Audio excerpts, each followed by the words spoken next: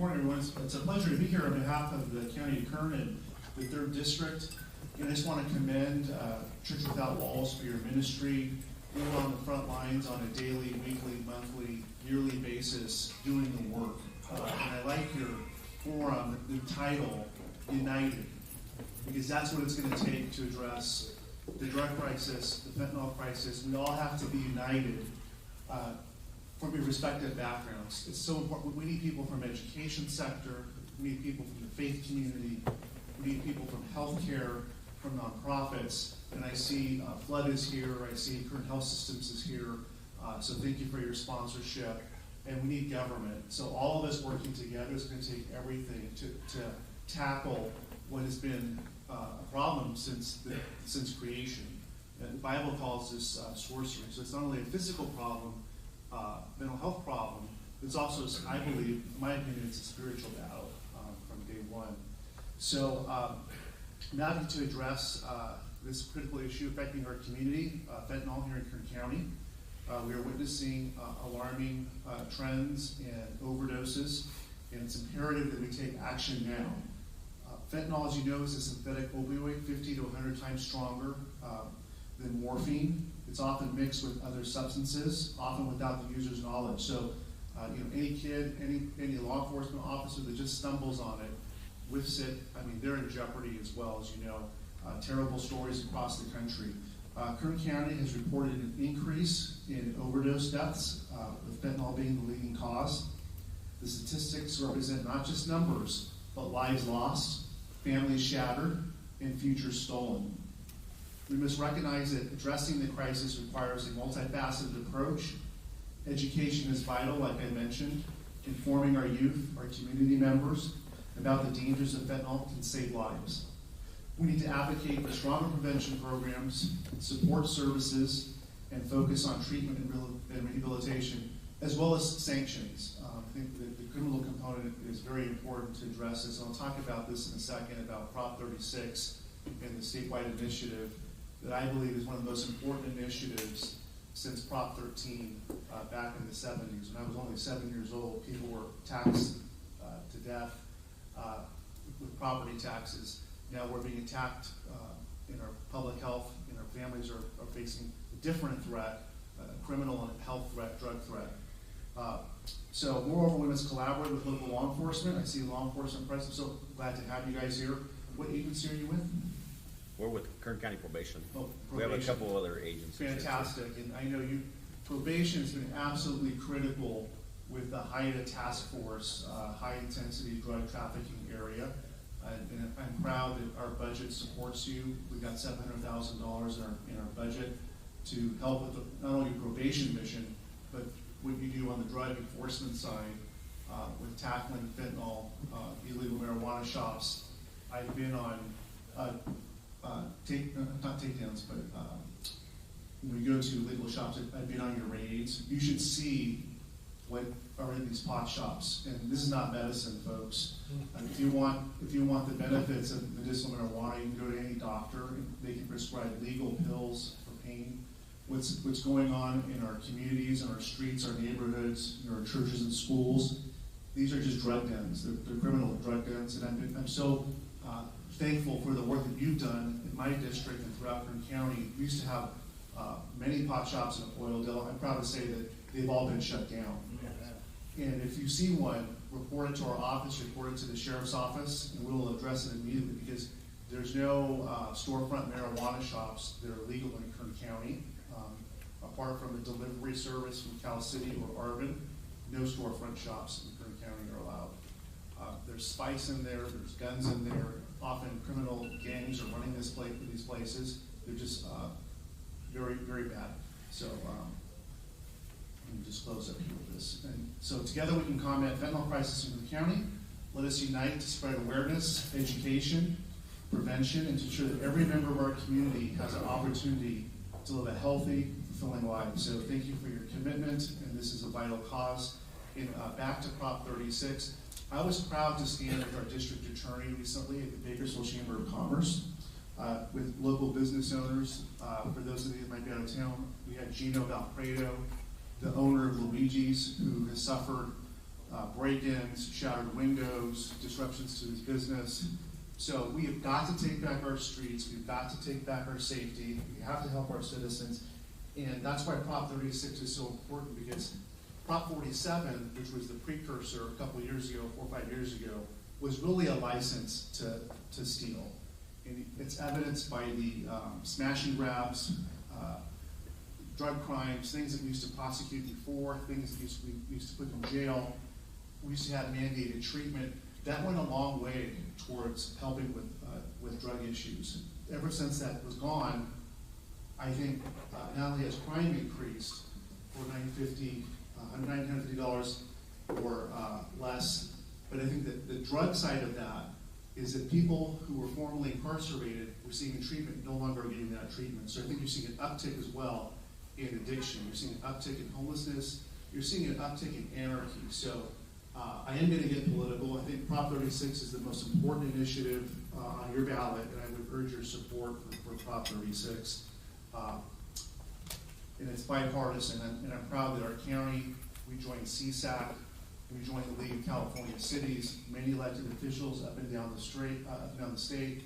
We had a bipartisan, unanimous vote at the county to support Prop 36, and I also see that Senator Baines' office is represented here today, and I want to give a shout out, a big shout out to Assemblywoman Baines, who, as you know, is a medical doctor who understands the crisis firsthand. She was absolutely pivotal in helping Kern County, helping the state by delivering for her district. She brought $8 million for fentanyl to help, which some of that money has gone to probation, some has gone to the sheriff's office, some has gone to the HIDTA task force, some has gone to Kern Medical, who's on the front lines of treatment. That infusion of money, we are very grateful, very thankful for, and we're going to put that to good use. So I don't know if she's coming later, but please extend my thanks to someone Chapman Beans. She'll be here at 11. Great. She can give a great update from Sacramento, as well as the medical side, much better than I can. So a couple touch points that I want to talk about from the Kern County public health side, from Kern County, from Kern Medical, and from Kern County Behavioral Health Services. Just a few things on what the county's doing to address the crisis. Bear with me, there's a lot of stats here, but it's important that we talk about, just so you know what the county is doing. So just every day nationally in the United States, 150 people died from overdoses related to synthetic opioids like fentanyl. That's 150 lost lives. That's a terrible tragedy. It's avoidable. And the work that you're doing on the front lines, maybe we can shrink those numbers and get better stats over time. In Kern County, over the last 5 years, we've had an average of 1.9 deaths per 100,000 people. This is 102% higher than the state average, so we've got some work to do here in our own backyard. And it's 156% higher than the national average. Deaths in Kern County, children have risen from 0 in 2019 to 5 in 2020 to 7 in 2022 and 7 in 2023, totaling 24 Kern County children lost to fentanyl over a 5-year period. And actually, I was at that press conference when Assemblywoman Jasmine Baines presented the check, and it was tragic to see the parents and the family members with pictures of their children that were lost to this drug. And we sat there in solidarity, and you could see the pain and the work that needs to be done. And the statistics are more than numbers, as you know. These are human lives, precious lives. Prevention work.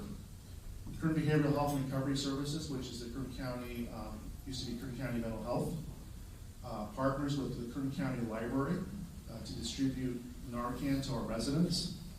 Our Public Health Department also distributes Narcan from all locations within Kern County, including the Rural Health Clinic.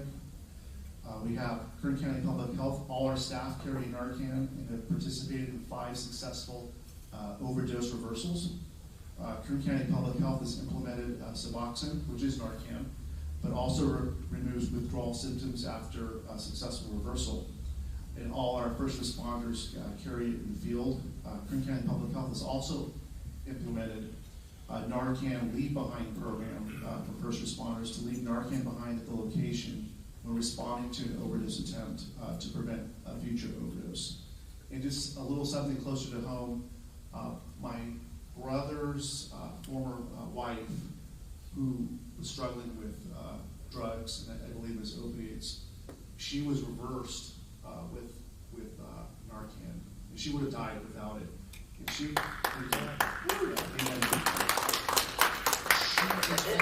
tells the story now. I guess she was at that transition point. She remembers vividly falling in a deep abyss, dark, falling. And I don't know what that's about. Hopefully it's not what I think it was. But anyway, when she was resuscitated, she came through and was just so thankful to be alive. So it works, and that was one life that was saved. At least got to have another that's she's in Dallas right now. She's at Teen Challenge. She's doing well. And, so these programs work. That's a personal testimony of a family member. Also, that was the Kern County Public Health side. There's also the Kern Behavioral Service Recovery Services.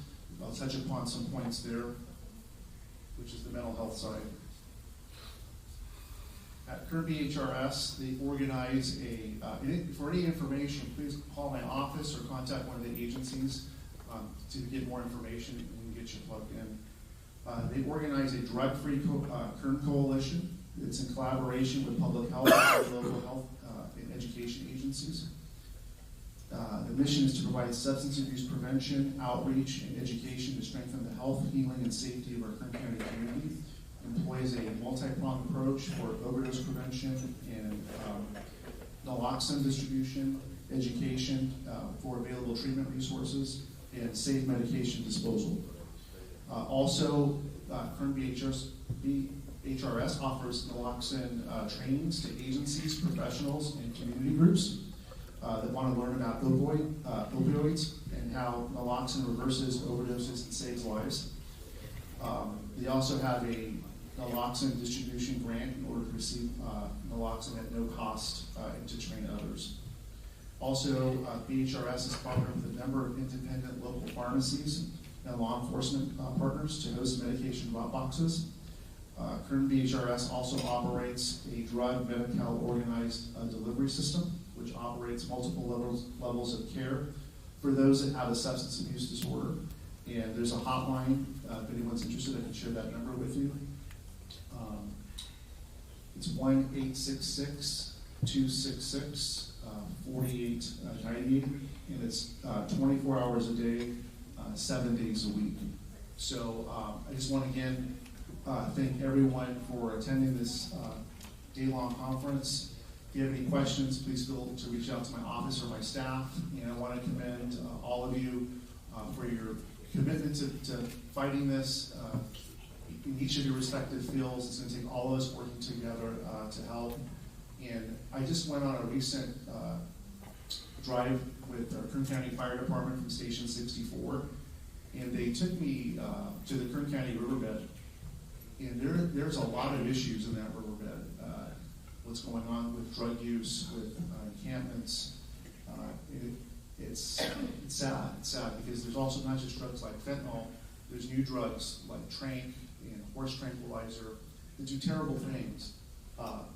We are seeing not just loss of life, but we're seeing like zombification, people losing flesh and their skin, and it's just the sores, and they're like walking dead. It's terribly tragic. So hearts out to you. I'm grateful for the work that you do, and if we can save one life, it's all worth it. But we're going to save many more than that because we're committed as a community, we're committed as a county to work towards fentanyl reduction and drug reduction. It's going to take all of us working together and to see those results. So thank you for all the work that you do, and God bless you. Thank you.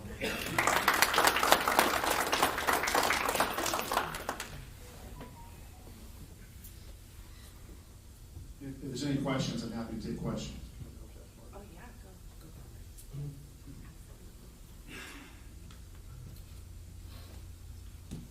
I see It's open. you finally free here too, Charlie. Good to see you. Thank you, Mr. Right, Vice. you walked in after I saw you. Yes, sir. Just for those of us who might not know, can you elaborate exactly on what Prop 36 is and what its aims are? Yes, so it's basically in reaction to Prop 47. And Prop 47 really decriminalized some crimes and some felonies and turned the misdemeanors and allowed retail theft under 950 to basically go unchecked and unprosecuted. That's why you see the smash and grabs and the anarchy. Like I live in East Bakersfield, and when I go to my Rite Aid on Mount Vernon, there's nothing on the shelf, and what is on the shelf is locked up. It literally looks like Cold War Cuba or Soviet Union. When I shop at Albertsons, I see people unabashedly taking stuff out. They don't even run out. They walk out nonchalantly because they know that nothing's going to happen. And it's not that we have a weak district attorney or a weak sheriff. We've got the strongest sheriff, the strongest district attorney, I believe, in the state. It's this law that has crippled us, that has empowered criminals. And also the drug treatment side is, once they're not going in prison, they're not getting that mandatory treatment. So it essentially, Prop 36 rolls back some of those provisions, reinstates sanctions, reinstates mandated treatment, and treats second offenses and third offenses as felonies. And also cracks down on drug dealers. If drug dealers if you trace a drug dealer and they sold a drug that's responsible for a death, there's felonies and sanctions for those people. So it's basically reinstituting sanctions and treatment for those that need it. And when people in San Francisco, San Jose, red or blue, this has wide support. I was with the chairman of Prop 36 2 nights ago with Cynthia Zimmer, and the polling looks good, but the other side is, there is another side. They're spending aggressively, they're raising tons of money to defeat it and sustain 47. Why, I don't know. And their money is starting to make a dent in those numbers because they've been spending heavily in San Diego, and now the measure's running even 50-50 in San Diego County. Even though we have high statewide numbers, their media pushing the message and they're starting to tighten those numbers. But I feel successful that it's still going to pass, but maybe not as wide as numbers. Thank you. Would anyone else like to, it's open. I have a question. Yes, sir. What other public policy do you think needs to be implemented for stricter laws for, say, drug offenses, theft, selling drugs, especially for fentanyl? Like, I know there's been a new bill that came in where you get an additional 3 years for so much fentanyl sold, but I don't think that's really a proactive measure, because if you take the fentanyl and it kills somebody, that's a lethal overdose. So why isn't there a stricter mandate on the sentencing for fentanyl? Yeah, I wish there was stricter mandates. I'm for maximum sentencing on drug crimes on the sanction side. Again, in our state, we've gone from a whole new paradigm shift of keeping people in prison from AB 109, from Prop 47, to letting people out. I think we need to reinstitute harsh sentences. And people say, well, it's not compassionate. Well, killing people is not compassionate, and there has to be sanctions as well as treatment to address that. So I would support that. I think in Sacramento we need change. Those laws don't see the light of day. Even on Prop 36, they tried to whittle that down. And fortunately, we have an initiative process in the state of California where the people can circumvent the legislature, and that's what happened. And I'm glad we still have that initiative process in the state. Speak to that a little bit as far as the compassion, balancing discipline and compassion. We did an interview with some local people that have struggled with fentanyl, and one of the individuals, Jerry Lee, he mentioned in there that that's what got him sober. So when he was asked why did he get sober, he says, because I went to jail. And I said, what would some words of encouragement be for you to someone that's struggling with your addiction? And he stopped for a while and said, go to jail. So that's coming from someone that struggled with it in that. Yeah, I think we need a two-pronged approach of accountability Yeah. as well as compassion.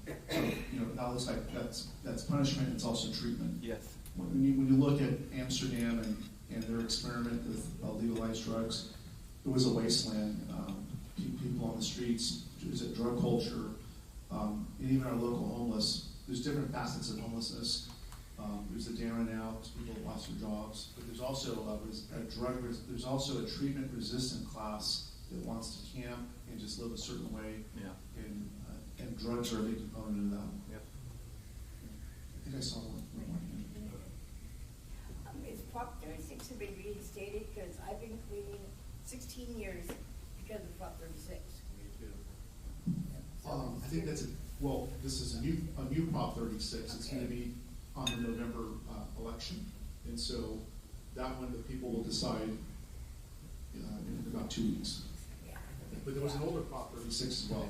Yeah, the Catholics that I've been cleaning 16 years because I went through the Prop 36 program.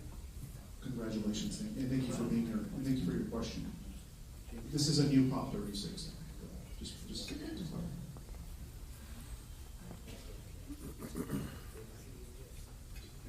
Thank you, Tanya, and I'll turn it back over to you. Appreciate you all.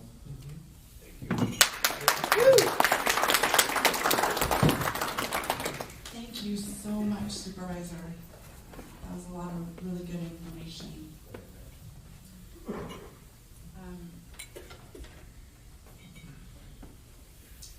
So Supervisor touched on, some of the families that are affected, and so today we have 2 people who were willing to come and share their hearts.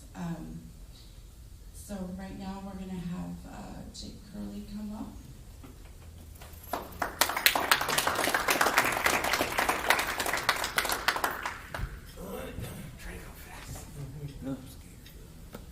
Hello, I am Jacob Curley.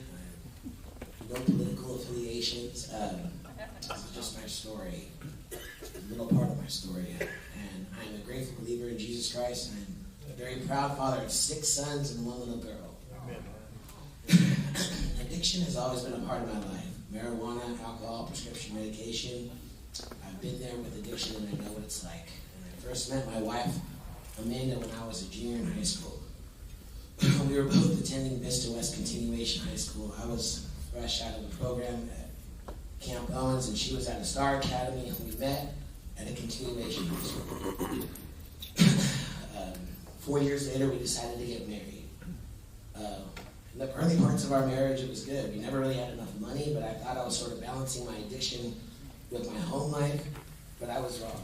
I continued for years this way. New babies came. We bought a house in Rosedale. We had cars, and kids attended a great school at Veterans. But mentally, I was a complete wreck. And eventually, I did hit rock bottom. And Amanda, my wife, has served me a restraining order, and I moved in with my parents. And I continued to roam the wilderness. But Amanda also began to spiral. Amanda and the kids were living in a home that we had purchased together. And one random day, she decided to bring the kids to live with me and my parents. Because without knowing it, she was kind of turning our home that we had purchased into a party house. I was young and I had no idea how to be a single father. Amanda's aunt knew what was going on, and she told me about a place that I could take the kids that had dinner and childcare. And the name of that group was Celebrate Recovery. I was not an easy sell. I was not willing to take responsibility for anything that was going wrong in my life. I continued to go, and little did I know seeds were being planted. And pretty soon I had a forever family, people struggling with the same sort of things, fighting the same sort of battles, and some form or fashion just trying to improve. I had finally decided that God was going to be my foundation, the rock on which I rebuilt my home. And I knew I needed to do it with God at the center of it. I left my job as a contractor and got another job working at All of Knowles Christian School. It allowed me to be a dad first and foremost. Although I was making a tremendous amount of, way less money. I was sort of living two different lives. My life with the kids was getting better, but Amanda's life was getting worse. Addiction had taken a hold, and CPS had stepped in at this point. And we were both ordered by juvenile justice to start complying with random drug screens, alcohol screens, classes, you name it. They were in my life. I complied, but Amanda did not. She kept failing screens. CPS finally decided to make me the custodial parent, which in and itself I thought was pretty amazing, but God again had to set me free from some of my serious addictions. I'll never forget that night because they called me in the middle of the night. They were going to take him in to the Jameson Center, but I was able to get there quick enough to where they just released him into my care. And I was now a full-time dad, and I had no idea what I was doing. Chaos is a pretty good description of what my life looked like in the beginning. And Amanda continued to get worse. She would stay gone and unreachable for weeks and weeks and weeks, sometimes months. She would call and speak to the kids for just a few minutes, and then not call again for weeks, and she was spiraling. And I had no idea how bad it was. But I did have evidence of the drugs that she was on because of all the CPS reports. It was information to both of us. Amanda was using fentanyl and a variety of other drugs. And so fentanyl, this graceless drug, we never knew when we were going to get the call that she was just on. All these horror stories that we had heard about that drug. And then one night, we did get a call that Amanda's sister Kimberly, who had lived with us for 5 years, we were very, very close, she had died of a drug overdose. We were completely devastated. I mean, she was young and healthy and beautiful, but Amanda really took it the worst. Amanda hit rock bottom several months later, and she was ready to get some help. She was admitted into a program called Capistrano, which is like Jason's Retreat for Women. But they didn't have any clue how to deal with fentanyl or what that addiction was like. And her mental health just crashed. And she was admitted into the hospital on Christmas Eve 2022 because she was losing her mind. And she escaped the hospital on December 26th and relapsed. 6 months later, she met another breaking point, and she again wanted some help. She was accepted into Keepers of the Cross. There was this long history of abuse, but also this history of wanting help and actively seeking it and just couldn't get it. And we were excited for Keepers of the Cross. It was going to be different this time. God was at the center of it.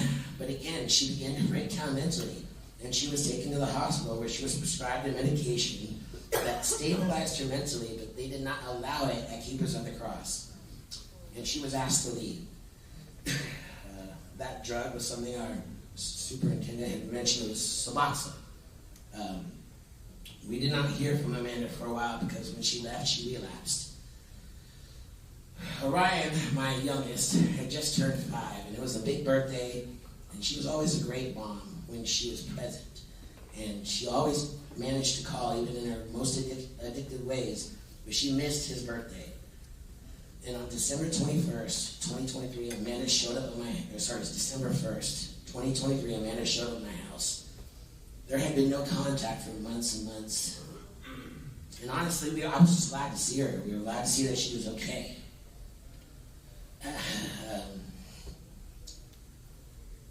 She was hungry, her clothes were dirty, and so I let her come in. And she was just visiting the kids, and it was getting late. The kids begged me to let her stay the night. Adeline, my daughter, said she could sleep in her room. And I agreed. I went to bed. I remember doing my last walkthrough of our house, and I checked all the doors and turned off all the lights, and I poked my head in, and Amanda was holding my youngest daughter. I went to sleep, and at some point in the middle of the night, Amanda got up, went to the bathroom, and used fentanyl. And it was the last thing she ever did. I woke up and started my day. I took a shower and walked down the hallway. My son was getting an award that morning, so I started yelling at the kids to wake up. It was a school day, and he was getting an award. I put on my shoes and socks, and Kiki said there was something blocking the door. I still didn't panic. All the kids were accounted for. I forced my way into the bathroom and found Amanda unresponsive. Blue and white and all kinds of bad-looking colors you don't ever want to see someone you love looking like. I remembered I had Narcan in my bathroom and ran to the medicine cabinet, each time forcing the door open and closed. It was terrible. I shoved it in her nose and I waited for the miracle to happen, but I had no experience using Narcan. I had never even seen it used before. Nothing happened. I called 911, but I could barely speak. I was distraught, trying to keep my kids back. I was alone. The 911 operator, thank you God for her training, snapped me out of it. She told me, CPR, CPR. She kept saying, and I had remembered that I knew how to do that. I immediately started CPR, chest compressions, and mouth to mouth. I had been trained both ways. I knew how to do both. It seemed like an eternity, but it was only about 10 minutes when the fire department got there and they were able to take over for me. And with the combined efforts of the fire department, myself, and the paramedics, we were able to get a heartbeat back. She was taken to Mercy Southwest, and she was on life support. But I had all this hope. I thought we had done it. I saved her again. But I remember the doctor explaining to me that she was brain dead. And I could not wrap my head around that. Didn't understand what that meant really at the time. Words cannot describe the devastation and hopelessness of having to explain to your kids that mom's just not coming back and that there's not going to be no miracle. Fentanyl is the worst drug I've ever seen. It's truly this graceless drug. Amanda sensed that she was flirting with death and she wanted help. She didn't want to die. She was in this terrible circle with no help available. All I could do was watch. I didn't know how to help her. Amanda is home now with Jesus, supremely happy, but I still feel sorry for all the things that she is missing. And watching all of my awesome kids grow up without a mom, because everybody needs a mom. This part of my life is called the aftermath. And my life is absolutely crazy, as you can probably imagine. But it's very routine. It has to be. I found a church home and a place to work at All Knows Church, and they helped me in ways I cannot even list, like coming to this event. Our youth pastor literally drives across town to pick up my children, or my older ones, for Wednesday night youth group, just to keep them involved and keep them in the spirit. I have so much support mentally, physically, and spiritually. My faith is not wavering. I know God called her home for a reason, but we all wanted to see a miracle. My kids, and most of all me. And for that, my faith is being tested. Every single birthday, holiday, Mother's Day, parent-teacher conference, which I just had this weekend, every time. It's terrible. I share our story with the hope that I have an impact, that our story has an impact on someone struggling, that they might want to make a change. That they would allow God to show them a new way of thinking. And every day brings through challenges, but it also brings an opportunity for us to all grow closer to God. Thank you.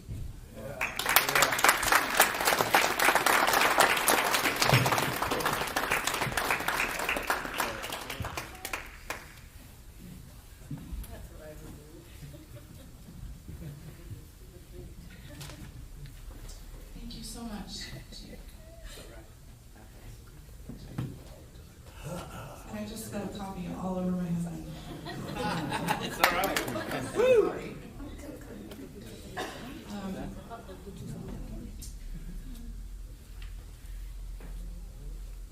I hear some hope in that, and I hear some,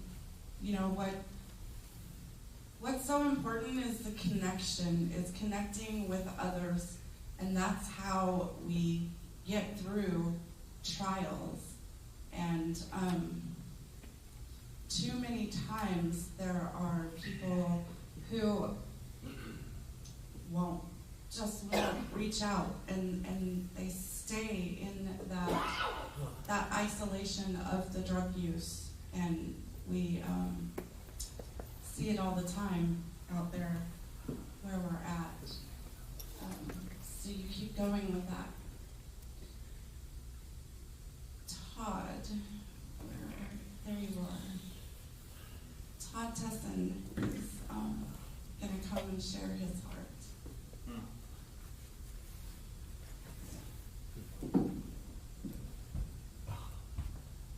Love you, Todd. Jake, I love you, man. Thank you, Jake, for sharing, brother. Love you, dude.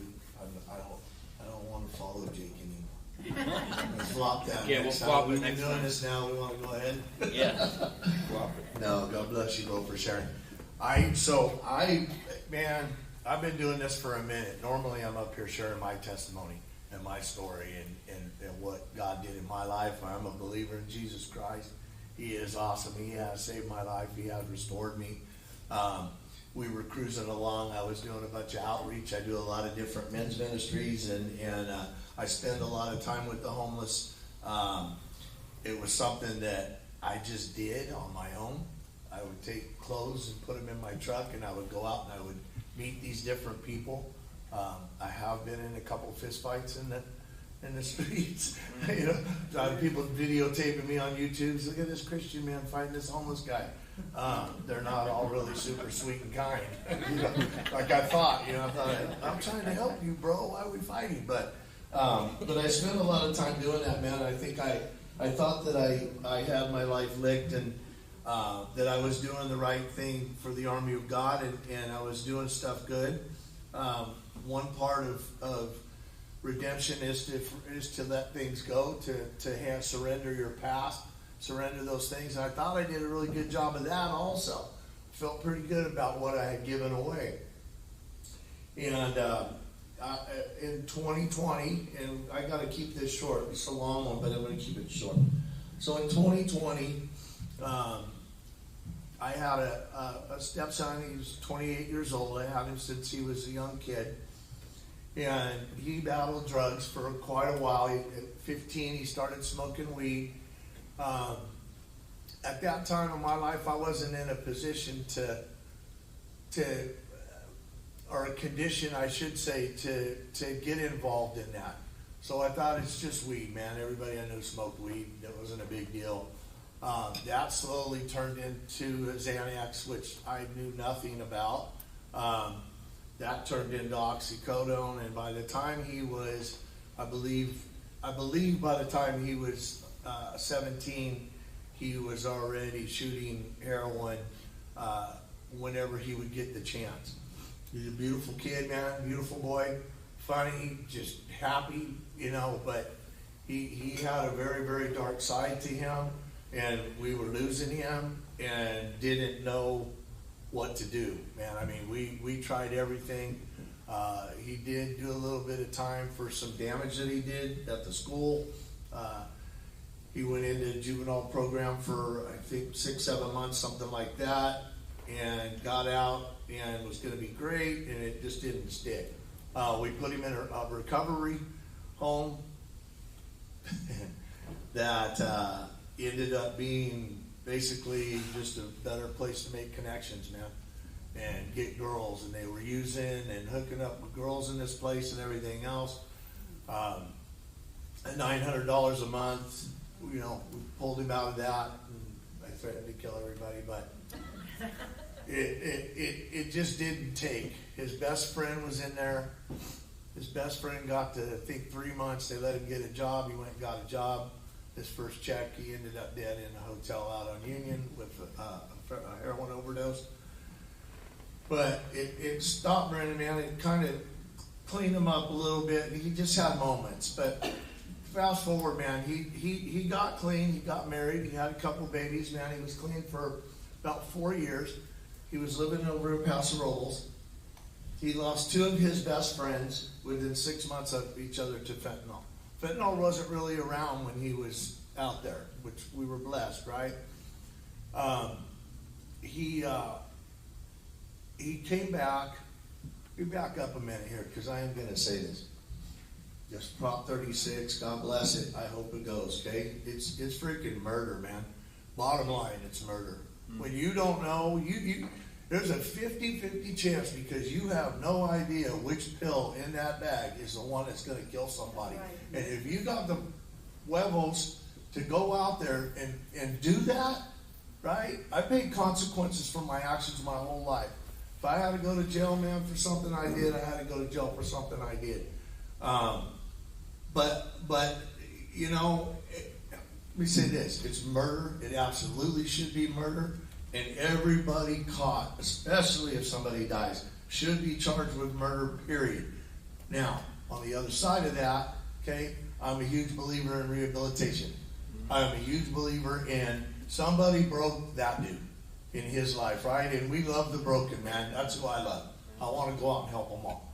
So, you know, anyway, so I got a little off track because I'm just really having a hard time right now with this. God's put this on my heart, and I'm diving in. But so my boy comes back to town for the first funeral, man. He gets out, goes home to mama. Second funeral, he comes back.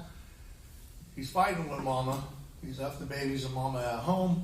He's over here, gets hooked up with his homies. All of a sudden, you know, a couple weeks go by that he's in Bakersfield. I'm begging him to go home. He's not going home. Mom reaches out, picks up a case while he's here, pulls a knife on a dude at Kohl's over a freaking $12 hat. So he's dealing with court and that. We spent Father's Day together with his kids over at the coast. I told him to stay. He didn't want to. He had to come home and face the consequences. That's what I always taught him. You know, well, I got to go to court. I'll take care of it. Don't worry about it. I'll deal with it. We'll work it out. No, I got to go. Okay. So he did. He goes to court. Not really sure what happened there. Didn't go well. You got to go back the next day. Mom calls me. Hey, man, reach out. Have you talked to him? No, I haven't. Okay, well, I go, you guys fighting? Yeah. I said, all right, I'll reach out. He always would answer my calls, man, no matter what. But I wasn't really tripping. I know that they fight, you know, whatever. So next day she calls, hey, you know, did you reach out? No, I didn't reach out. I'll do it. You know, I'm at work. So a third day goes by. And now she's reaching out. And I'm like, okay, man. It's like a Thursday, I believe. So I reach out, then I don't get a response. And I'm like, oh, what the hell? So, all right, no big deal. I'm back to work. We're doing our thing. I reach out again later that afternoon, nothing. I wake up Friday morning about 2 a.m. and I reach out again. And now the phone's gone right to voicemail. So, you know, and now I'm worried. You know, and I'm like, okay, this ain't right, man. What's going on? You know these kids already got phones attached to a cord all the time somewhere, you know what I mean? And I was like, I got to work in the morning, I got my guys going, and I said, you know what? I'm out now. I got to go back to Bakersfield right now. I don't know what's going on, man, but I got to get back here. So I did. And I went to his old haunts. I went to his old buddies, and I went to the places that I knew about, and they all denied seeing him. You know, no, man, he wasn't here.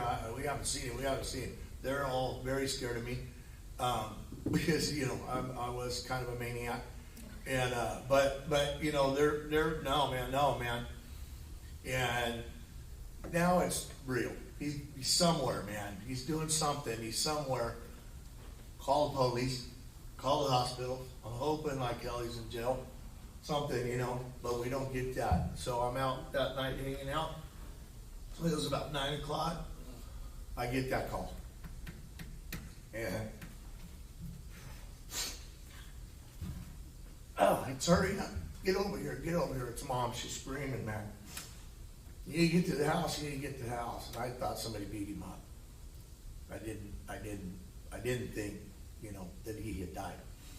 And we rolled up, you know, right in the heart of COVID, so it's a mess. We get there, and the coroner's there. He's got pictures of him, and he's dead. He overdosed on fentanyl, and he's gone, man.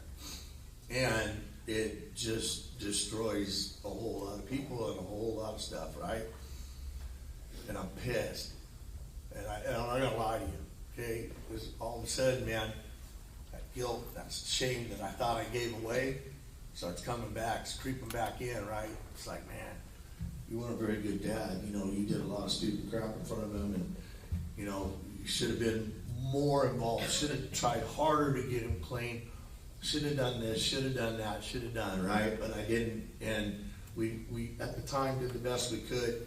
And now at this stage of my life, this is what I do, right? I'm out helping dudes get clean. I'm out helping people find God, find their path, get away from this. But I couldn't help my kid. So we deal with that, and it's a train wreck, man. Mom's a train wreck. It's bad, dude. She's jacked up for 6 months. I have a little boy. He's 13 years old now with the same woman, and he won't leave Mom's side, man. He won't come with Dad hardly at all no more. He spent every weekend with his dad, much as he could, man. But he won't. I mean, it's just destroying, you know, that family. Oh, sorry, this is better. And so as time goes on, man, it becomes okay. She's like, okay, she's functioning. She's got other kids, man, so she's got to deal with this. So she starts to function, and she's moving right along, getting better, but, you know, still tough. To this very day, it's still very hard, and there's moments I just cried. That's not abnormal for me. But anyway, so we're cruising along, man, and trying to get back on track, and we're trying to heal. And, you know, all of a sudden, man, I get a call from, Brennan was 28 years old when he died. All of a sudden, I get a call from my youngest daughter's mother, 14 years old, right? And she's battling, man. They're fighting. Moms and daughters. I don't know what that relationship's like, but it doesn't sound very fun to me. I mean, you know, and so she's reaching out for help. Hey, man, can you help with this? Yeah, what do I need to do? And, you know, and I get involved, and I talk to Bree and my daughter, and, you know, I got to spend some time with her a little bit and explain to her what was going on, and, you know, getting caught smoking weed's not okay. It's not okay. I don't care what the law says. I don't care what people says. It's absolutely not okay. Especially a child, right? But so it's happening, man. And so she gets caught. We spend the weekend together a little bit. We talk. I tell her, Mom loves you, man. You need to go home. Whatever you do, you need to go home. And Mom lives in LA. Again, we're in the middle of COVID. This is 9 months later after Brenda died. You need to go home. Mom's going to come get her. She wants to stay one more night. Let me stay at my aunt's house. And one more night, Mom, come get me tomorrow, right? So in that night, she sneaks out, goes somewhere she's not supposed to be, to a family member's house that she's not allowed to be at, gets in the bottle of Percocet. Her and a couple other girls, they take the Percocet. It's not freaking Percocet. It's fentanyl, and it kills my daughter. 14 years old, my daughter's dead. So there were 9 months, right? Beautiful girl, loving girl, happy girl, gone. Now, this time the police called me that night. Please let us handle this, because I'm coming, man. I know these people. This is family. This is family. And Mom finds her and tries to do CPR on her. Grandma and Grandpa didn't even know where she was at the house. She's in a room. She was dead, and her mom walks in and tries to revive her. I can't even fathom that. And brother, God bless you. I know that has to be something that's in your mind, man. So, you know, I'm a big believer in things happen for a reason. I'm not sure what that reason is. I haven't figured that portion of it out. In the last 6 months, I've spoken at 3 funerals for kids under 24 years old. Okay, family, people that I know who've lost their children. That number is way too high, and it's even crazier. I'm not sure I don't even know where to go with this right now, other than the fact that this has to stop. You know, I sat and I talked to the sheriff BPD. I would patrol the DA, all them one night, you know, we had a little discussion and we were talking and I said, let me handle it. And I meant it. I'll handle this. I'll go out and handle this. I got some guys that aren't down with what's happening right now. They'll go out and, you know, obviously we can't do it that way. But we also, something very, very drastic has to happen right now. It's got to be shock and awe. I mean, these people that are selling dope and out in the streets and everything else need to understand that this is not okay, man. It is not okay. And how as a society we are letting this happen, man. I don't, the kid that sold my brother or my son the dope, him and 2 other kids were dead within 30 days. Okay? That is not a blessing to me. That is not okay. It's not okay. I had a lady call me one day. Her son was 23 years old. He overdosed and died. I talked to her on the phone. This is a month after my daughter died. I didn't want to talk to nobody about this, but that's what God does for me. That's what God has me do, right? So I did. She's going to court. They got the kid. She's going to go to court. Will you pray for me? I said, absolutely, I will. I pray over the phone. I get off the phone. I'm sitting there in my truck. Dude, I got to go. So I drive down to the courthouse. I don't even know what this lady looks like, but I walk up and I can see her. I knew her. I knew who that was, man. And they're outside, and I show up, and she knew who I was.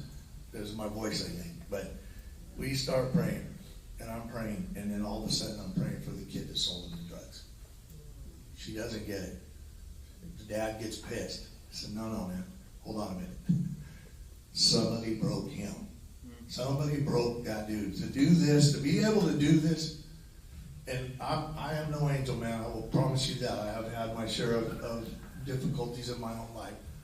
But to be able to go out there and sell something that you know is going to take somebody's life right now, that's broken. That's a broken person. So it's very important, man, that we do this. And I'm sorry I'm getting a little sidetracked because I just this morning, last night, had a granddaughter, just put a granddaughter into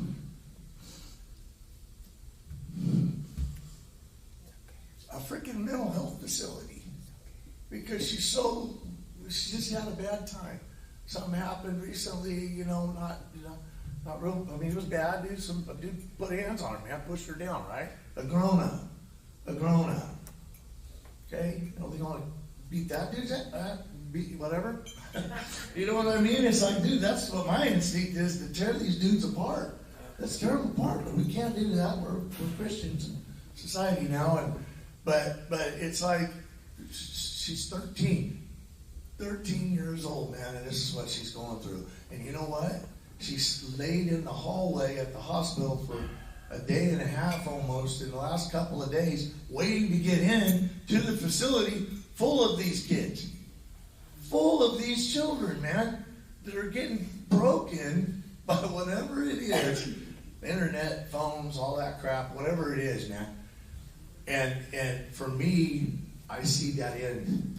I see that end if we don't help them. We know where that goes. I'm not going to lie to you and tell you my boy was the most stable kid in the world because he was a knucklehead too. But there's an end, and that end is not good. And then we're up here, and there's more and more and more people cruising around this town sharing this story right now, sharing Jake's story right now. That, you know what I mean? And so I thank you for letting me share, man. I know I was all over the board today, but I'm at my wit's end with it all right now, and God bless you for stepping up and talking and trying to do something. I know your hands are tied.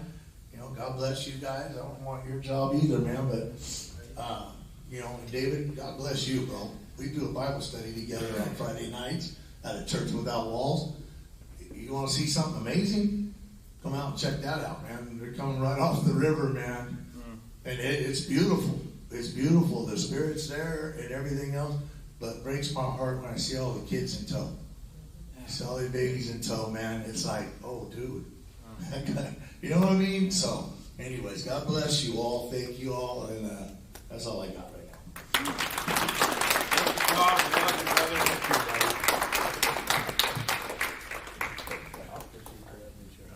Right on, man.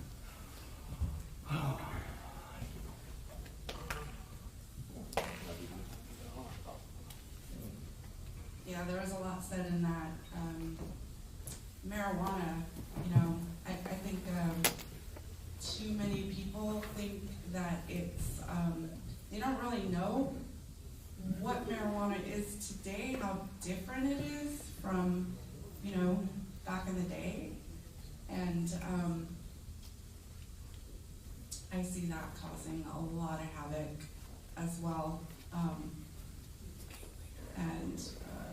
You know, I have a family member who thinks, what, he's a teenager, he's gonna, another family member, he's a teenager, what, everybody smokes marijuana, it's no big deal. And it's like, no, you don't get it. It is a big deal. It's causing, you know, all kinds of crazy stuff. Like, a lot of them are, you know, they're going into psychosis. It's kicking them into schizophrenia. It's not the marijuana that so many people are used to, and maybe some more, you know, awareness on that would be really helpful, because it is such a gateway drug as well to all these others. But we were supposed to hear from Dr. Jasmine Baines right now. However, she is coming at 11. So we're gonna go to, what time is it right now? 10 o'clock. 10 o'clock. All right. We're gonna go. 10:02. We're gonna go to panel. We're gonna start a panel right now of Church Without Walls and Flood Ministries.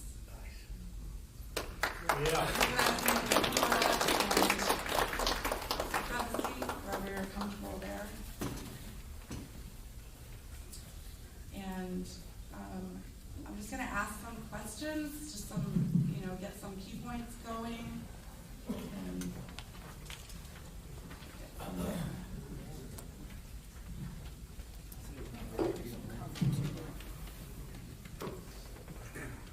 so we have Scott, and we have Manny or Manny, and we have Pastor David over there.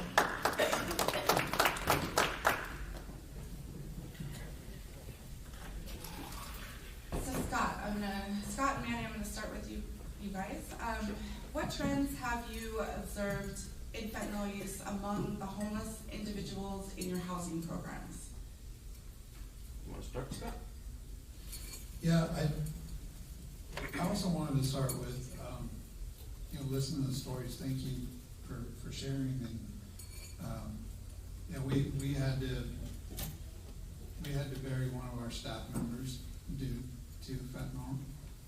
We've had many of our staff members who have lost family members to it as well. So it's an epidemic.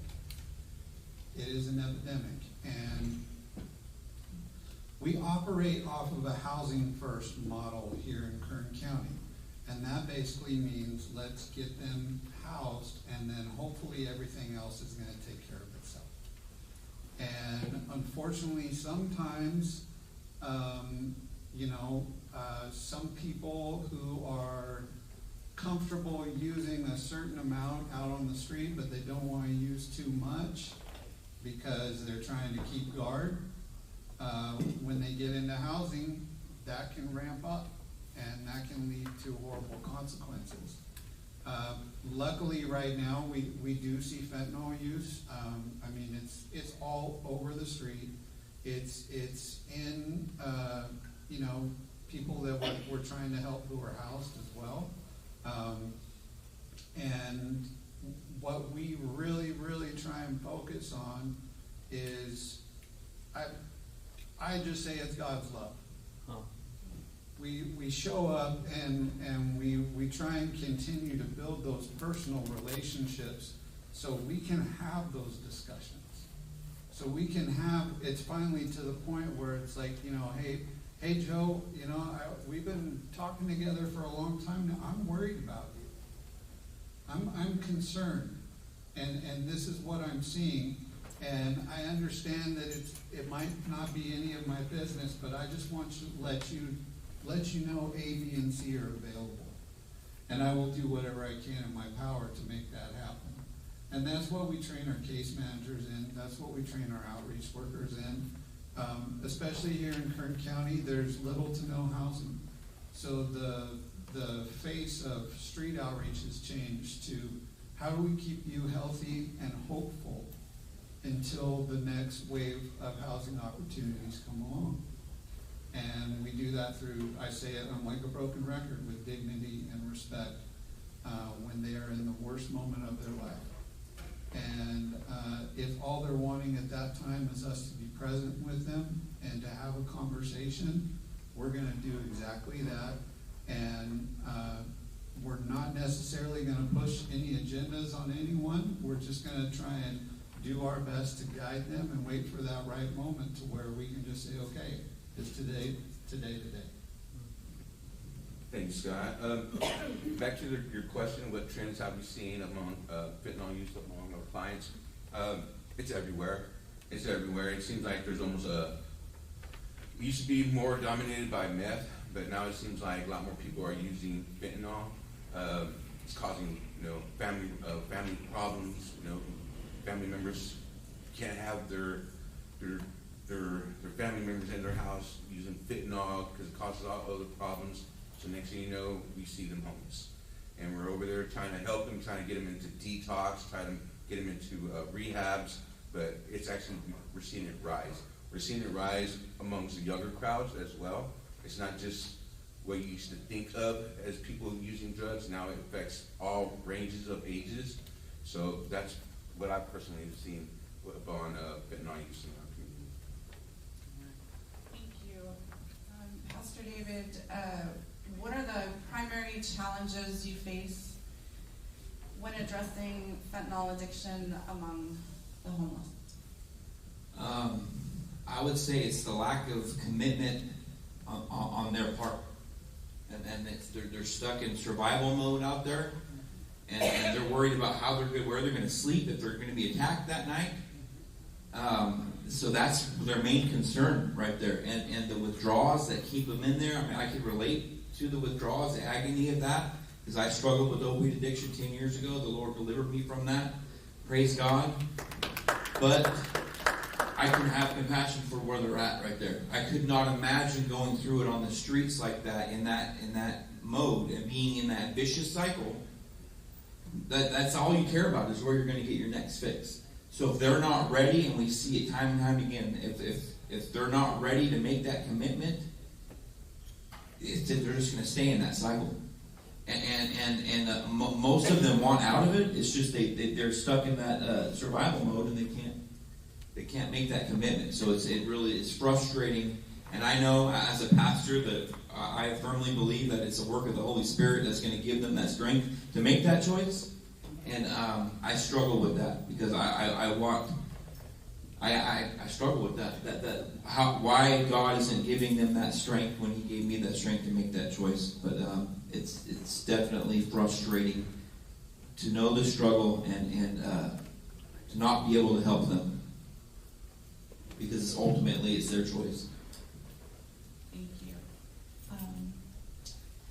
Scott and Manny, how does your organization integrate addiction treatment and recovery services into the housing programs that they go into?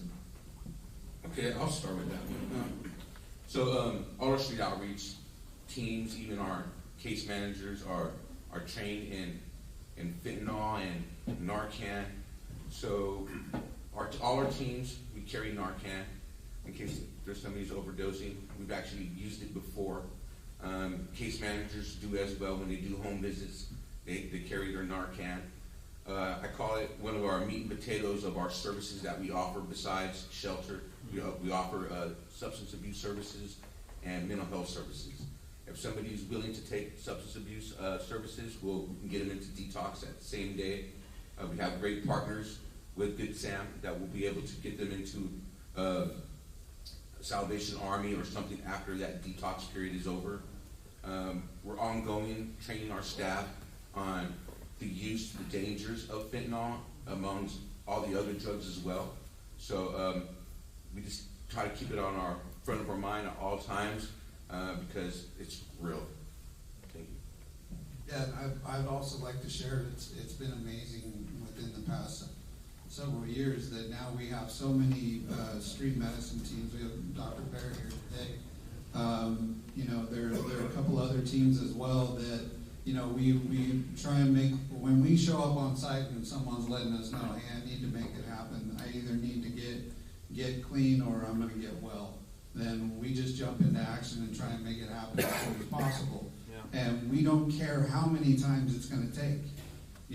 If we're showing up and it's the 10th time and it's kind of feeling like, hey, it feels like we're here before, we're going to keep making it happen for that individual because we're just hoping that's the time it's going to. I always jokingly say with our outreach staff, we hang around until the magic happens.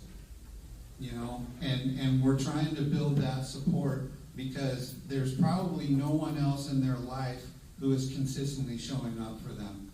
And so when our outreach team is continuing to do that, even when we aren't necessarily pushing an agenda with them because they're a little service resistant, we're just saying, no, I just care about you. I'm here to try and make what you want happen. Yes, I would love for you to be housed. Yes, I would love for you to get mental health services. Yes, I would love for you to get clean. But more than anything else, I'm just here to let you know that basically, more or less, God sent me here today to be here with you, to be present with you in this moment. And that is our biggest push in doing street outreach, is it's making it relationship-centered.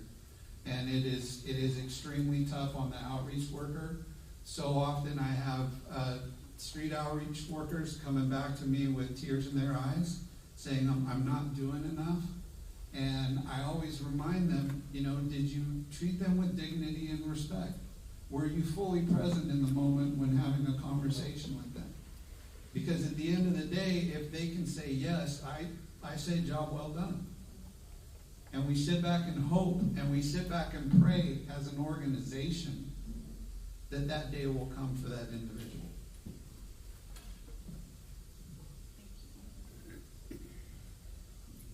Pastor David, what gaps do you see between the streets and getting to detox and inpatient or outpatient treatment, and what do you think is needed to address this? I would say the gaps is lack of trust on their part. It's when they're out there on the street, there's people that maybe haven't followed through necessarily for them, and they just don't trust anybody. So it goes back to what Scott's talking about, is you need to start at that relationship. That's our mission statement at Church Without Walls, is to demonstrate the love of Christ by encouraging relationships. So that's how Christ worked, was through relationships, and that's how we work. So the gap there is, even if they do want to get into a program, they don't trust any of the programs. Either they've heard some lies about it or some bad, you know what I mean? Because there's gossip out there for every program, every ministry. There's gossip that goes around, right? So they don't trust it, they don't believe it, and also there's some programs that just don't fit for them. Like some of them are more free birds, and someone mentioned that District Supervisor Jeff Flores, that they're enjoying where they're at. They don't want any rules or regulations. And there's others that works for. Like the Hope on Heart that was open, it really is helping. That was a gap that filled with some people, right? Some people, they're flourishing in it. And they're utilizing all those wraparound services, and it's working. But others think it's a concentration camp and won't go there. So it's just each individual has their own little quirks about them and their own weaknesses. Every one of us, even sitting here, we all have physical ailments, emotional ailments, mental ailments, and spiritual ailments above all that. So it's about getting to know them individually and what they struggle with, and trying to fit them in a program that exists in a county or elsewhere that will do that. And there's some programs that don't allow certain medications that they're scared of, and I can relate to that, and I can have compassion with that. It is gnarly going through opiate withdrawals. I struggled with opiates for 6 years, and I was popping like 40 Norcos a day and drinking with them, and I had to have that to survive, to function, right? And then when I got off of it, I was even going off of methadone for 2 months. I mean, you can't sleep, you can't eat, your bones are just being crushed. It's horrible. So I wouldn't wish that upon anybody. So I'm a firm believer that Jesus Christ, yes, He can do anything supernaturally, but He also works through people. He works through medication. He works through organizations, secular or not. So I feel like we need to be open to that, open to different ways that the Lord can work in their lives. Amen. Amen.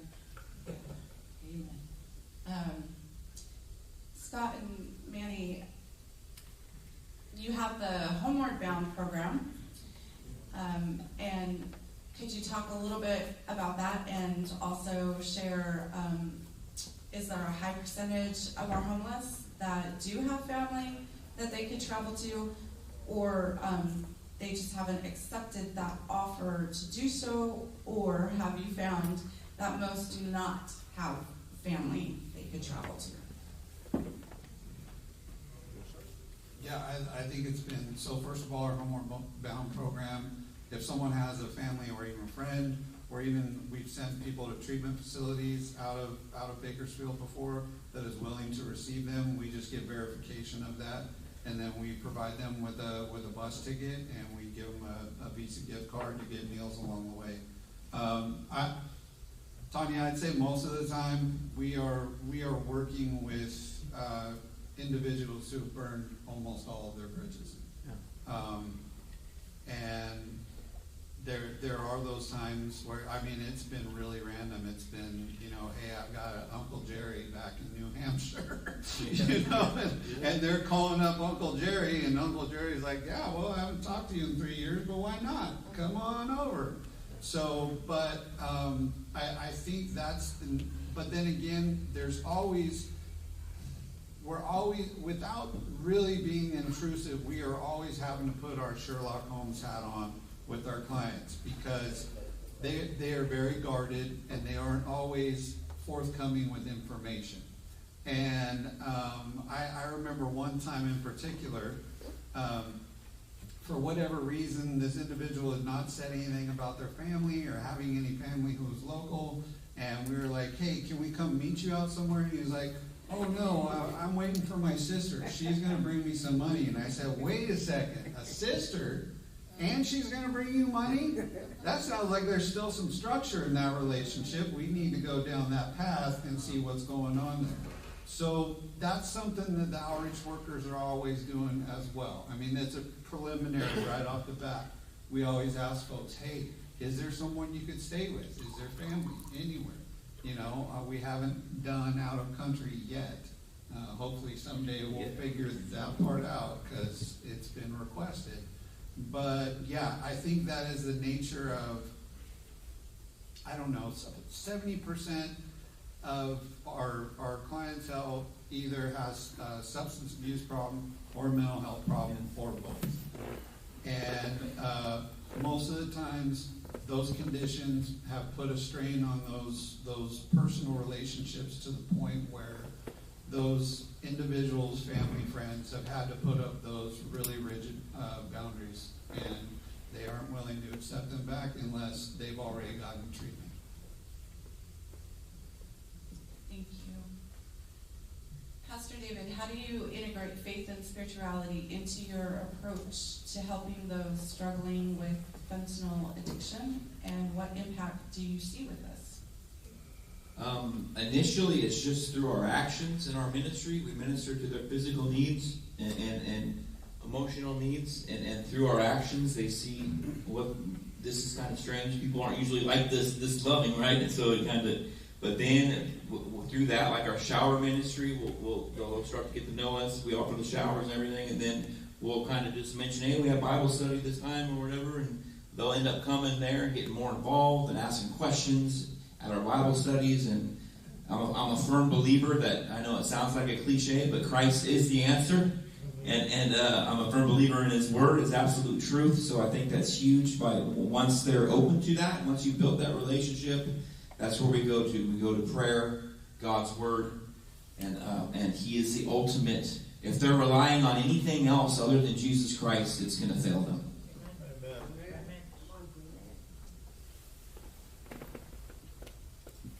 Scott and Mandy,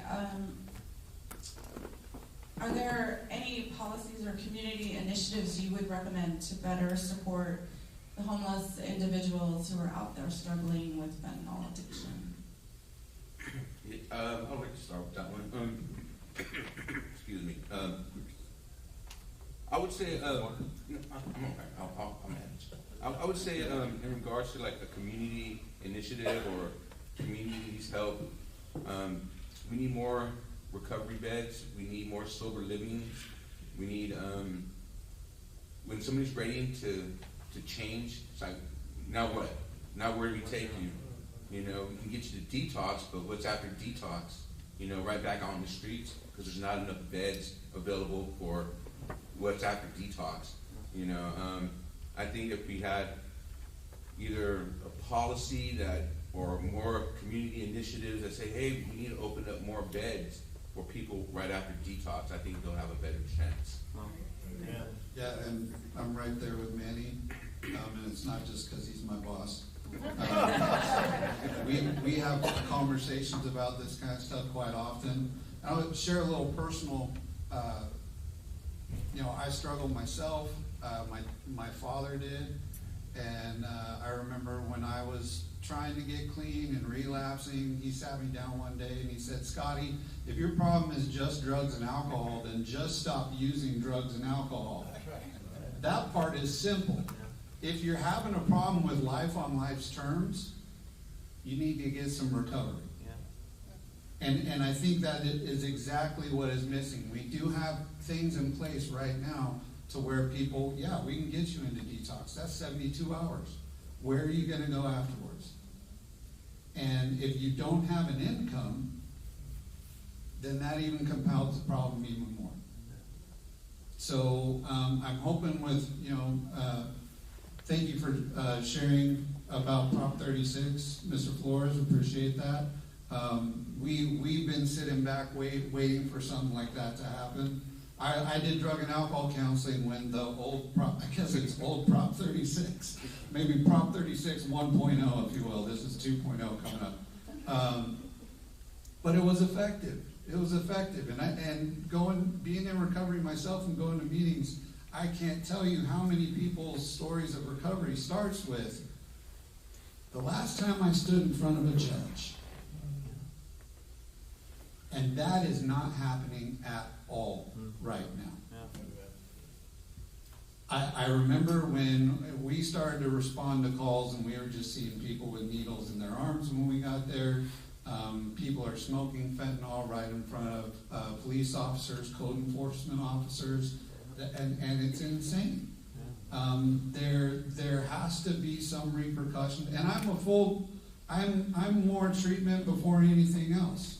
I'm a firm believer in it. I know it works, but I think that the access to that has to be direct, and it has to be just concise.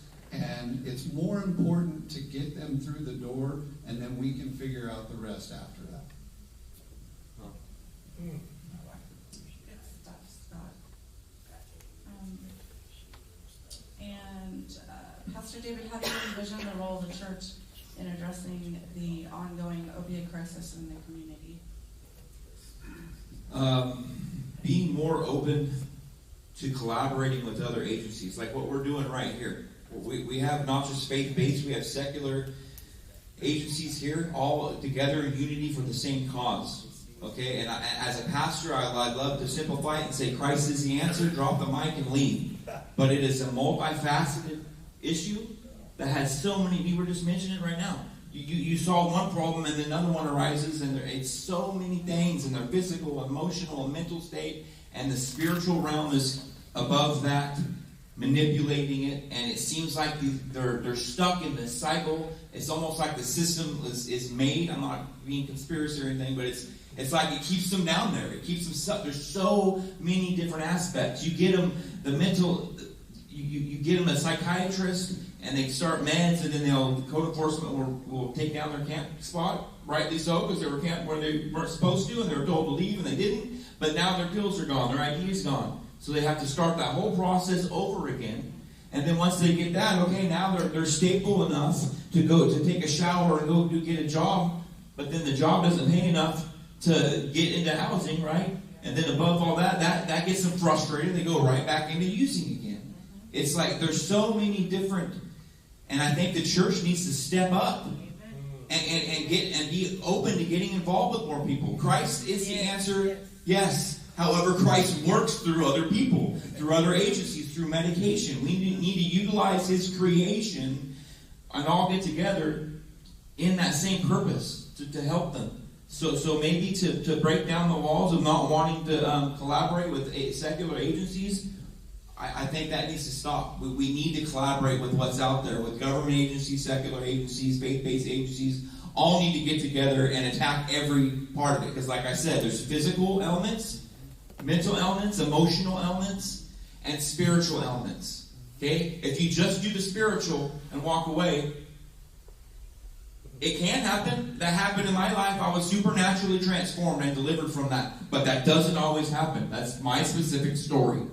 And it's okay if it doesn't happen. If someone needs some Suboxone to get through, let them get some Suboxone to get through, because they might be dead. They might leave 7 kids behind the next week when they leave a program.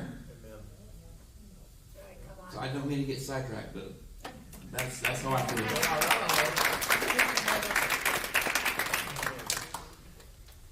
And that is what I love so much about you. Love me so much to pour coffee all over me. Woo! Is that, well, no, it used to be only Christ was the answer, but with time and it still is Christ. and through that, it's he's that side, and I bring the emotional, so we balance it out. Someone told me, I just have to share this. Someone told me recently that we're supposed to be salt and light of the world, Christians, right? To affect the world, influence the world. Someone took me aside and said, well, yeah, we're to be salt and light, but sometimes you can be too salty, and sometimes you need to put the high beams down a little bit, which will scare people away. So. Amen, brother. Amen. All right, so that concludes this panel. I really appreciate you guys.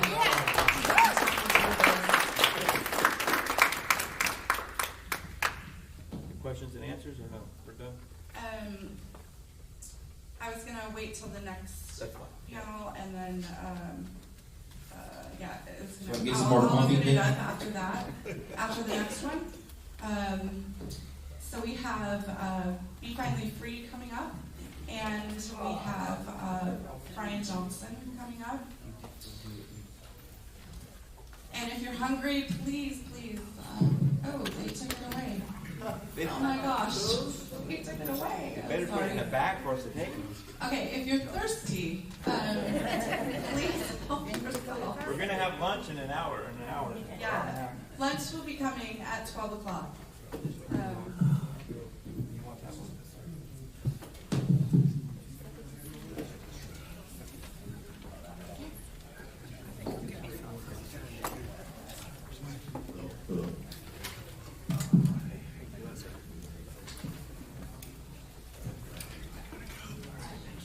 All right, so Be Finally Free nonprofits. We have Charlie, and we have Brian, who is also with Be Finally Free, but also a retired detention officer.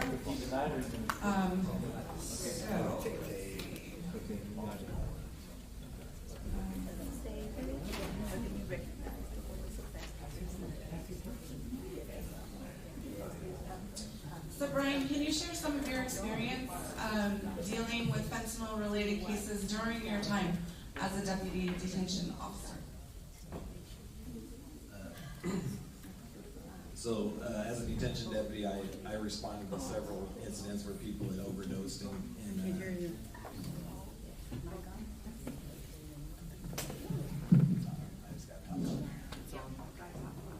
You gotta kind of hold it up. all right, sorry about that. There you go. As a detention deputy, I responded several times to people that overdosed in custody from fentanyl or a cocktail of other opioids, and I've seen and witnessed Narcan be administered, and also see the effects of people that have Narcan administered to them and come out of it. They're not always very happy that you took away their high. So yeah, that's a lot of things that I've seen in custody. Was there any kind of treatment? Was there any kind of, like, was Suboxone available to them and those types for them? So the medical staff could prescribe Suboxone. They had mental health did a lot of the classes and had one-on-one time with them for the people that would sign up. Not everybody is going to sign up on their own. When you're booked, there's a series of questions that are asked to everybody that comes into custody, and depending on how they answer those questions, it triggers different people to see them: mental health, medical, the classification officer, etc. Thank you. Charlie, can you explain the mission of your ministry and how it addresses issues related to crime, poverty, addiction, and incarceration? Yeah, but first I want to say thank everybody that came up here and spoke, making fun of ministries. You guys did a great job. Also want to recognize Brian. I was 15 years of incarceration for drugs, alcohol, and through my relationship with Brian and other detention officers, they got behind me and supported me, and I wouldn't be where I'm at today if it wasn't for Brian and other detention officers. You know, now I'm executive director, I own my own business, and now I get to Brian work with me at the nonprofit. So I want to thank all the law enforcement. You know, it's truly if you allow them to do the jobs and enforce what they're supposed to do, and they have the other side to them where they have a civic duty to also help people who are struggling as well. So thank you for that. Thank you, Brian. Thank you, Charlie. So, sorry, I got off topic right there. I've never been able to thank Ryan publicly, but I'm going to do that. So, at Be Finally Free, our mission is to restore and equip people struggling with addictions, crime, incarceration, and poverty. We do that by providing education and life skills to break through the barriers that the circumstances that they did at that time. So with those life skills classes, it's trying to reframe your mind. It's teaching them how to have life skills for when they transition out of incarceration. They have they're proactive in how they engage with the community. You know, when I came out, I can relate because of my circumstances. When I come out, I'd be like, you ain't gonna treat me like that. You're not gonna disrespect me. Well, that's not how society gets down, right? So we teach them how to adjust their mindset and adapt back into society in a positive manner. Excellent. What programs or services do you offer, Charlie, to at Be Finally Free to help individuals recover from addiction and reintegrate? So we offer parenting classes, anger management, and unshackled success. Unshackled success is changing the poverty mindset. A lot of our population of focus has grown up with a poverty mindset. To give you an example, we had a young lady that was in our class, and we were teaching about how about jobs and doing a budget and having a career, and that there's other things out there besides food stamps, Medi-Cal. And she comes up to us and she's like, so you're telling me there's other things besides food stamps and general assistance? They're like, yeah. We're like, yes, there is. She's like, well, the way I was raised, I was raised by my grandma and my mom, and that's all we were taught. So we changed that poverty mindset. A lot of people grow up in poverty in disadvantaged communities, and so with that's what they see in their community. So we're changing that poverty mindset. Along with all that, in that curriculum, is teaching people how to cope with their issues, whether it's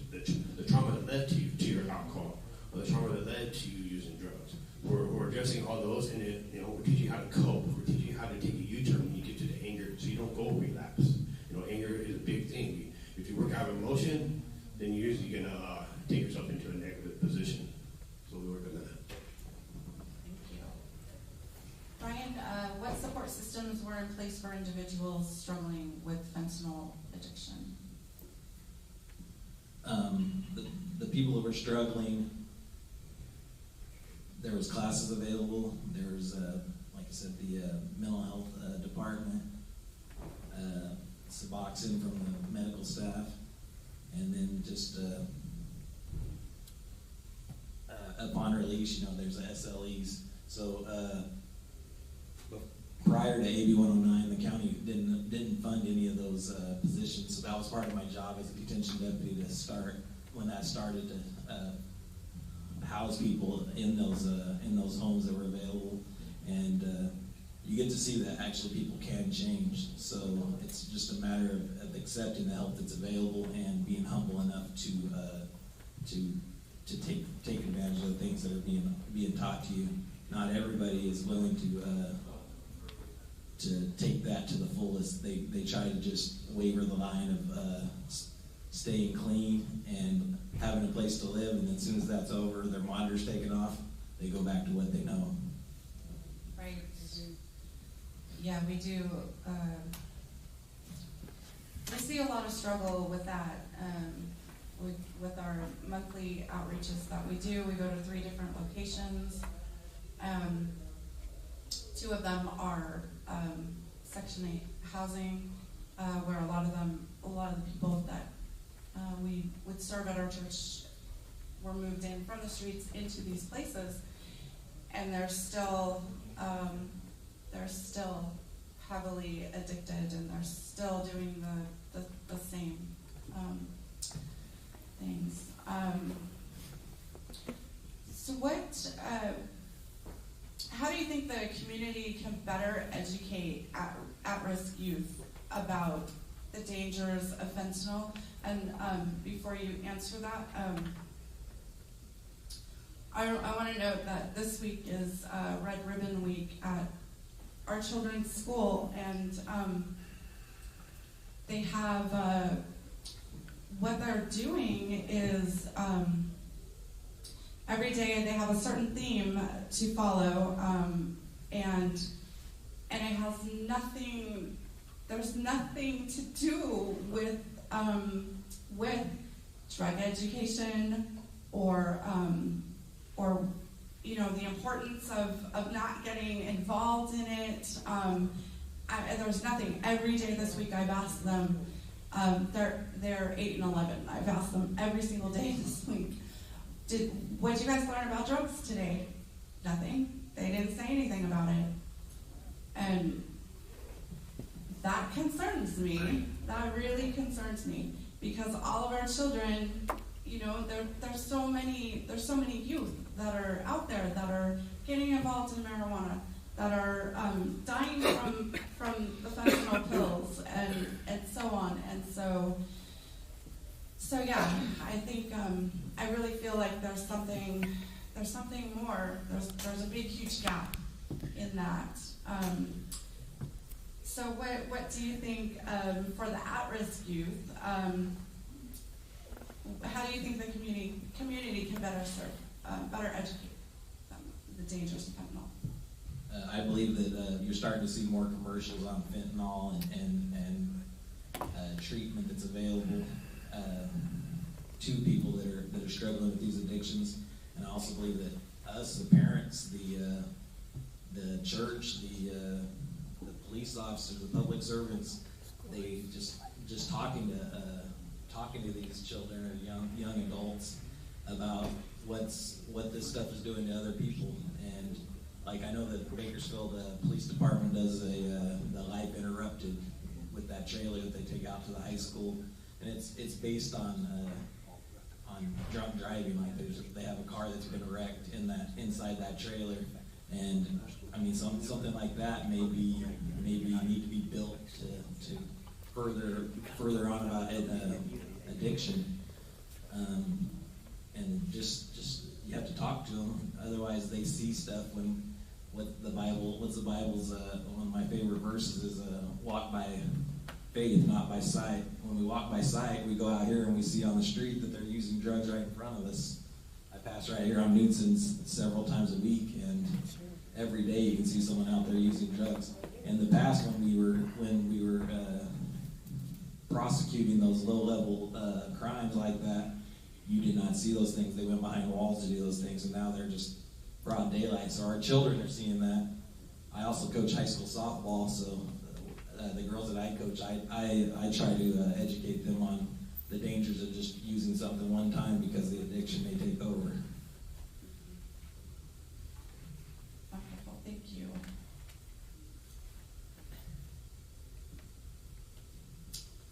Charlie, what are the biggest challenges your ministry faces in supporting individuals affected by fentanyl? So I think Supervisor Fuller spoke on it and so did Flood, but to me, it's just not fentanyl, it's addiction and crime period in our community. We need better public policy. We have taken the rights of law enforcement to enforce their due diligence in this community to protect us, to protect and serve us. And so, and with crime is rampant. Theft is rampant. You know, we need, and this comes from a guy that's in 15 years incarceration. But we need stricter policy. If we don't have that stricter policy, we already seen it on Newsom, Oildale, and other parts of our community. It's become a wasteland. So we need tougher public policy. We need better leadership in Sacramento. We need people to stand up for our people and not have not just sweep things underneath the rug. So that's. Thank you.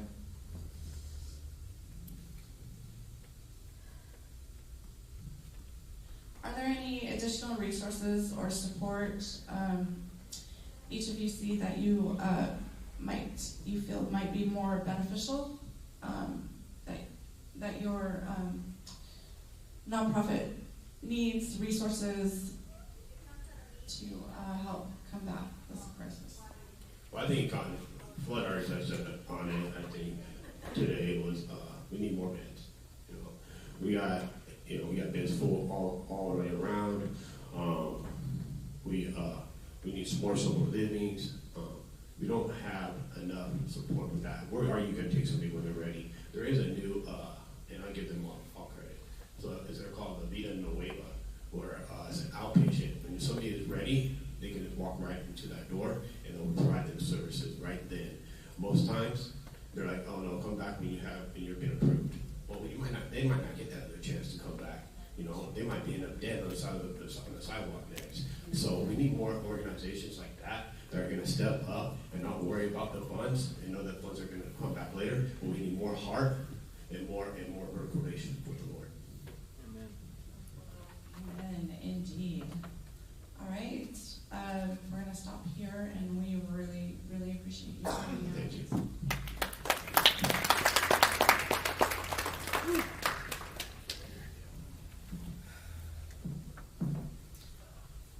I'm going to open it up for a few minutes. Does anyone have any questions for? Of course, I sent them away. Sorry about doing that. You do that in open discussion. Move on to the next. Open discussion for. We'll do that in the open discussion. Move on to. Oh, okay, never mind. I'm going to call Dr. Bear up. Dr. Bear! Dr. Bear from Clinica Sierra Vista, whom our ministry has worked with for 3.5 years now. It probably is. I'm gonna stand with this. There you It go. feels weird. Yeah, I know, you're by yourself. He wasn't supposed to be by himself. It just happened that way this morning, so. But he's a trooper to come out here and do this by himself. Do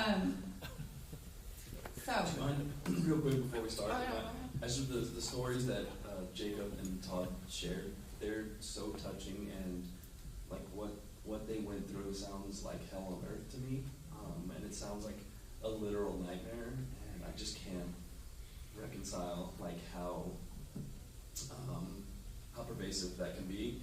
I see patients every day with those stories, and I see them by the dozens, and so this is it's such a huge thing, and it just breaks my heart. And so I don't know if Jacob's still around and talks around, but those are insanely impactful stories. So thank you for sharing that. They are, absolutely. And we have a lot of, praise God. We've got those angel families that are, have been fighting in Washington because of everything that they have been going through. But Dr. Bear, how has fentanyl specifically impacted the homeless population in the community that you serve? So let me just give a little background on what it is we do, in case anyone doesn't know who we are. So I'm a family medicine physician. I'm an addiction medicine board certified physician as well. And we also have street medicine teams, 4 of them here in Kern County and 1 in Fresno.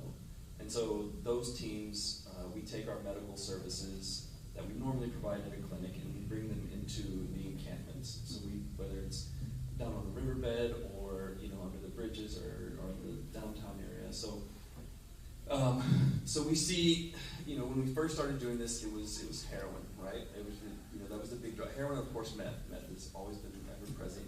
And then we started sort of seeing this uptick in people who were not using heroin, and all of a sudden it was people using fentanyl. And when we saw that, we also saw a huge increase in the number of overdoses, which I think the community has seen as large, and the nation has seen at large as well. So we started bringing out not just treatment for substance use, treatment for people who were struggling with fentanyl, but we already started heavy-handedly supplying Narcan out in the field, and we saw a big change, a big drop in those numbers. We've heard, I think we all have this understanding that the deaths due to fentanyl right now are tremendous, right? We're looking at 100,000 in the last few years. It's been 100,000 plus. There is a little bit of light at the end of this tunnel. There is a little bit of optimism, I think, right now. The last numbers that have come out show that we're starting to downtrend now. So all the work that everyone's doing here, all the work of harm reduction across the United States, you are making an impact, and we are seeing those fentanyl deaths drop by a pretty significant number now. For sure. Are we seeing a good amount of people who are opting for recovery and walking away from harm reduction and Narcan and walking towards sobriety? Yeah, I mean that's a sort of tough question. We don't view, as someone who sort of specializes in treatment for addiction, we don't view addiction as a simple, this is a choice that's being made. The algorithm, or the equation rather, for addiction is incredibly complicated, right? So we know now that we didn't know 20 years ago, there are huge genetic components, like someone is more likely to be addicted than the person next to them based on no decision of their own. And we know that there's significant underlying mental health issues and socioeconomic issues. So there are a lot of things that contribute, that add up to someone struggling with addiction, and choice is one of those things, right? It's absolutely a part of that equation, but it is not the only part of that equation. So all of my patients have made a decision. They're choosing to do everything they can to stop, but it's not as simple as just making that decision. So when it comes to what does it look like those who want to walk away from it and enter into like long-term sobriety, well, yeah, that's 100% my pain. Like anyone who finds himself in my office, like things suck, they're not having a good time, they're scared, they've watched their friends die. Like I said, we have stories like the one Jacob shared every single day. So what we're trying to combat is this sort of chronic disease model of addiction.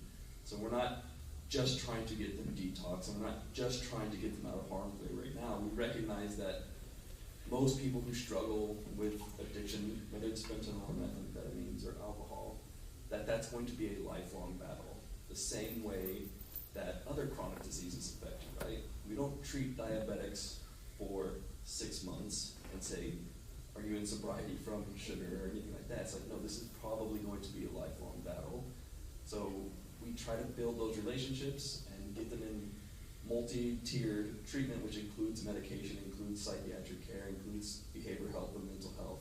And then we try to sustain that on a long-term basis. If that answers the question, sorry. Yeah, absolutely.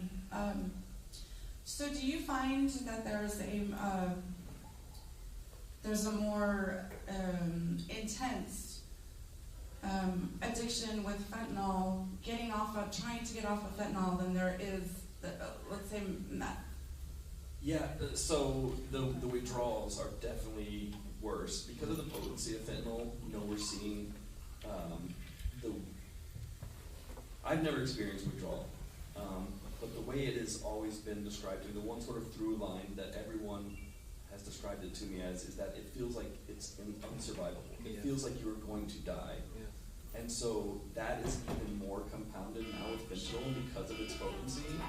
And so one of the biggest things now is, like, how do we transition someone from fentanyl onto a medication like buprenorphine? That used to be very simple with heroin. It was a very simple process. You could have someone stop heroin for 18 to 24 hours, they restart kicking, and then you throw on Suboxone or buprenorphine product, and they're going to start to feel well.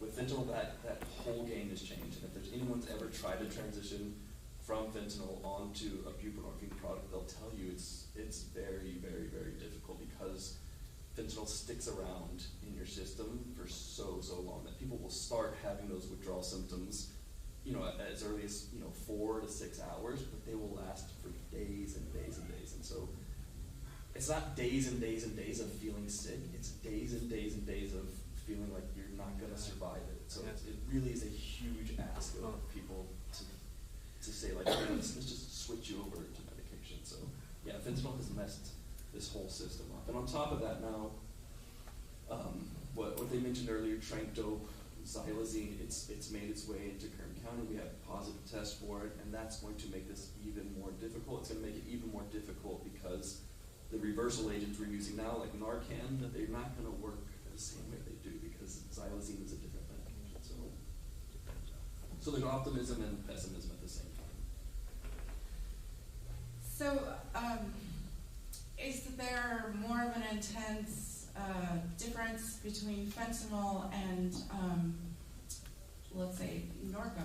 Because those are both opiates, correct? Yeah, and again, that has to, most of that the difference has to do with the potency of fentanyl. So they were talking earlier, Florence was talking earlier about, it's 50 to 100 times more potent. And what that means is, if you imagine the amount of, let's say, morphine that it would take to kill you, right? It's a pretty, like maybe half a teaspoon size that it would take to kill the average human. For fentanyl, it's 50 to 100 times less than that.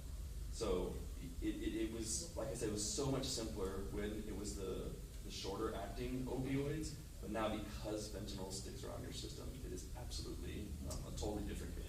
Got it. How often do you come across dogs out in the... Dogs in general, or dogs? No. Out on the streets in the river that need to be Narcaned. So I have never Narcaned an animal. We've heard stories of that. I think certainly there's been well documented stories of that. We haven't seen that out there. We give, like I said, Narcan to 100% of our street medicine and our office patients, and let them know that this works on dogs as well. Should that happen, but.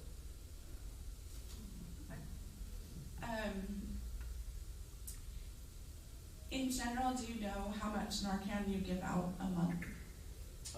Our Scott would know that number really well. I would, because it's between 4 teams, it's probably literally hundreds of doses every month. I don't have an exact number, but yeah, every team that goes out is giving out dozens at a time. And like I said, we have 4 teams going out, so I imagine 300 to 400. Is it something to where they are personally asking for the Narcan, or is it, hey, we got some Narcan, would you like some? It's a little of both, right? So, they're very aware we carry Narcan, so if we don't prompt it, then yeah, patients will ask us for it. But we always, anytime we're doing like a harm reduction service, whether it's clean syringes or safer cooking or safer sex, we are also like promoting, hey, don't forget we have Narcan. So What are the biggest challenges you face in your work, and how do you think they can be addressed? I think the biggest challenges with our work, whether it's in the clinic or on the streets, is probably still stigma. There's still a very pervasive idea that addiction, substance use, and even homelessness is as simple as a matter of choice. That's a very, very pervasive idea. And so trying to break that and trying to let people understand like it's so much more complex than that, and that this is a really devastating, dangerous chronic illness, that's the hardest part. The logistics, like how do we get medications, out into the streets? How do we give Sublocade and Brixadi? How do we do that by the river? That's actually incredibly easy. How do we get these medications paid for? That's pretty simple because of the laws and regulations that are in place with Medi-Cal right now. That part's easy. Again, the hardest part is just the stigma. Thank you.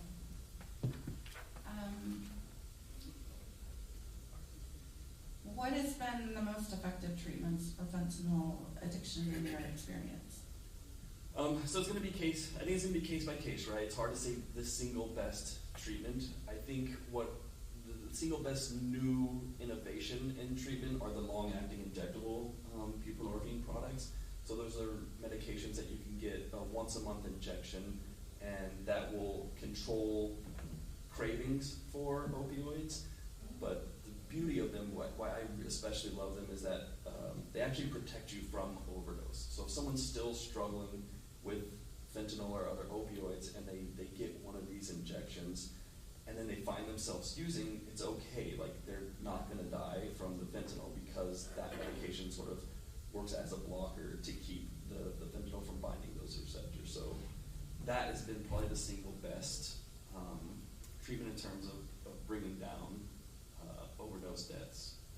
In addition, obviously, to Narcan. How do you tailor treatment plans to meet the unique needs of your patients? Yeah, it's probably what's already been set up here by Scott and other people. It's relationship building. Like it's hearing patients, meeting them where they are, finding out what is like going on.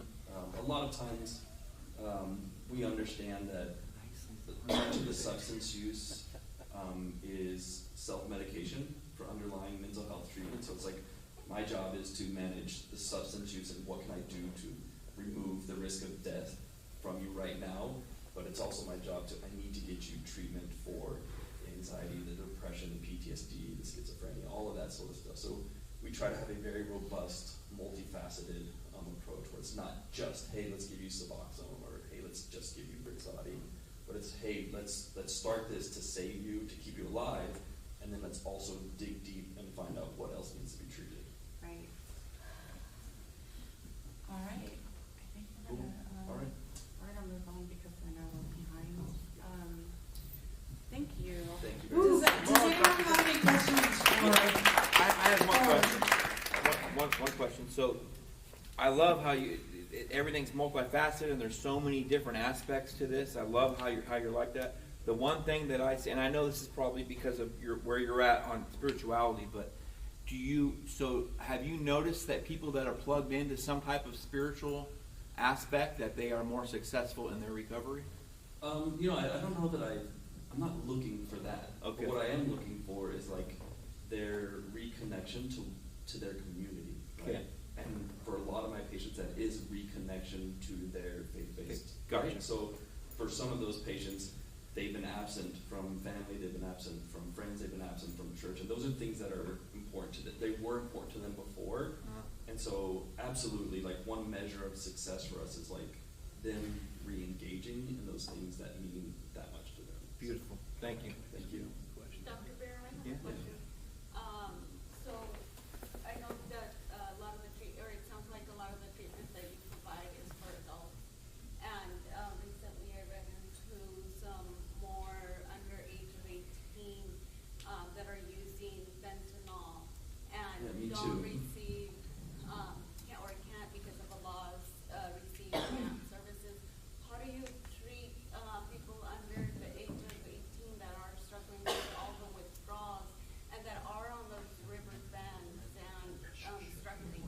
So I see my youngest patient for whom I'm prescribing and treating with buprenorphine has been 12 years old. My oldest is 79. So there are some, when we're using buprenorphine products in adolescents, it's off-label, which is not the same as illegal. To be very, very clear, it is very common practice in the addiction medicine community to use the same medicinal approach to treatment. Obviously, you have to sort of make some adjustments for body size, and so there's going to be some little dose adjustments. But no, if there's someone who's 12 years old and up, and they're saying I have a struggle with an illicit substance, I'll treat them. Like we'll see them typically same day as well. Yeah, we're very fortunate. Honestly, we're very fortunate in California that our Medicare, Medi-Cal programs are very progressive, and they allow us to do. I can order buprenorphine. I can order that life-saving shot, Sublocade or Brixadi, for that 13-year-old kid, and I know it's going to get covered. It's like $1,000 medication, and I know Medi-Cal is going to cover it because they see the value of this is going to keep this kid alive and keep them out of the ER. So. Anyone else? I got just a couple things Yeah. for you. One, let's talk about the blood-brain barrier for a second. When you're talking about Suboxone and not being able to use more fentanyl, I don't believe that's correct, is it? Because you can bust through that blood-brain barrier, and if you use an extreme amount of fentanyl, okay, it's going to bust through at some point, and that's when overdose comes into play again. Yeah, so I mean that's fair, and when they look at it, there's still the risk of overdose. However, it gets dramatically reduced because the amount of fentanyl it takes. It's not so much about crossing blood-brain barrier; it's about receptors being bound. And so, if you have enough high enough blood concentration of buprenorphine binding those receptors in your brain, and then when fentanyl is introduced, it can't overtake them because fentanyl has a weaker affinity for those receptors. So it takes a tremendous amount of fentanyl. So it's not impossible. Right. But even if that patient were to return to the amount of use they were using before, then yes, it will protect them from overdose. Okay, and then one more. When you're talking about Suboxone for minors in particular, I'm an opiate addict. I'm in recovery 24 years. And thank you. And look, do I think Suboxone has a place in all of this? Of course it does, right? But when you're talking two separate issues, when you're talking about a 65-year-old that's on the street, I don't have a problem with somebody on Suboxone for the remainder of their life. I do take issue with a 19-year-old, all right, that's now going to be on a medication that's harder to come off than the original opiate itself. And now, for the lack of a better term, they are strapped to that medication, right? And if we even want to talk about methadone, that's a whole nother story, right? So again, I just would like your take on that. And do you get those minors off of that within a 4-month period or something along those lines? So really, really valid concern, and one I hear absolutely every day, and I get it. If I were in that situation, if I were the teenager, struggling, and now I'm on this new medication. So this kind of harkens back to the treating addiction as a chronic disease, right? And there are a lot of medications for which there is physical dependency, and that sucks. It sucks a lot. I have to take a medication every day, and I hate it. I hate that I have to take this medication, but what I hate more is that disease process being out of control. So that's sort of the framework I go into when I'm starting a patient on medication is this medication, when used, is effective. When we get the right dose dialed in, it can help protect you, it can help save your life, it can help control your cravings. Basically, it can get this illness into a state of remission. How long we treat is really, how long do we treat any chronic disease? If you were here and you had diabetes, and it's hey, I need you to be on insulin every day, I'm not going to tell you you need to be on insulin for 6 months. You need to be on insulin as long as your body requires insulin, right? And so it's sort of the same thing with this. Now, I try to meet patients where they are, and I understand that many patients will want to come off medications, and I tell them like from day one that I respect that, and I don't see that as a flaw. I will help them come off of that medication, but ultimately, what we're treating with an opioid addiction is a dopamine deficit in the brain, right? And that's what illicit opioids, that's what opioids do in general. Is they shut down your brain's ability to make dopamine, and when that dopamine's gone, you're gonna have cravings, and that's just your body. But you're also again, just kind of debating. Yeah, you're also giving a narcotic to a narcotic addict. Yeah, absolutely. Right? And so as a recovering addict, you know, early on, it's like, yeah, I'm gonna take that. Yeah. Right? So again, it's just kind of an age thing with me. You know, if we can get somebody towards sobriety, right, I'd rather go down that road because not everybody is gonna turn into a long-term addict if properly treated. But that brings up a whole another series. It certainly does. Right. So again, I think I treat the disease that's in front of me. I gotcha. And I think what often happens is that physical dependency gets conflated with addiction. Diabetics are physically dependent on their insulin. They are not addicted to insulin. Gotcha. Correct. Patients who are on buprenorphine are physically dependent, and if they come off of it, yes, they're going to kick unless you do that in the right way. Right. But they are not addicted. Addiction looks like all the horrible shit you've heard here today, right? It looks like the people dying. It looks like relationships being lost. It looks like DUIs and arrests. Being physically dependent, I would argue that there is a not insignificant number of people in this room right now who are physically dependent on some medication or another. Right? Well, if I don't take the hard medicine, I die tomorrow. You know. Right. So that's sort of the understandable word. It is not the same. 100% it sucks. Like, and as someone who's never had opioid withdrawal, I can only empathize so much, but I hear how bad it sucks that if you come off Suboxone, you're going to kick, and that's going to be a long kick. I totally hear that. But I know from experience that it is way better for these patients to be in a state of remission than to be off the Suboxone and struggling again. So, and with pediatrics, I'm a father, I have 4 kids. I don't necessarily want these patients to need this medication forever. I want them to have a totally normal life. But at this point, it's like I need to do everything I can to protect them from overdose and dying, because I've seen that. Well, because you're a physician and it's to do no harm. So that's your first. Well, this isn't even do no harm. This is protecting from. I get it. Right. I can't tell you the number of parents who come in and they've had to Narcan their patient. They've had to Narcan, not their patient, their kid. Right. They found their kid blue in the face, and they had to save their life. And when we get them into treatment, especially when we get like this long-acting injectable in them, like now it's also the parent who can sleep at night because they know they're not going to wake up to a dead kid. So it sucks. It's not perfect, but it's sort of the best we have right now. So I got a couple more questions. I know we're going way too long. My wife's starting to give me the eye. No, I just don't understand it's just this is a huge medical issue. I mean, what we're talking about here. So can you explain just a little bit about when someone overdoses? Yeah. It's because of respiratory depression. Yeah, correct? So that's how opioids. That's their ultimate downstream effect. Is they suppress respiratory drive. So basically, and it's not like stop breathing. Like you're like, oh, what's happening? Like I can't breathe.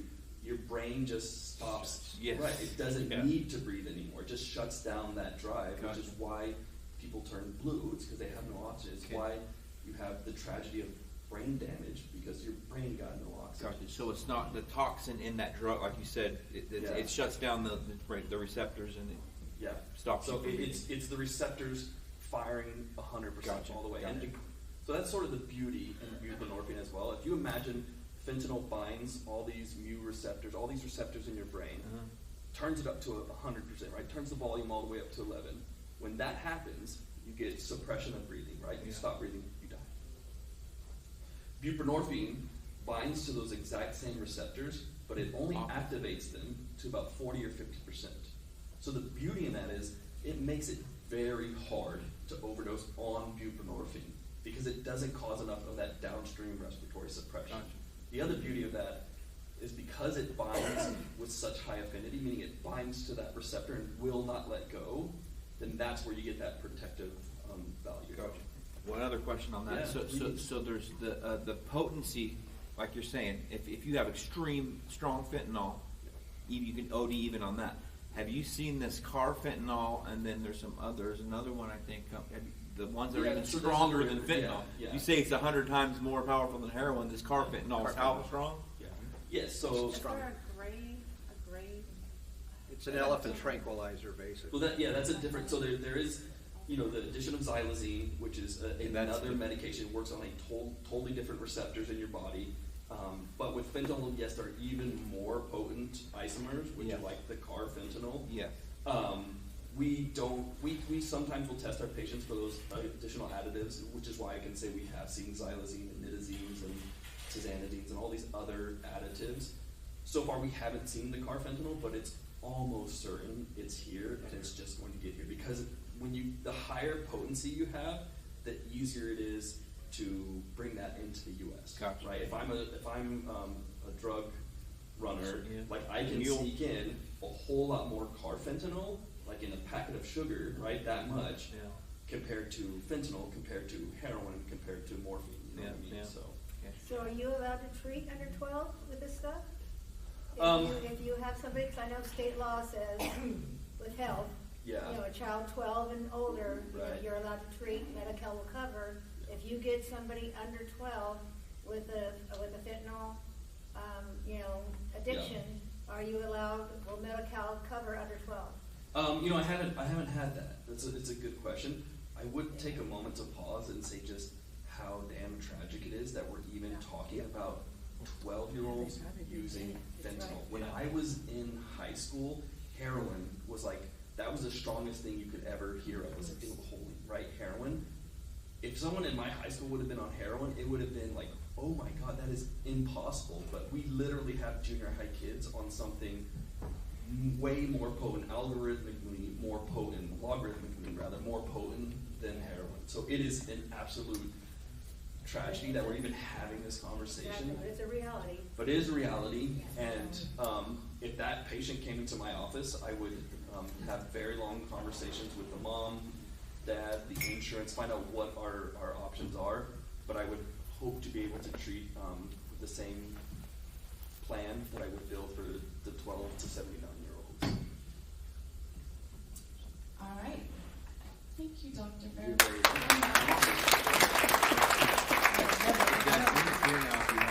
I'm going to go ahead and I'm going to do our law enforcement panel because we're way behind. I know they've been waiting very patient, and they have lots of things to get to. So I'm going to bring up, we have Agent Roscoe, we have Agent Terrell, we have our probation department here, Officer Rivera and Officer Leon. We have Sheriff coming up. And Nathan, your BPD? Yes. Oh, wonderful. Okay. You want to move that over? And Do we have enough chairs? He wants to stand. now they do. Just move it down a little bit. You guys want to stand up? Yeah. Okay. Get on in it, bud.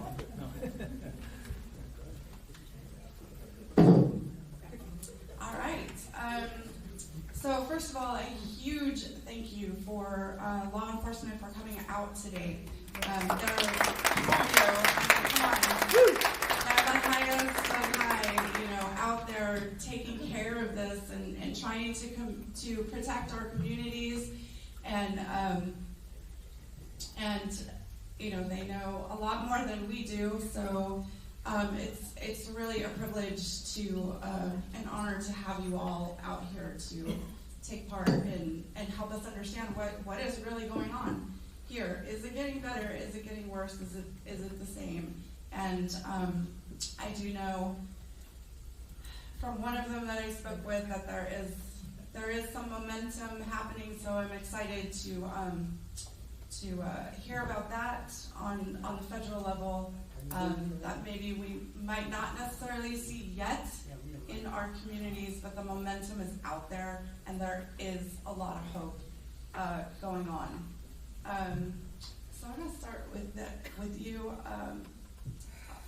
Agent Terrell. Can you provide an overview of the current state of the fentanyl crisis and its impact here in Bakersfield? I'm Agent Terrell, so I want to say just for our story. He works in my office, so he's a TFO with us, so he's like cross-designated. The Xander used to be in our office too, he was a TFO, and Mr. Rivera here was a TFO in our office too. So we, as DEA, we try to work with our local, law enforcement. That's pretty much how we get our bread and butter. We work with our law enforcement. We try to provide funds for things that they necessarily can't do, and then we try to go after the big guys that's bringing this stuff in. So we don't go after users, even though that's a way that you can get to some of these big guys or mid-level guys and stuff like that. So we don't go after people that's using on the street. We try to refer them to mental health facilities or whatever treatment they need and stuff like that. So our aim as the DEA is to go after the guys bringing this stuff into your communities and stuff. So got it. Agent Roscoe, can you provide an overview of the current state of the fentanyl crisis and its impact on national security? Certainly. Is this working? Yeah. Oh, thank you. Left? This one? Oh, there you go. All right. There we go. So I'd like to start off by just saying that, well, first off, thanks for having us, for hosting this. It's really important that we integrate law enforcement, prevention, and treatment into discussions. So the whole supply chain of fentanyl starts in China. There are thousands of Chinese chemical companies that sell fentanyl precursor chemicals to Mexican cartels. The Mexican cartels turn those precursors into fentanyl powder. The powder is either used to adulterate other drugs, such as heroin, methamphetamine, and cocaine. And a large majority of the fentanyl powder is turned into pills using pill presses provided by China. The pills are made to look like oxycodone, Percocet, Adderall, and other medicines, but these pills don't contain any medicine at all. They're fentanyl and filler. Those pills and the adulterated drugs are smuggled into the U.S., and they're distributed through a variety of methods, and the most prevalent one, or the most concerning one of recent memory now, is through social media. Dealers are able to deliver to users' homes like as if it were Uber Eats. So what this impacts, this is really impactful because a lot of parents aren't really aware of what their kids are doing on social media. So I would encourage, that's one of the things that we should all encourage parents to do. Be aware of what they're doing on social media. Look for risk factors, look for signs of usage, look for usage of cash apps by young people, because they're using cash apps to pay the local dealers. And also be aware of certain emojis. DEA themselves have a program, well, it's a campaign called One Pill Can Kill, and as part of that campaign, they have a lot of information on the internet about emojis and emojis that parents should be aware of, because you could look at a kid's phone and not be aware of what certain emojis mean, but every drug has several emojis associated with it, some that you wouldn't even think of. I was looking at that. They have a PDF online that you can download. Very eye-opening. yeah, just add that. I'm sorry, but everything you said about national security with the Chinese bringing in and everything like that. That's how it gets in here. And then with I-5 being a north-south corridor, you come in from LA, bring it here. You got a lot of stuff up in Delano. You got a lot of stuff going east to Las Vegas and all that type of stuff. So this is a major area where a lot of the drugs are shipped through. And then we also have cartels setting up meth labs and all that type of stuff, because it's hard for us to do surveillance without being detected here, since it's so rural. A lot of it's rural. So if we want to follow somebody, you can't follow them in certain areas because they're going to see you following them. Even if we do have planes up and stuff like that, but sometimes they can spot those also. So, I mean, it makes it a little bit more difficult here in the Central Valley, per se, but, you know, we do get out and try to talk to kids and combat things like that. I have a couple school events that I'm going to be going to next week with Red Ribbon Week. Went up to Delano about 2 weeks ago. And so went up there and talked to a bunch of kids, very young. I think the average age was like 11.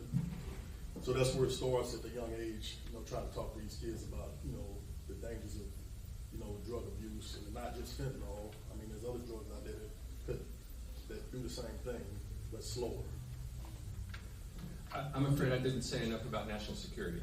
So in the FBI, we have a very broad view of China. They're not just suppliers of precursor chemicals. China is involved in espionage. They're involved in cyber intrusion of infrastructure, critical infrastructure for our security. China is involved in purchasing real estate next to military installations. Why are they doing that? It's nothing good, I can assure you. The FBI currently, and this is not secret, our director testified before Congress about this. The FBI currently has 200 national security investigations against China, the Chinese government, and companies in China. The federal government has indicted Chinese chemical companies and Chinese nationals, but there are thousands of these companies in China. And not only do they exist independently, but they're actually subsidized by the Chinese government. And these chemical companies, actually Chinese officials in the government have ownership interests in those chemical companies. And I would recommend you all read a book called America the Vulnerable. It's an older book, like 2006, but they make the point there that China views itself as having a right to be the world's superpower. And that's because back in the 7th through 12th centuries, there were a couple of Chinese dynasties that really did dominate the world. And the Chinese mentality is that they're deeply offended that a country that's only 250 years old thinks of itself as the world superpower. And so this is all we talk about a whole of government approach as being necessary to combat fentanyl. In China, it really is a whole of government approach to undermine the U.S., and fentanyl is just one part of it.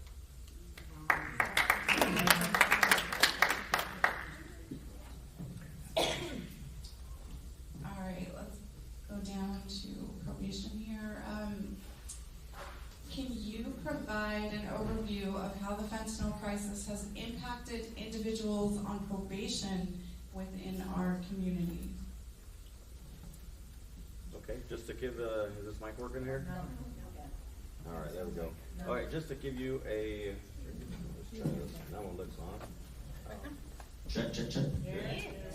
All right, just to kind of give you guys an overview as far as what probation does. I think some people in the community might not have an idea. So what happens is when an individual commits a crime, the judge could give that subject an opportunity to be out in the community and not go to jail or prison, depending on the severity of the crime. So that's kind of where we come into play. Probation officers are agents of the court, so anything that gets ordered by the judge, now it's our responsibility to make sure that individual abides by those terms and conditions. As far as the question, as far as fentanyl, that severely impacts them as far as being able to abide by those terms and conditions. Some of the things that we have to verify is their residence. A lot of times, opiate users, fentanyl users, they're so addicted to the drug that it's dependent. They become dependent on it. So it tarnishes family relationships, employment, anything in their well-being. The drug comes first. A lot of times the judge orders counseling, and sometimes we can't find these individuals to make sure that they go. So it severely interferes with what we can do as officers. So a lot of things going on, especially with fentanyl. It severely impacts what we can do on our side. Thank you. Let's see. here with BPD. So can you provide an overview of the current strategies and initiatives your department has implemented to combat the distribution and use of fentanyl? Sure. Working? Yep, we got it. Okay. So, we're part of a task force with the DEA. The Bakersfield Police Department has a narcotics unit. I'm the sergeant of that narcotics unit. We try to find a balance between identifying and disrupting drug trafficking organizations and street-level narcotic sales. It's not always the easiest thing to do because I'm sure everybody in here, you guys want more people for the tasks that you're given. One of the strategies that we recently implemented was to start to target the street-level dealers, specifically fentanyl. Not just the dealers, but the users as well. A couple weeks ago, we partnered with our impact unit. I'm sure some of you with Blood Ministries are familiar with the impact unit. They go around and they make sure that the homeless community has the resources that they need, and they also enforce local laws given the status or the criminal activity that they're involved in. So based on this and the open drug use, the open drug dealing that is taking place in certain parts of Bakersfield, we partnered with them using their resources to specifically identify, target fentanyl dealers, arrest them, and also take their customer base away from them. And in turn, hopefully that leads to treatment and with the help of the probation department. Great, thank you. And then do you partner with sheriffs as well with that? Because I did hear that there's a lot of new collaborations forming. So is that part of one of those collaborations? Yes, we work kind of mid-level to upper-level narcotic sales cases with the Sheriff's Department's HIDA team. Thank you. And then for Sheriff's Office, which geographic areas are the most impacted around our county? That's the interesting thing about fentanyl.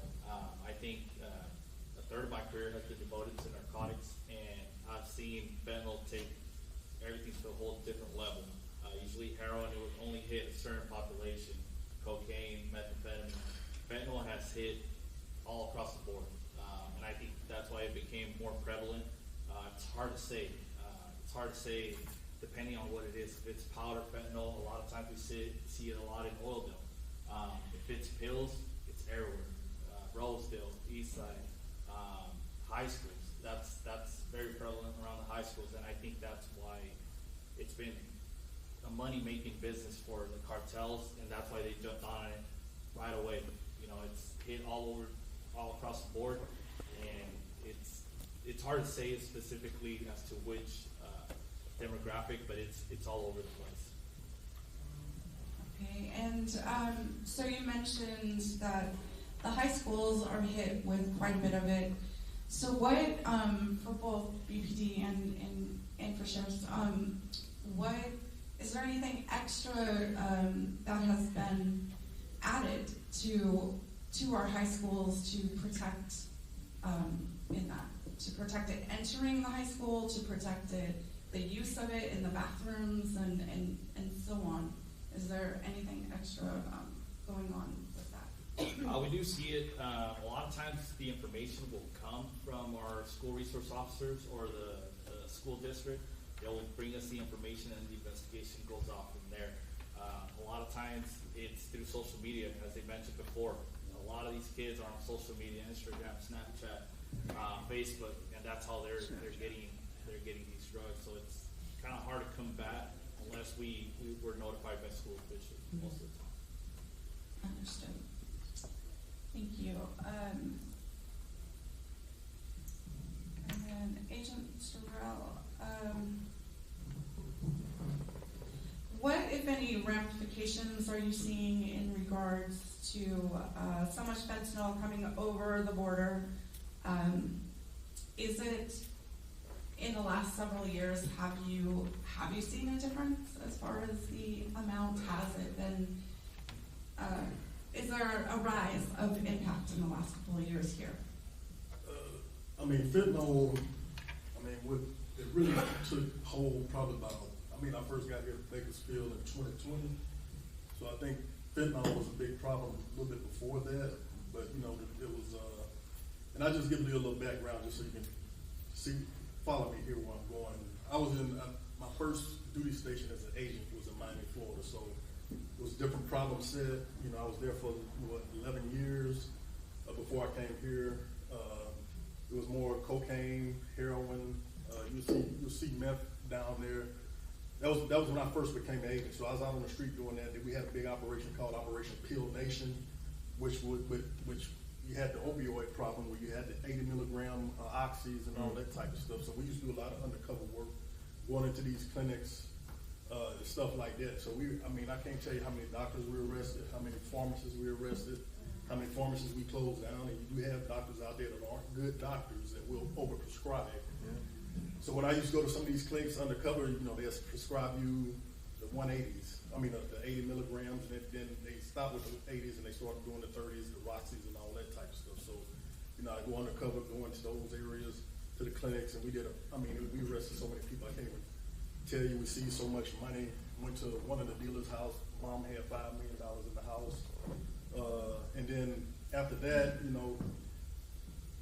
that kind of quelled down a little bit because Florida made a law where you could not go into clinics no more and go to the same clinic and get prescribed, because that's what they were doing. So they changed the laws there. They started monitoring how many doses of oxy that these doctors were prescribing, and they started going after the doctors. So that kind of helped out a little bit too. So we did that. Then I went to money laundering. So, money laundering was a whole different animal. I wouldn't even go into that. This was probably billions of dollars going through South Florida.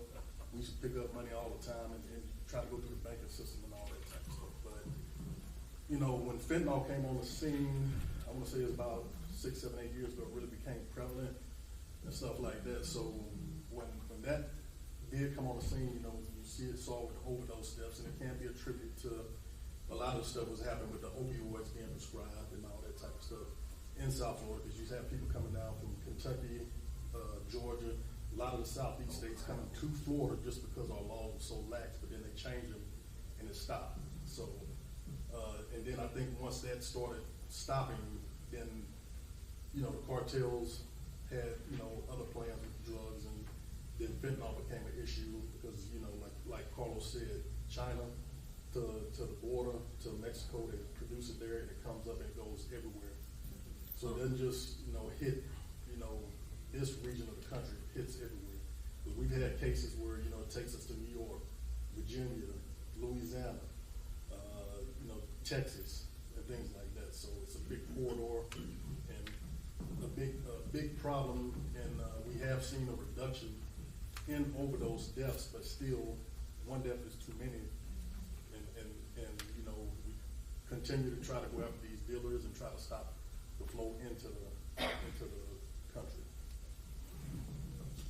Do you think that, since you brought that up, do you think, yes, we are seeing, praise God, we are seeing that decrease of deaths, but are we still seeing a rise in fentanyl being in our city and the use of it? Does that make sense? Well, I think with the education programs that's going on, warning people of the dangers of fentanyl, then you had Narcan too that was introduced, which helped save lives. Mm-hmm. So I think that's where you're seeing a lot of the deaths. But the one thing we have to do, and I'm just saying here for America, is change our attitude towards drugs. We hear it in our music, and so you hear it in the music, you see it on TV, movies, people shooting up and all that type of stuff, and they make it seem like it's a cool thing to do. We gotta start, changing our attitude towards drugs. People say, let me do what I want to do, but then there's long-term effects to what you want to do and the medical effects and all that type of stuff. Right. So I think we're seeing a decrease in deaths, but, you know, we got kids that's going to using it still. You know, we've had cases where, you know, you have kids in school getting it, and, you know, you got a adult drug dealer that's employing 18, 19-year-old kids to go into school and sell it. So we have seen cases like that. You know, so you got the dark web. I just took a class on the dark web, and I dealt with cryptocurrency and all that type of stuff when I was down in Miami. And, you know, there's a whole bunch of cryptocurrencies out there, billions of dollars go through, and you go into the dark net, I mean, you can order anything you want on the dark net. I mean, they have it advertised there. It's easy to get. All you have to do is just pay for it, you know, through cryptocurrency or another means, you know, cash out, and they will mail it to your house. Or send it to your house, deliver it to your house, and all that type of stuff. So, it's not just fentanyl. It's, I mean, cocaine, still dangerous. They put fentanyl in that as well. It's heroin. They even put fentanyl in heroin. It's the same opioid. It's opioid, stronger. But they put fentanyl in everything, even marijuana and stuff like that. So I used to not believe that marijuana was a gateway drug, but now I do, because, I mean, you get these 12, 13-year-old kids, you know, smoking marijuana, and they have anxiety problems and stuff like that. It causes a whole, you know, bunch of health issues, because your brain isn't developed until you're about 24, 25. That's right. And then when you're putting illegal substances in, like marijuana, which is 100 times more potent when I was growing up, it causes problems. Thank you for that.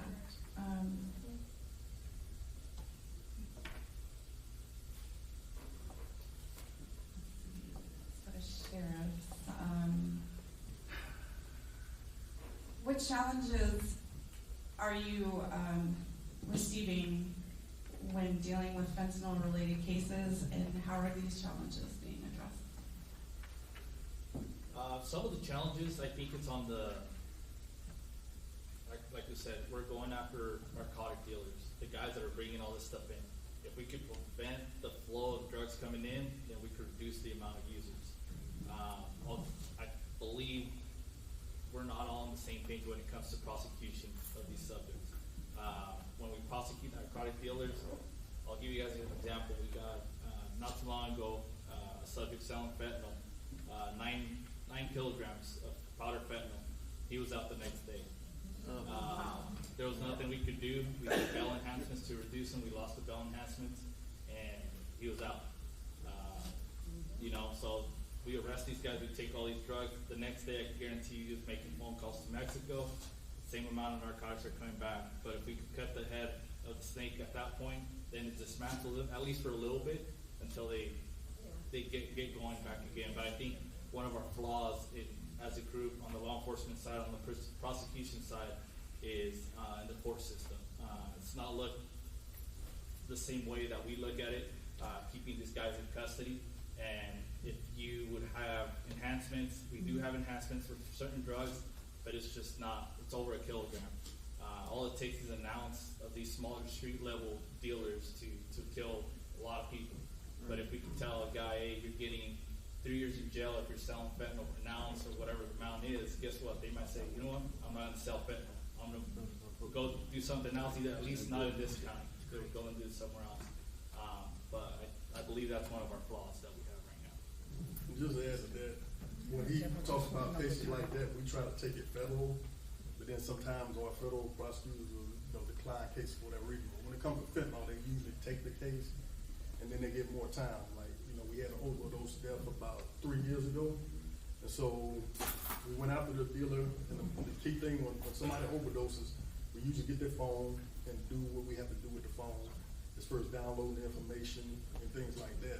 And so we was able to get this dealer a 20-year sentence in the federal system for dealing, you know, fentanyl to somebody and somebody passed away from the fentanyl. So we do try to do that. We're trying to work more with the city and the county, which we do have both of them in our office working. They work in the building I work in, and we're trying to come up with a solution as far as trying to go after it. Because I mean, you have so many agents, and when you have an overdose death, those things take probably about a year to investigate.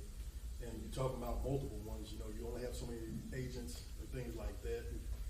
And so, you know, sometimes if you get the information that you need, it can go back quicker, but, you know, and you also have to have people that's cooperating, like if it's a child, you know, you can, you know, if the parent is willing to give you the access to the phone and things like that, and you can download the information and see who it was and try to pinpoint who it was that dealt with them, then it makes it easy. But then when you have people that cooperate and they don't want to cooperate, you know, it makes it a little bit more difficult. Thank you.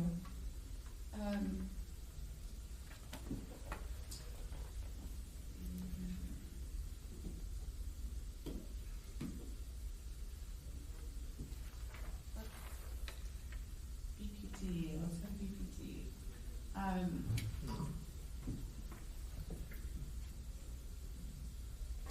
What are the current laws and ramifications for possession, use, and distribution of fentanyl?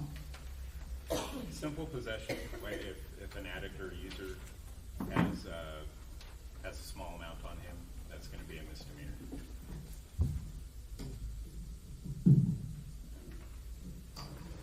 So simple possession, like a gram, half gram, something that your traditional addict would have on them is going to be classified as a misdemeanor. What that involves in is if an officer on the street contacts somebody and discovers that amount of narcotic, he's going to send them on their way with a ticket and a court date. Somebody who's possessing fentanyl for the purpose of sales is going to be a felony. And what the deputy touched on earlier was they either don't have the bed space, they don't stay in custody, so they go right back out. We arrested a guy dealing fentanyl on Chester Avenue. Watched him sell to multiple people. Arrested him. He had a felony warrant for selling fentanyl. And a couple days later, we saw him out. We arrested him again. He had 2 felony warrants for selling fentanyl. So as soon as we arrest them, they're usually out. They're usually out within about 24 to 48 hours. And there's a lot of issues with that. There's a lot of things that are outside of our control, like bed space in the jail, workload with the DA's office. There's a lot of prosecutorial hurdles that we face when we're arresting people for selling or possessing fentanyl.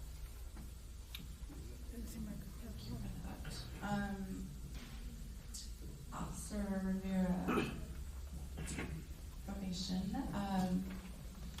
Real quick, can we have that same question for the county? Oh, yeah. Sorry about that. Yes, so that is correct. Pretty much our bed space at the county jail is dedicated for violent offenders. Based on the new laws and everything that came out, we have to have that available space. So that is correct. If it's a misdemeanor offense, person's found out on the street with fentanyl, they would usually cut them a citation and give them a court date for approximately a month out. Obviously, that does not refrain them from using fentanyl. As soon as we leave, they'll find fentanyl and they're back at it. So it delays that user process. It keeps on going. As far as sales, there is certain stuff that we could do, such as bail enhancements for subjects involved in sales. What that usually means is that if these guys are trying to post bail, they will have to show the funds for that bail that they're going to post to make sure it comes from legit funds. A lot of these guys don't have it. It's all money underneath the pillow in their safe because it's dirty money. So they can't prove it, so they stay in custody. Obviously, now they got the hang of it. They're going through the court process, having bail hearings, and then through the judicial system, they still get kicked out. So it only delays it, I would say, about a week or so, and then they end up kicking out. Okay, and just real quick, while we're on this subject, it's very important. This is one of the questions I always want my wife to put on there for you guys. Because we see it all the time. We see open air drug use and just right there on Fentanyl Alley on North Chester behind Super Tom's. We're just interviewing people back there. I mean, and I understand more. Thank you for sharing that. And I know it's not on you guys. It's just how the policies are built. But is that kind of a lack of motivation to arrest them because you know they're just going to get out right away? Or I'm just an honest, transparent question. No, Well, I think a lot of times it's the time that the deputies have during. A lot of times they're going to calls for service as they're passing through Olive and Lutz and this general area, and they encounter stuff like that. A lot of them will stop and talk to them, but then it's the same thing. We're just giving them a citation and moving on to the next one. And you could stop 100 people here and you'll get 100 citations, and it's really not going to be having an impact on it. So another follow up on that. What would be the process of changing those to get stricter laws on that, on use and distribution? I think it would just have to be through policy and law. Policy and law, okay. Getting stricter So laws. it's through the legislation process. Exactly. Yeah. If you get stricter laws, I remember when. So Prop 36 would help with this, like District Supervisor Jeff Flores was saying? I would say stricter laws. Back when it was considered a felony, users were not using out of the public. Yes. They would hide out. It was not as blunt as it is right now. Yeah. It being a misdemeanor, these guys are aware that they're only going to get a citation, so they don't care, and it makes the community look bad. That's the public protection. Okay. So a practical. Sorry for keeping going here, but so a practical approach of how we can help with getting those stricter laws. We would approach our local legislation and maybe get position. I mean, what would be a practical approach that we as citizens can help with that? I believe that would be great. Yes. To approach our local legislators. No, I would say, everybody talks about presidential election, right? Like, that's important. But what's some other things that are more important? There are local elections also. That's right. So you got to look at your local elections and see who you're putting in the office locally also, because that has more effect on you than does electing a president. So I'm not a political person. I'm not no Democrat. I'm not a Republican. I'm an American citizen that served this country in several different ways. Got Marine Corps out here, Navy, Army, and stuff like that. So that's what it's about. Voting your local election. Can I ask a quick question? As a citizen that lives around here and a parent who lost a child to fentanyl, why is there so many in certain areas, the homeless, the addicts out here right now in the last 6 months is more rampant? Can I ask you all, why are they allowed? I mean, they're all over our city. I'm not going to say that. And I mean, I have compassion for them, but I'm also mad about it because it's blatantly happening out here while we're sitting in here. They're out there on every corner here. And why are they so many in certain areas? Do they get moved? Are they coming in from here? Are they our community citizens to have compassion on is what I'm asking. I've heard so many times that they're dropped off here right off the freeway. Is that true? But Bakersfield is somewhat popular with the homeless community because of the weather. There's not a harsh winter. The summers suck.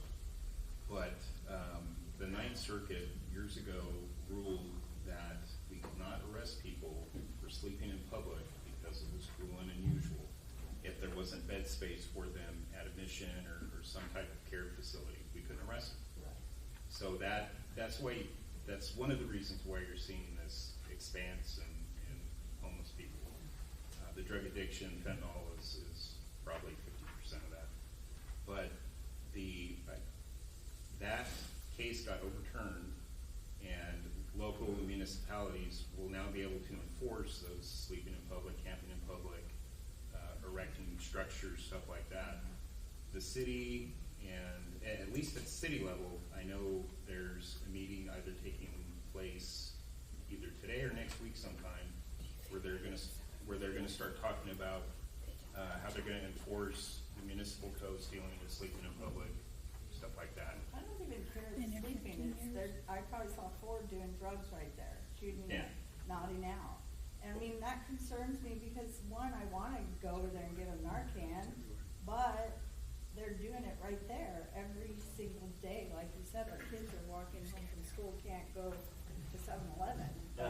I think I have compassion on those sleeping. Well, that's what we come in with these guys. Because a few weeks ago we did something in Old Kern, what they call it. So we did something over there, and with them being in our office, we do local stuff also. We don't just do Fed stuff. So we was out there with them when they was going out, targeting some of these street level dealers. How many arrests we got? We made About 9. 9 arrests, identified and arrested 2 fentanyl dealers. Yeah. So the strategy's kind of shifting where How long did they stay arrested? where we need to focus more on the street level, out in the open stuff that affects, your kids, businesses, legitimate businesses trying to operate without these people, next door to their business, openly using drugs. So that's a strategy where it seems to be effective, and we're moving forward with it. Yeah, and we go out every time these guys go out. We go out there with them and support them too. So if there's a case that we can, that it's extreme enough that we can take it federal, try to get mid-level dealer in federal prison, then we'll do that. So that's how I built my career back in Florida. I used to go all the time out with the Miami-Dade PD, the city of Miami, and we'd just go out and do a bunch of arrests. And some of them you could take federal, some of them would just be local arrests, but it still made an impact on the community. Yeah. And that's what we call local impact. So just because we're feds don't mean we're not going to go out there on the street and do this type of work, because that's where you're going to get a lot of effect, especially in some of these areas where you got the homeless and you got people selling to them, and that's their customer base. Amen. We have a question over here. I go back to the felony. Say somebody beat somebody up, would they get more stricter than the fentanyl person? They're both felonies, right? Yes, sir.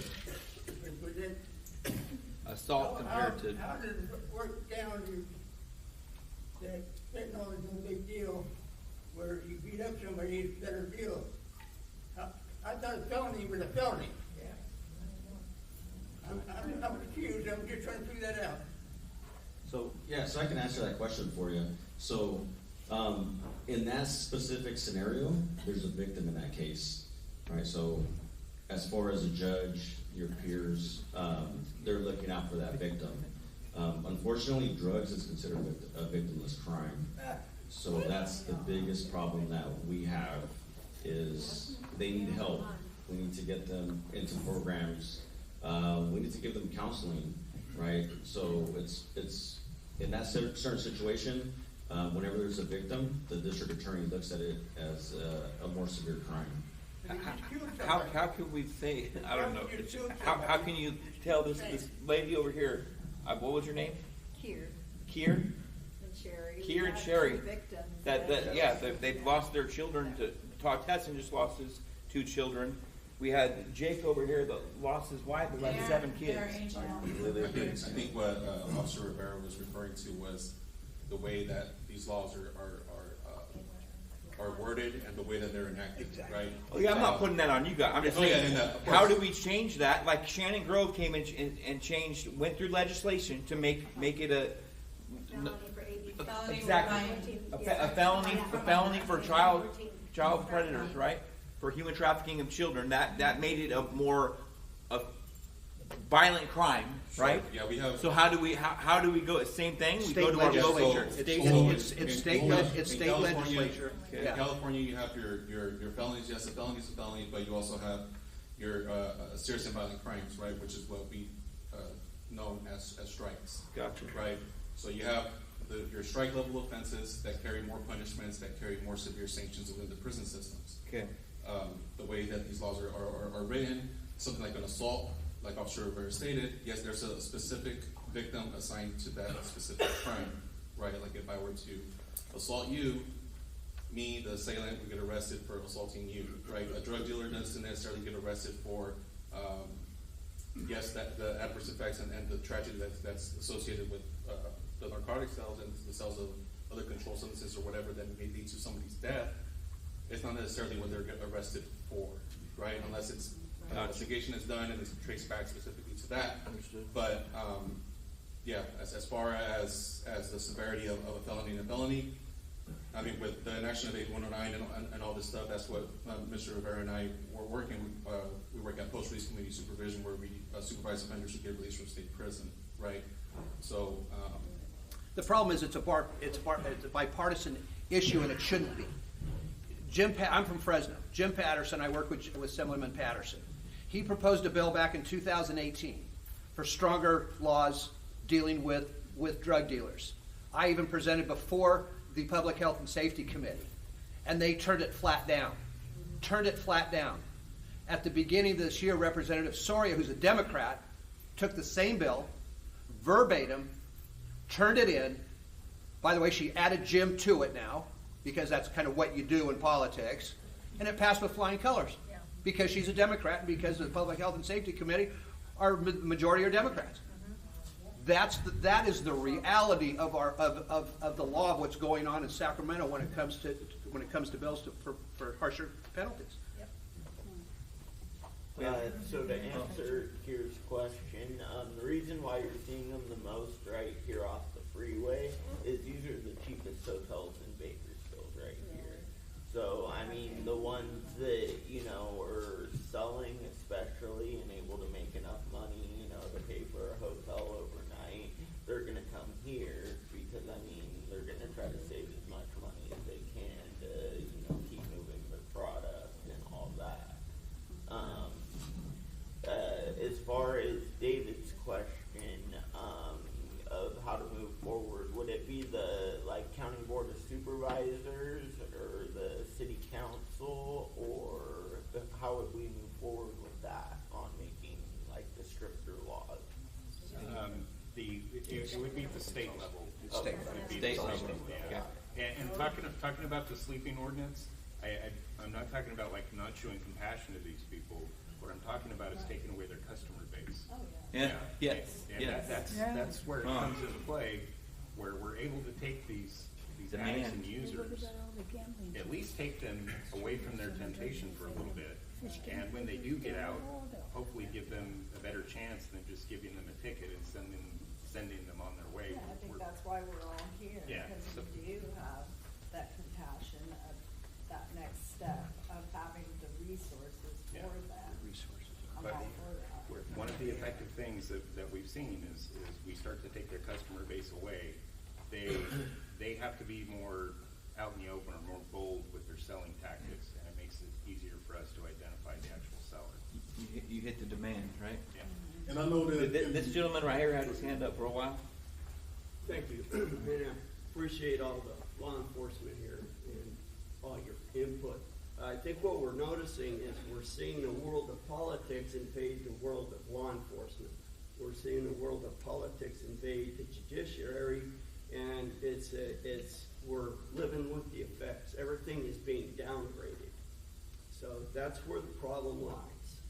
Politics needs to be in the world of politics, and then law enforcement does their job, judiciary is separate, and they do their job. Yeah, and I just want to add too that we in San Francisco where they had a big problem. That's where our headquarters is. We are here in Bakersfield, but my headquarters is up in San Francisco. So I know San Francisco has had problem in the Tenderloin district. And just to share with you guys, and I won't go too deep into it, I lost my youngest son to fentanyl overdose, and he was up in that district. So I moved here back in 2020. So I was a single parent also when I was in Florida, and took care of the kids. But sometimes unfortunate things happen. So in the Tenderloin district, what they were having happen, they were having these guys from Guatemala, I want to say, coming in and selling fentanyl. So they bring a lot of fentanyl in, and you had the open market areas up there where our federal building is located up there. We had problems with federal employees, federal agents getting assaulted by homeless people that was on fentanyl and those type of things. So it got to the point that was so bad, as you guys probably know, that the federal system came in. We worked with the Northern District up there, and so they started prosecuting a lot of these guys that was dealing. So you had a lot of the guys that what happened, they'd get arrested, but then they'll come back up from Guatemala, and they kept replacing guys that were getting some time in jail. So we started federally prosecuting these guys, and so it kind of made the problem go away a little bit a lot less than it was. Still gonna have a problem, but with the federal prosecution coming in, these guys were getting like 10, 15, 20-year sentences, not going into the jail for a week or two and then getting out.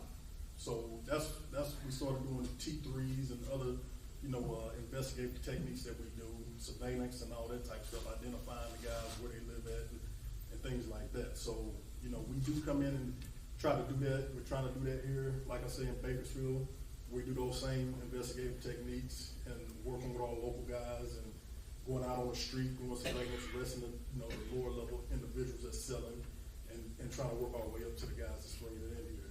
Because you do have a lot of Mexican-based cartel people who live here that have direct reach back to Mexico.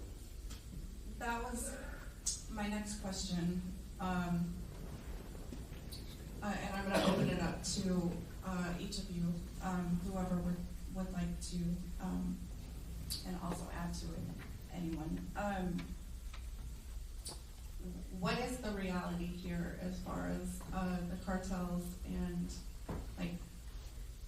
like, do we have cartels here, or is it gang members? Is it? I mean, is there a difference between? It's the cartel. I mean, the cartel is here. They operate. The big guys operate in Mexico because they know that it's harder for us to reach down into Mexico to get them. The Mexican government isn't cooperating with us right now. That's fine. So it's the cartels down there. They have guys that come up here, and I hate to say it, California has an open border. Florida's a little bit different because we had the ports. You got Haitians, you got Jamaicans, you got Puerto Ricans, Dominicans, Cubans, and all that down there. So we had the port system we had to deal with, and you probably find maybe 10% of the stuff that's coming in Florida. And I had CS's, confidential sources that would tell me, hey, look, we were so close to what's the country that starts with B? Bahamas. We were so close to the Bahamas that guys would take jet skis, go to the Bahamas on a jet ski to the Bahamas from Florida, which is about a 4-hour jet ski ride, pick up boat, come back. So it's all kind of techniques they use. Here, you have drones. They use drones to come across the border.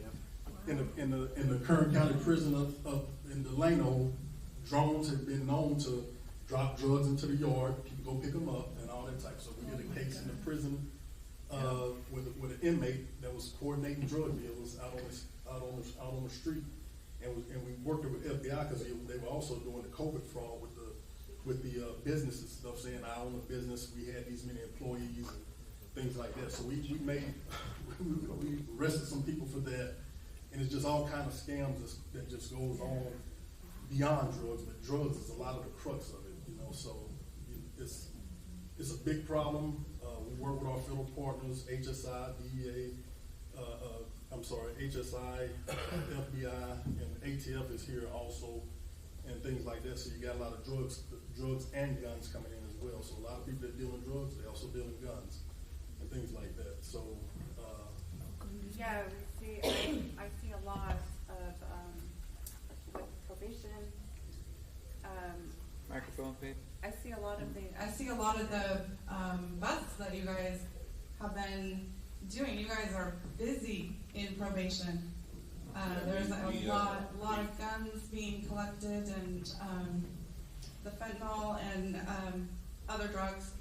And do canines, because fentanyl is odorless, are the canines able to find fentanyl at your locations, or is that found a different way? With our specific agency, our canine is not trained for fentanyl. I'm not sure if there are any canines that are trained in fentanyl. You have them being able to detect, obviously, your heroines, methamphetamines. But with fentanyl, obviously, it's like the agent FBI mentioned. How from China to Mexico, here locally. Just the way that the fentanyl and the pills are being pressed, they're small. They're easy to conceal. They're easy to transport. So yes, we do our searches in the homes and we do the best we can. But sometimes it can go unfounded. And our canine partners would sort of fill those gaps and transfer us with the other types of drugs. With fentanyl, it's difficult just because our canine is not able to detect fentanyl. Thank you. And I've seen a lot of uptick in sheriffs and BPD and all of these agencies finding more and more and stopping them, especially out on the roads, in the cars and so on. There's been some incredible, absolutely incredible work that you guys are all doing, collaborating together out there. But I wanted to touch just a little bit more. Lunch is being served, but I did want to touch a little bit more on two more things. Number one is, can you give us a better idea as far as here? What are we looking at as far as gang activity or cartel activity and so forth? Yeah, so the gang aspect to when it comes to drug sales and stuff like that, it's one of their primary activities as well. Gang members are involved in drug sales, weapons violations, assaults, and stuff like that. A lot of times they become enforcers for these drug cartels. Someone owes money to this drug dealer. They reach out to the gang. Hey, I'll give you this amount of drugs, but you've got to enforce this stuff. A lot of times, if a drug dealer is in a neighborhood, they have to pay what they call taxes to the drug to sell in their neighborhood. So that's where the violence comes in. Drug dealers will say, no, I'm not going to pay you, then violence starts there. On the other hand, drug dealers don't pay, or the customers don't pay, then customers are being assaulted by gang members. That's when you start seeing the increase of violence involving gang activity as well. I had a quick question. For those of us that showed up late, I can obviously tell you're with the Sheriff's Department, probation, but can you guys introduce yourself in the suit? I'm Carlos Roscoe with the FBI. Okay. Kenyon Terrell, DEA. Got it. Thank you. I was just going to add that from a national standpoint, 70% of the FBI's fentanyl seizures over the last 2 years have been associated with violent gangs. Wow. And of course, the cartels speak for themselves. Violent gangs. Wow. And then Nathan, you were gonna talk about any, you were gonna touch more on the cartel. Correct. Yes, I'm with BPD, by the way. Okay. Thank you. Very similar to what Sergeant Guerrero said. The city sees the same thing. A lot of our gangs are across the city-county line, their territories. So we're fighting the same bad guys, so to speak, in their violent acts, which primarily is revolves around drug dealing and rival gang activity and enforcement type activity. I know you remember, it had to happen about a year ago where up in Tulare, they had 6 individuals killed. And so they said it was a cartel hit, which it wasn't. I went to a law enforcement executive summit with the sheriff, I forgot his name, Boudreaux. Mike from Louisiana, so yeah. Boudreaux is a very common Yeah. name. But Boudreaux explained to us the situation. So just to make a long story short, basically, it was Lorranos and Sertanos, I think I'm saying it right. Serranos and Sertanos. So one of the guys, it was a bunch, it was a family living in the house. I think the dad was, he was involved in drug dealing, so he had 30 pounds of meth. About a couple weeks before, they did a search warrant at the house, took the meth, or no, they didn't, the law enforcement didn't find the meth, and so what he decided to do, he decided to tell the guys in Mexico, wherever they were that was controlling it, saying, oh, well, they came and took it, but he was really trying to sell it for himself so he can keep all the money. So that's why the hit was done, if I'm saying the story correctly, is because he didn't want to, I guess they figured out that he did, that money, the dope wasn't taken, because when you take dope, or when we do, we usually give a receipt about what we've taken and seized and all that type of stuff, and they can get the reports or whatever, but, so that, that 6-person hit, which involved, I think it was an 8-9-month-old kid, was all because of dope. And it was meth. So it's not just fentanyl. Fentanyl is bad because you take it and then you die pretty quickly if you don't get the help. But I mean, meth. You look at people that take meth. You look at them years down the line, and they'll look like a totally different person. So those drugs are killing you. They're killing you slowly. Cocaine will kill you slowly. Heroin will kill you slowly. So those drugs have just as much of a devastating effect, just as much as fentanyl. Fentanyl is just quicker because people end up, dying unfortunately quicker from it. But hey, you got to look at all the drugs, not just fentanyl. Absolutely, and I mean, out at our ministry, it's all, 90% of the people we serve out there is drug addicted and not necessarily to fentanyl, to all the others. But I wanted to get to the, we're short on time, but I want to first of all thank you all for the time that you spent. Hold on. Excuse me. Agent Roscoe, you mentioned something. I would love for you to answer. What can we do as a community to help each one of your agencies? Yeah. You had such an incredible response to that, so I want to make sure to get that out Sure, there. thanks for the question. Certainly everybody in the community can report things that they see, even if it's just things that are suspicious. Something that I've noticed, we have a couple of different ways the public can report things to the FBI. We have 1-800-CALL-FBI. We have the tip line online, tips.fbi.gov. We have the Internet Crime Complaint Center. And I've noticed the Internet Crime Complaint Center is used primarily to report fraud, but with so much fentanyl being sold online, I'm really surprised that here in Bakersfield we have not gotten any reports from the Internet Complaint Center of fentanyl dealers selling fentanyl through social media. I mean, I know that to be the case from our knowledge of, between the law enforcement agencies and what's known, widely. But I would just encourage people to tell others and to do it yourselves. When you see something strange, report it. So, for example, parents that have knowledge of the kid's social media and they see all of a sudden that the kid goes to the front door and then picks up a package, and then he tells you, oh, it's an Amazon package, and it's like, it's 11 at night. I wonder why that would be. Why was the package not left on the front door? Why was it left around the corner from the garage? It's because the Uber Eats of the fentanyl dealers don't leave the package on the porch, out in the open, the way the Amazon package delivery people do. So just little things like that, if that can be, that needs to be widely spread, and that people need to be told to report things like that. And especially when parents discover that their kids might be taking drugs recreationally, to report those dealers. It doesn't need to be to the FBI. It could be to the DEA. It could be to BPD. It could be to KCSO. Just get those things reported.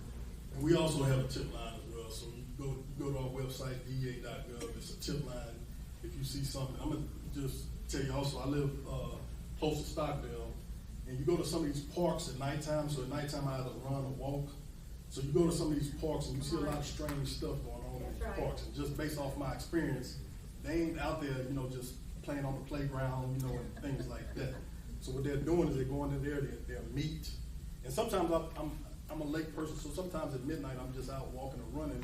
And so I see the park that's kind of dark, with people two cars sitting beside each other. What do you think they're doing? They're not out there doing any wholesome stuff.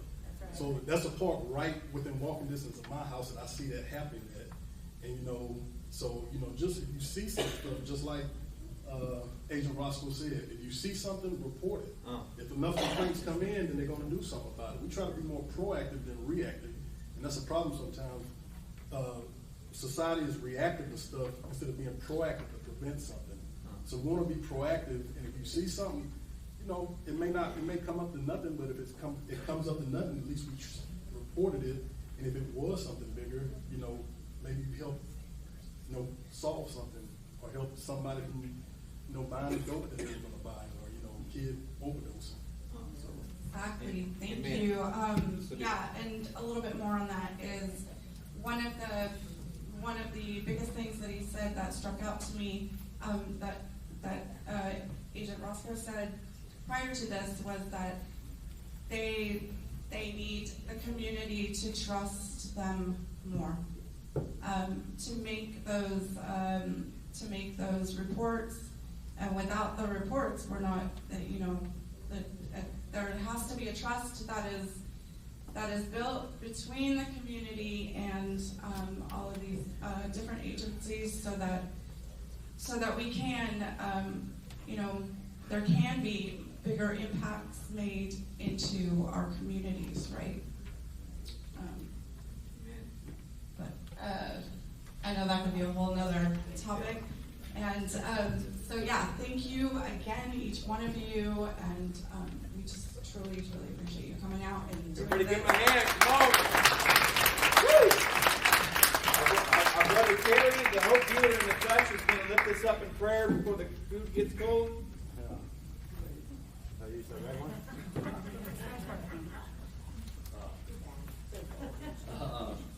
Lord, we just come to you, Father. First of all, I just ask that you put a hedge of protection around all our first responders out there, Lord, that are in the trenches with you, serving you, Lord, and trying to keep our community safe. Father, we just ask that you would put a hedge of protection around them, God. Yes. Lord, just lead them and guide them, Father. We need people, men like this and women, Father, that are in higher positions, Father. So right now, I just ask that you would keep them all safe, Lord. Give them wisdom. God, we just lifted this meal up to you, Father. We just thank you, Lord. We just ask that you just let this food nourish our body, Father. Father, all glory to you, God. In Jesus' mighty name, amen. Amen. Amen. All right, we're going So our keynote speaker, Flint Anderson, I discovered his podcast about 2 years ago. And every week, I'm like, oh, I can't wait till the next one. Can't wait till the next one. So we are really excited to have him here in town, and so come on up.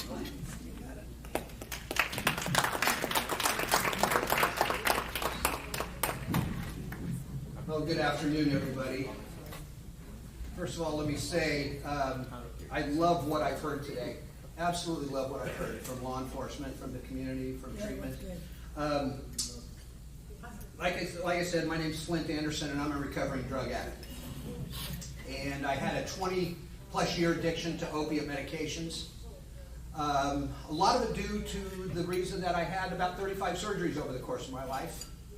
I had one a year from the time I was born to the time I was 13, 4 more in 1976, and the list just goes on and on and on, with a couple open heart surgeries and God knows what else. I mean, surgeries I don't even talk about anymore. But the point to that is a lot of my opioid receptors had been changed since day one.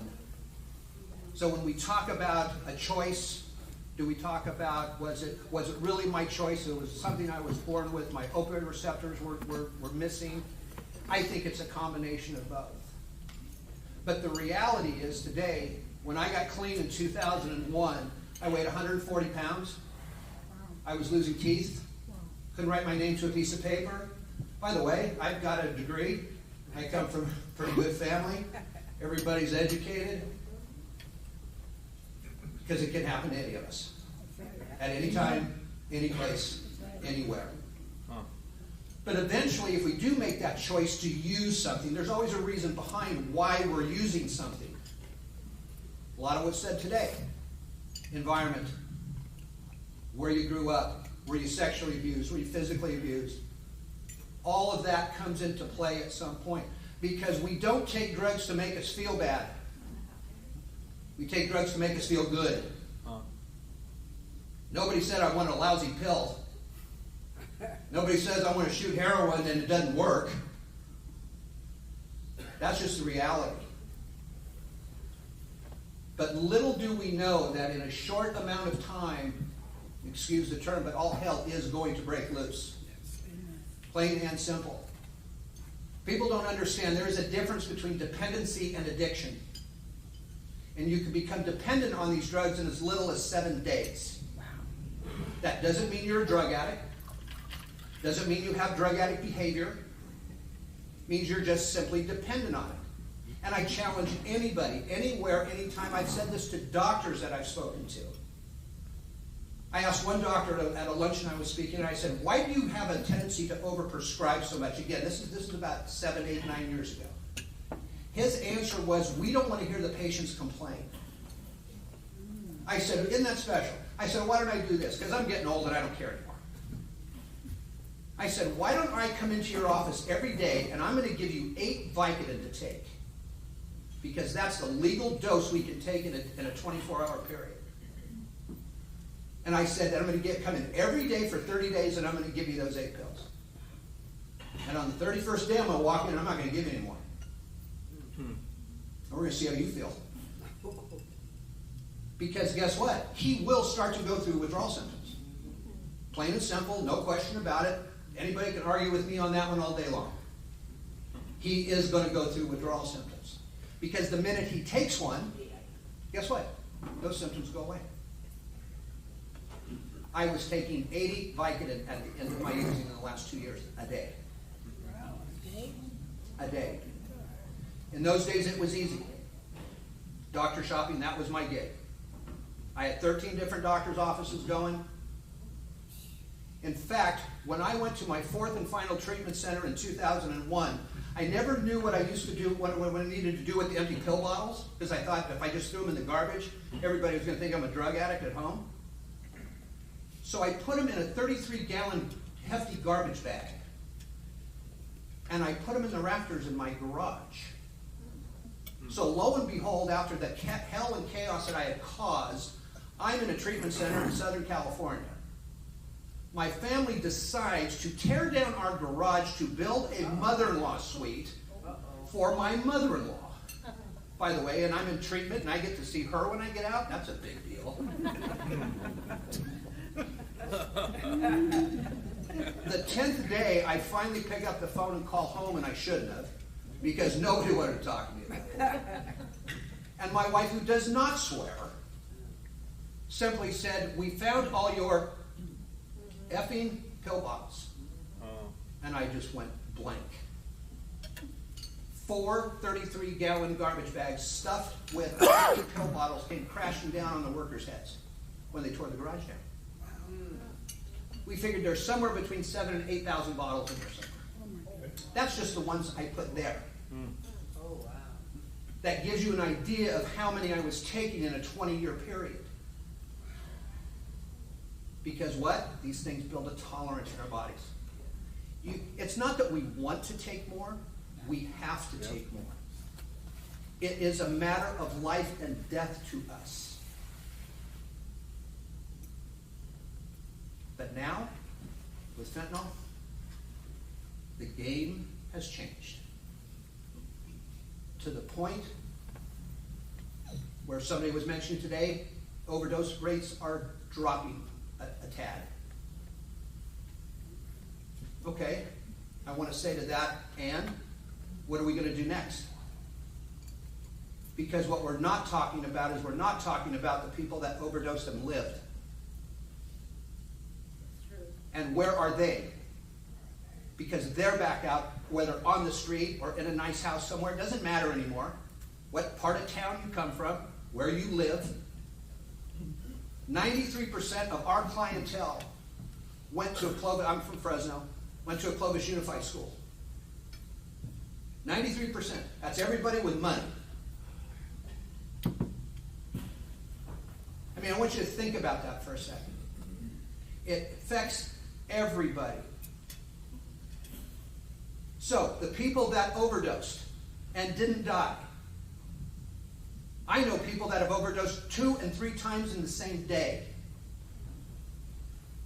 Because it is so, we have to have that drug so bad that we will do anything to get it.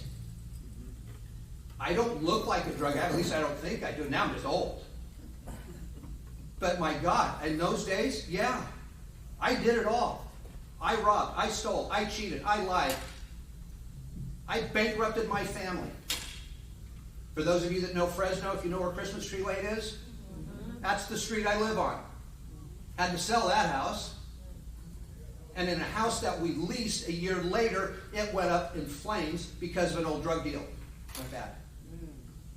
By the way, I'm still married to the same woman after 45 years. That's pretty cool. Yeah, but you don't mess with this one. Because she ain't going down this road ever again. Ever. Because it ruins relationships. It ruins families. It ruins relationships with kids, with your parents, with your grandparents. have two sons that didn't want anything to do with me. Nothing.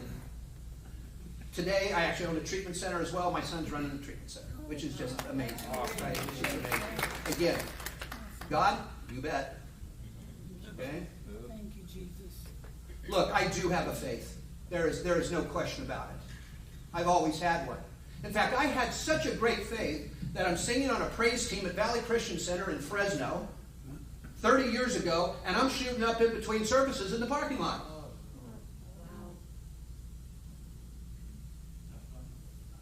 I'm not joking when I say this.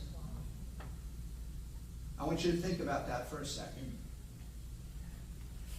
Because I heard such good stuff today from everybody. And yes, is prayer something that we need? No question. But we cannot look past the fact that God is putting people in our path. Amen. That says, and we are too, I'm not going to say we, I'm going to say me. I was too stupid to even recognize that. How many times did I have people say, hey man, I'm here for you. I'm here for you. I want to help you. Nah, I got this. God's got a plan. That's the old joke with the helicopter and the flood, whatever that is, right? Yeah.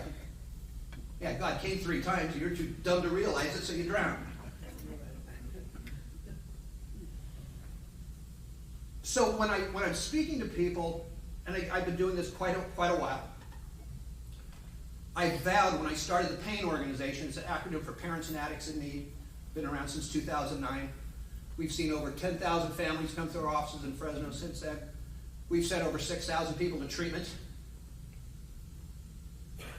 And this may bother a few people, but again, I vowed to tell the truth in this. It's got to be the right treatment. You see, the number one reason why we don't get clean is because of the withdrawal symptoms, like I said. And how do we do that? Our society, our system is so screwed up at this point that treatment, in my opinion, is split into 2 areas. You've got those that have Medi-Cal or governmental aid insurance, or none. And then you've got people that have a PPO insurance, the Cadillac of insurances. And I have to say it, our treatment center does not take Medi-Cal. We can't. We live in the state of California. Our costs are so outrageously high that Medi-Cal pays $180 a day. That does not cover our food cost.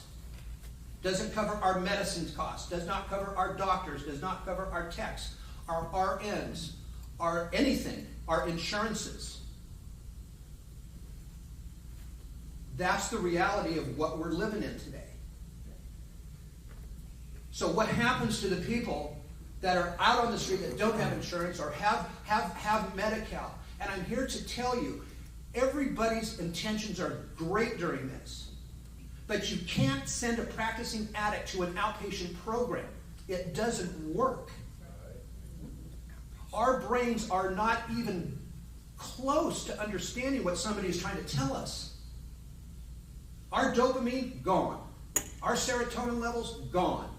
Everything that keeps us normal, gone. Now, that comes back. God created a wonderful body.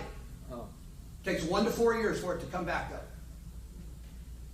Yeah, depending on who you are, what you use, when you use, hell, even who you use with.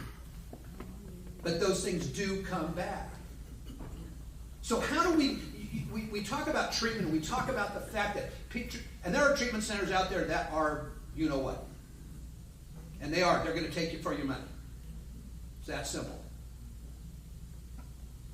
But addiction is as much behavioral as it is a physical addiction. And how do you change behavior in a 28-day period when you've been using drugs for 5 years, 10 years, 20 years? You don't. Until we get laws to change that says, okay, sir, ma'am, you're in this program for minimum 90 days. By the way, you're going to be detoxed properly. And by the way, you're going to be given sobriety as your first option. Now, if there's other things along the way, like Suboxone or methadone, first of all, I think methadone, I think every airplane, F-16, ought to fly over a methadone clinic and drop a bomb. Because here's my point to it. It took me 2 years to get off of it. Not one clinic wanted to get me off of it. I got off of it myself. And it was hell. Because here's the thing. If I'm on methadone, and I decide to go to Santa Cruz for the weekend to see a grandson's baseball tournament, and I forget my methadone, I can't walk into a clinic in Santa Cruz to get it. I have to get it out of the clinic in Fresno. It's run by, guess who? DEA and the federal government. By the way, they do a great job at it. But that's the reality. What happens if I'm stuck in Hawaii and I forgot my meds? My butt's on a plane coming home. Because I will go through withdrawals in about 8 hours. And those withdrawals, I did. I had a psychotic break. I didn't know where I was. That was kind of my point with a question earlier today when we were talking about Suboxone. And there is, and again, there are a lot of things that are right for one person, maybe not right for another. But I take issue with the fact of putting a 25-year-old on a Suboxone or on a methadone for the rest of their life. Because you now have a chain around your feet. I don't care what anybody says. And again, like I said earlier, you're giving a narcotic to a narcotic addict. If I'm in treatment somewhere and I'm bouncing off the walls and I'm an opiate guy, and they say, hey, you want to take this because it's opiate-based? What am I going to say? No. Of course not. I'm going to jump all over that. Because that's what we do. People have to understand the addict. You have to understand how we think, why we think that way. And that's the problem. And again, I'm just talking about the Valley and the state of California. Nobody's asking the right questions here. They're certainly not asking us. I can't tell you how many doctors that I will literally argue with because I don't care about arguing. Prove to me something different. You talk to anybody in long-term sobriety, any of us, and I mean long-term. I'm not talking 6 months. That's not long-term. That's you haven't gotten out of bed yet. But I'm talking 10 years, 15 years, 20 years or more. We're going to choose sobriety, straight up sobriety every time. Another reason that comes along that people don't talk too much about is the whole drinking thing. I don't drink. I'm not an alcoholic. Now, did I drink? You bet. I was really good at it. Because my mantra was more. But in 2005, my younger son was graduated from high school, but they had their junior-senior prom. Right? Everybody goes to a house. Kids all come over. They're all dressed up. They get in the limo. Everybody leaves. Mom and Dad open up the bar. They told me the next morning I had 12 shots of Padron. 12. They found me 10 miles away at a Taco Bell eating 27 tacos. Seriously. Who does that? I did. Right? Because again, the addict mind is, I have to have more. I can't stop at one. Irritated my family something horribly. Even though I wasn't mean or obnoxious or anything like that, just a good old fall down drunk. And I haven't had a drink since. I can't take that chance.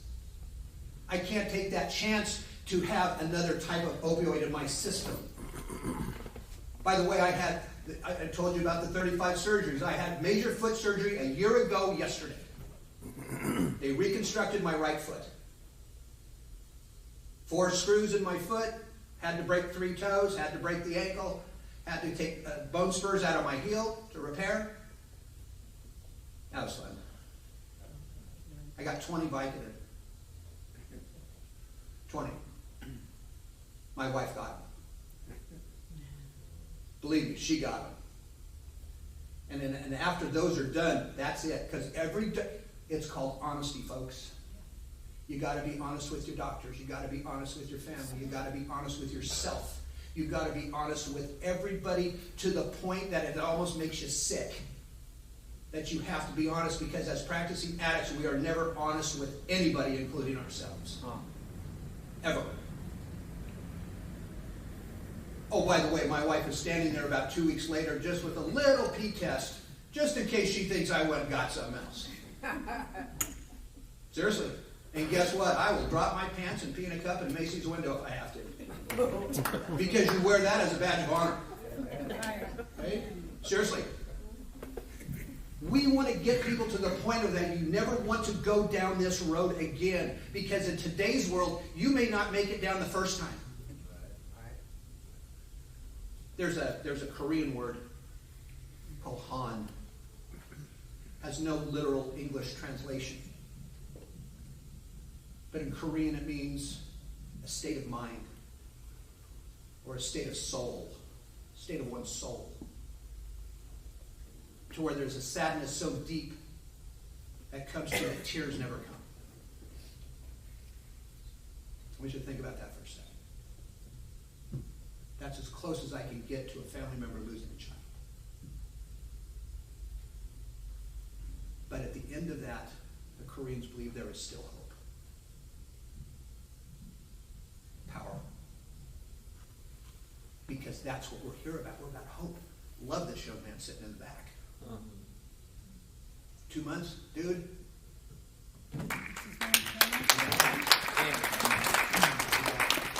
Because the reality is, in today's world, most of us will not make it. Most of us will not make it. And it doesn't matter. Again, it doesn't matter what color you are, what nationality you are, male, female, or whatever. It don't matter. You will be affected by it somehow, some way, with someone at some time. And I have a responsibility as well, as I know the people in this room do. That's why I love these guys. I don't even know these guys. You know, when I hear of bus going along, you know, they're arresting somebody. By the way, they'll say they popped somebody with 450 million pills. I want you to think about this statement for a minute. That ain't much. It really isn't, because when you think about it, by the way, that means you guys saved a bunch of lives that day. You saved somebody from a possible overdose. But I want you to think about that number for a minute. 450 million M30 pills, let's say. How many got across? Because the demand is so great that 450 million pills are probably sold within 5 days. In one county, as far as we know. The enormity of this has not been truly leveraged or spoken about. Treatment certainly has not been leveraged enough to talk about, at least talked enough about so we can change it. I've had kids run out of an emergency room pulling their IVs out, because what happens when you get hit with Narcan? Withdrawals. Wipes out all the opioid in your system. You're in immediate withdrawals. I do the same thing. See ya. I'm off to the drug dealer. I'll break in that pharmacy. I don't care. Think about that. We will put the drug before any of you. Mothers, fathers, brothers, sisters, aunts, uncles, cousins. It doesn't matter. And I look back on it and it's like, here's the big one. Something I had to learn. Gee, God, how'd you allow that to happen? Well, guess what? I grew up. He didn't allow that to happen. I allowed it to happen. He never left me in the middle of all that mess. Ever. Ever. In fact, he's the only one that was with me. The only one. Because he kept telling me, he's going, Flint, this ain't going to be easy, boy. This is not going to be easy. You've been at this a long time. You've got lots of stuff to change here. Lots of things to change. By the way, not only does it start with you, it starts with your family. It starts with your wife, your kids, your coworkers, even people you don't like. And there's a bunch. I have to have that compassion. I have to have it. I don't need it. I have to have it. Because again, I shouldn't be sitting here, standing here, whatever. This whole mess that we're in, it's again, whether you agree with me or not, that's not the point. It's almost biblical. China, for centuries, they think in 50 to 100-year increments. Where they're going to be in 50 years, where they're going to be in 100 years. You can research this because this is true. This is their thinking. They know already 50 years from now what their plan is for us. And the rest of the world, just not us.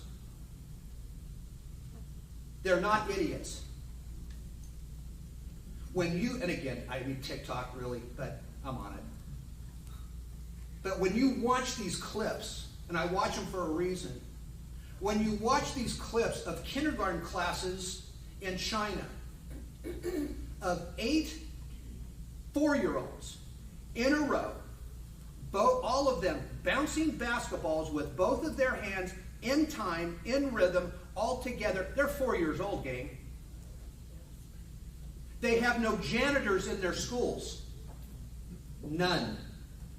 I'm talking kindergarten on up. They teach them how to cook. They teach them how to clean. They teach them how to respect. They teach them all of these things. All for what? The greatness of China.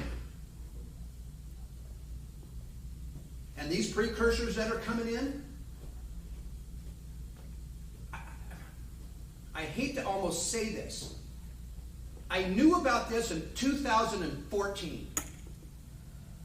And in Fresno, I was yelling about it in 2014. We knew fentanyl was on its way. We knew carfentanil was on its way. This is no surprise. But all of a sudden, it's a surprise. Why? Again, call me an idiot. I don't understand. We have brilliant people in this country that can figure this stuff out. I'm the dumbest one out of the lot. And I figured it out in 2014 because I researched it. Because it actually started in Russia, and it came into the eastern part of the United States. And of course, everything that goes east comes west. And at some point, it got here, and it did. And I know with DEA, because I got some buddies that are DEA, right? 70% of all cocaine today is laced with fentanyl, correct? Okay, I know where you're going with that. But think about that. Do you know there are cocaine dealers now in Canada and the eastern seaboard? Because I don't know if you've heard of pink cocaine. Okay, that's a new one. But there's a side note to that. There's also drug dealers that are putting pink dye in their cocaine to let the end user know there's no fentanyl in it. Because their sales dropped.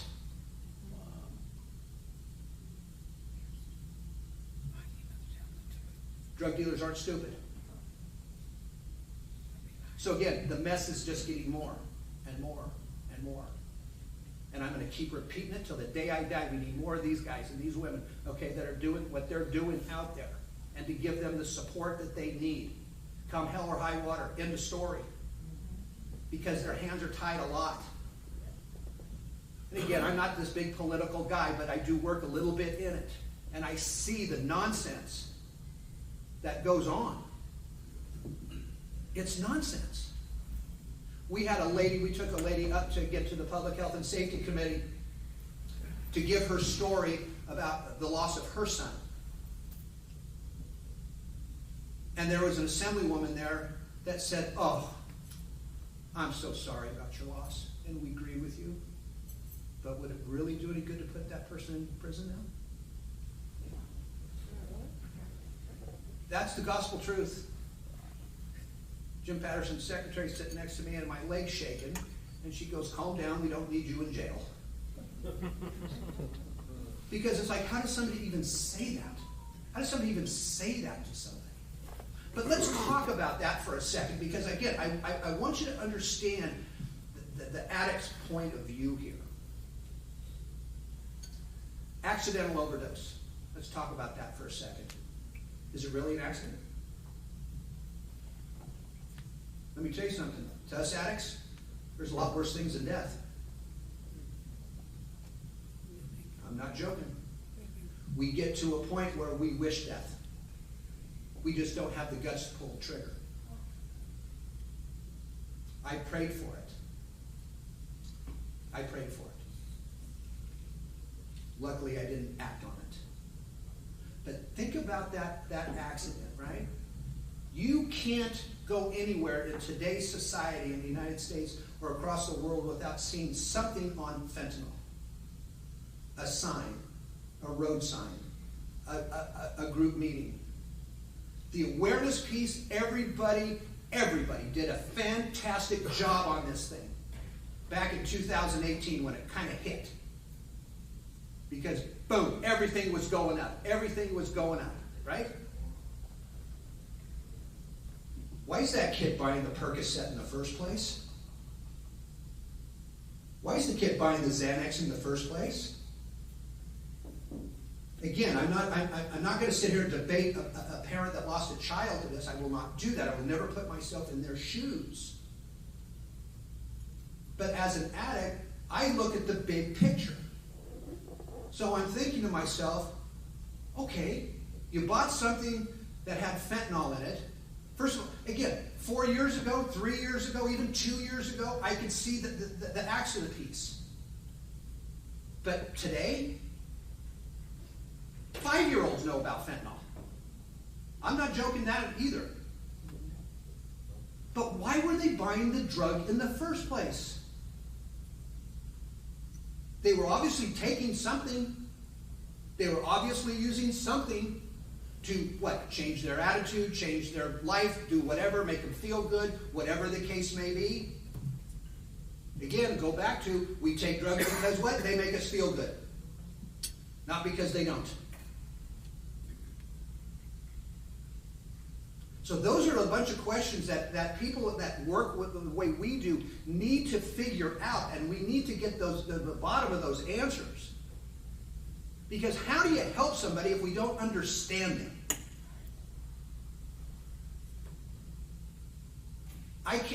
Recovery rates in the United States, you know what they are today? 7%. 7%. These gentlemen back here, again, guys, great job. Okay, you're talking about SLEs. You're talking about beds. You're right, there aren't enough beds. But there's not a lot of oversight either on these places. And a lot of these places are just drug dens. I own an SLE. We haven't called the police in 8 years because we run it with a tight ship. We have people in Fresno that overdose in sober living homes because they don't drug test in there. And sober living is not treatment.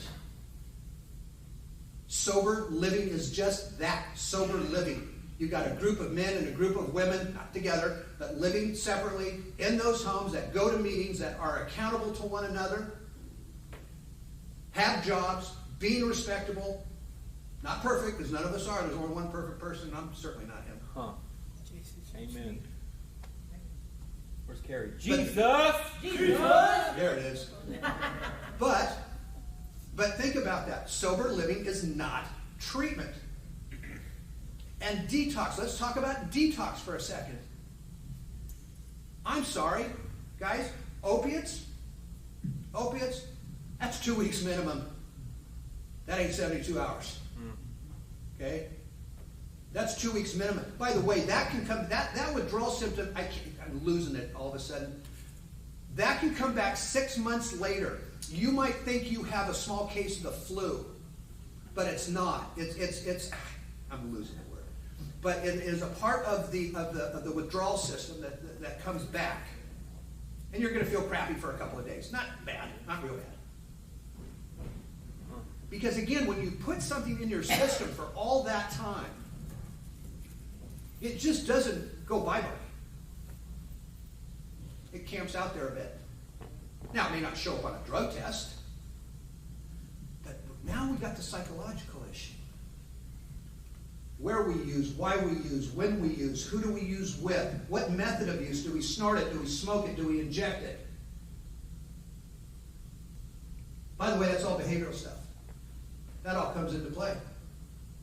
Do you know when I go into the hospital, even to this moment, or the doctor's office, and I'm getting a flu shot, and they take out the alcohol prep pad, and they wipe off the arm, I got to sit back.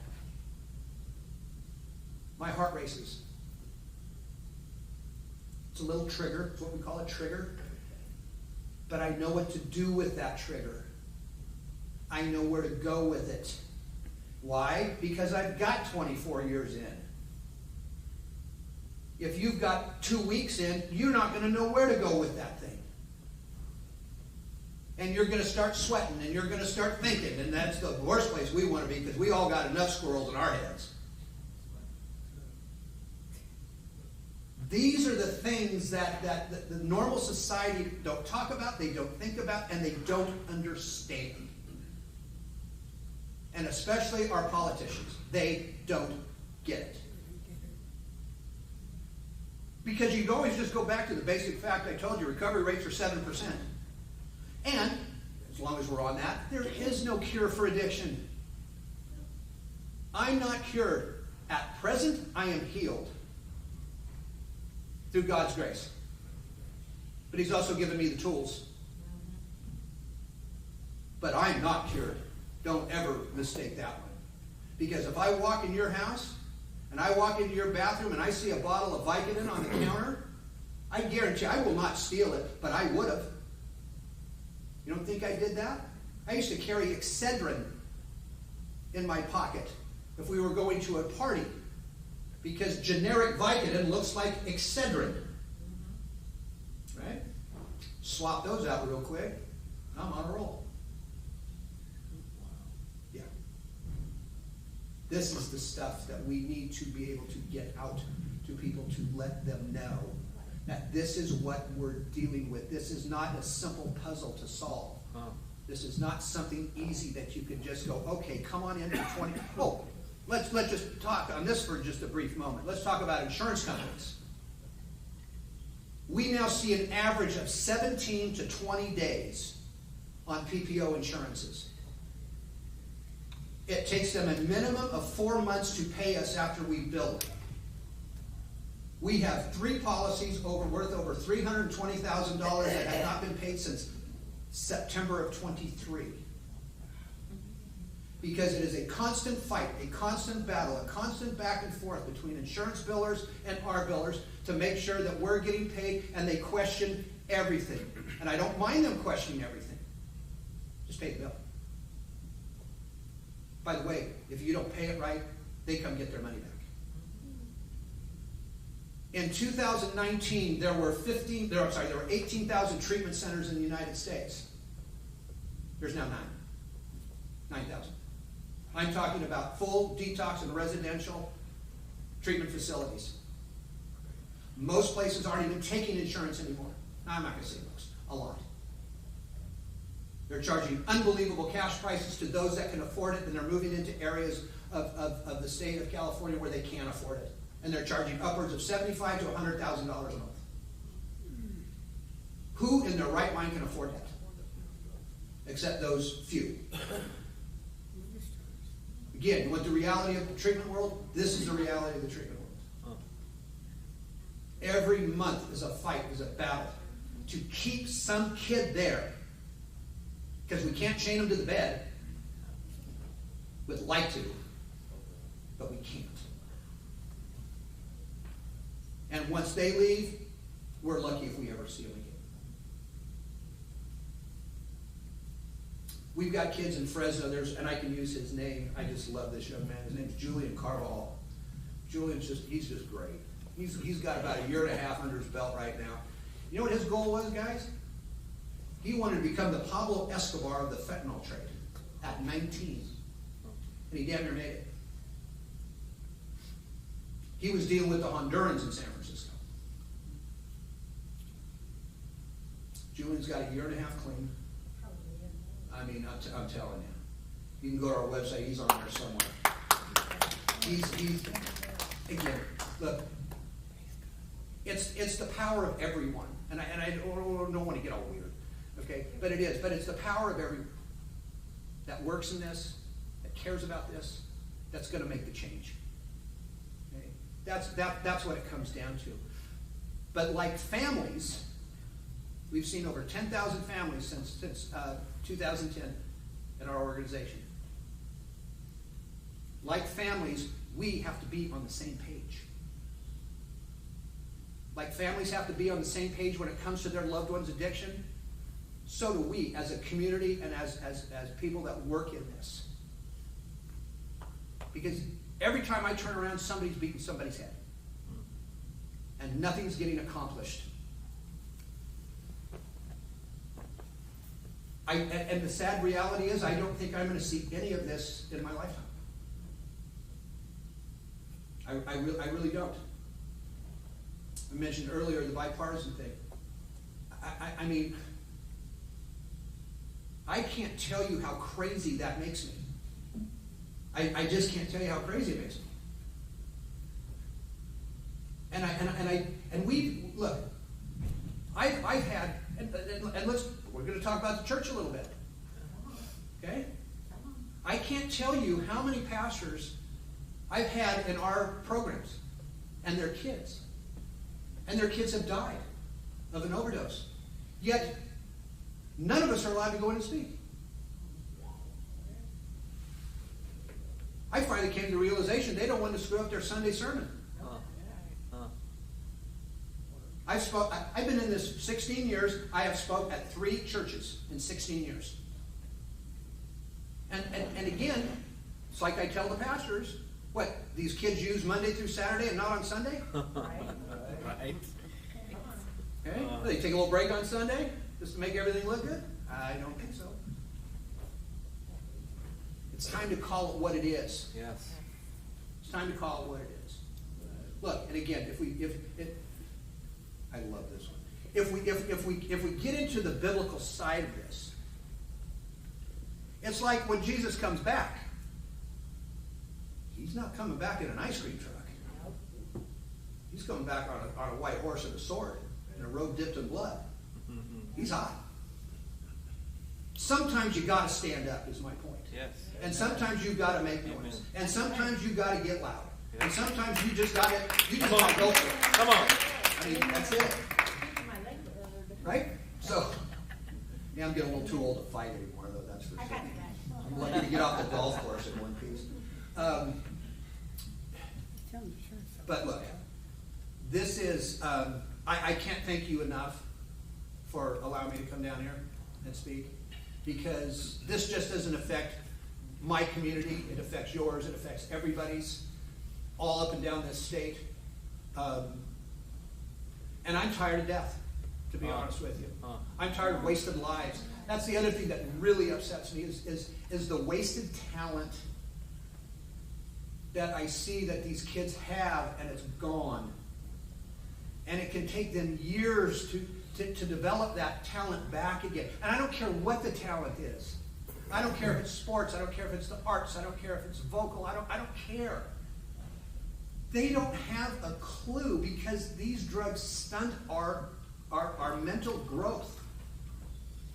Then all of a sudden this kid will be clean for 1 year or 2 years, and all of a sudden he's doing something. You go, wow, how cool is that? That's what I miss. We got a good generation behind us, but I'll tell you what, it ain't long for it if we don't do something and do it fast. Anyway, that's kind of my story. But if you got any questions, I'm here for a little bit, and fire away if you got any. Give Flynn a hand. No. Thank you, brother. I had one question for you. So I agree with you. I fall in line with your thought process on the Suboxone not for a lifetime, okay, if it's needed. Because I see two extremes being in the faith-based community. I see ministries that don't allow it whatsoever because Christ can do anything, and He can, and I see that extreme. But I also see the extreme over here of Dr. Baird, where he looks at it as a disease and he's going to treat it. I think there can be some balance in the middle there. So do you have some in your treatment program? Do you have some type of taper off system to where you could say, like my brother Tanner right here, instead of for you 29 years old being on Suboxone for the rest of your life, is there something we can tell him, some type of 90-day treatment of Suboxone to wean off of it or something? Yes. So okay, can you share that? Yes. So what we do when they're in our treatment center is, again, because we are dictated by the insurance companies on how long we can keep somebody unless somebody is paying cash. It's that simple. Okay. So if somebody's got an insurance policy and we're lucky enough to keep that person for a 28-day period, we will detox them off the Suboxone in about 2 weeks. Really? In 2 weeks. Can you share that process?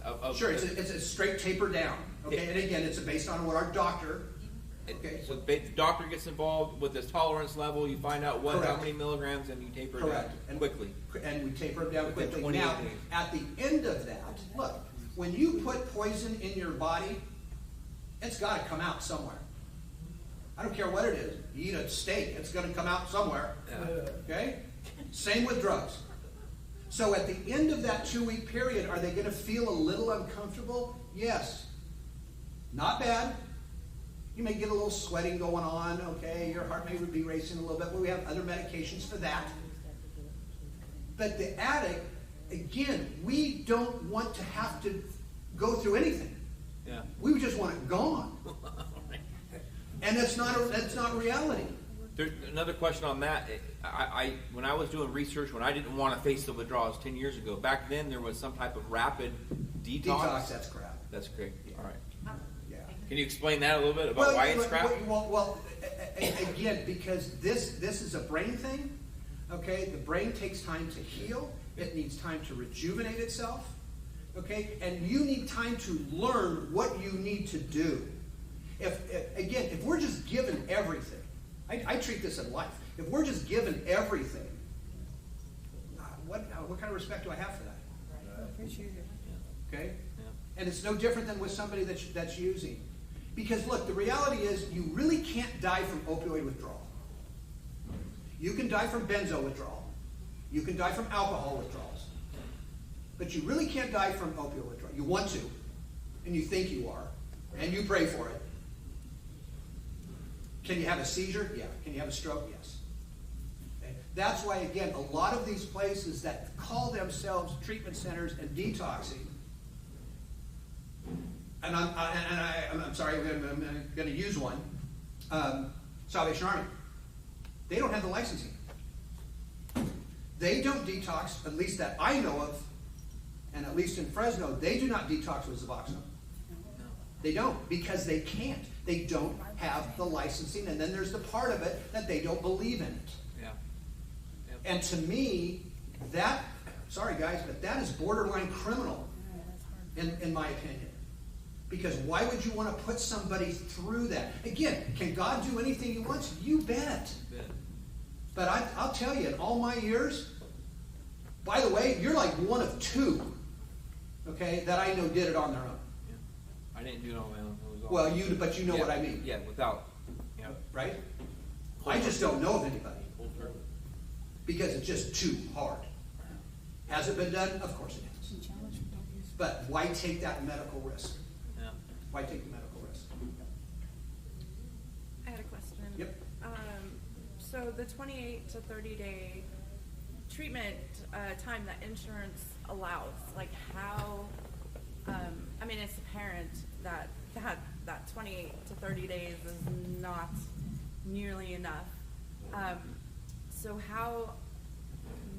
what is the process of trying to get that changed to where it's, 90 days or whatever? That is going to take literally an act of God.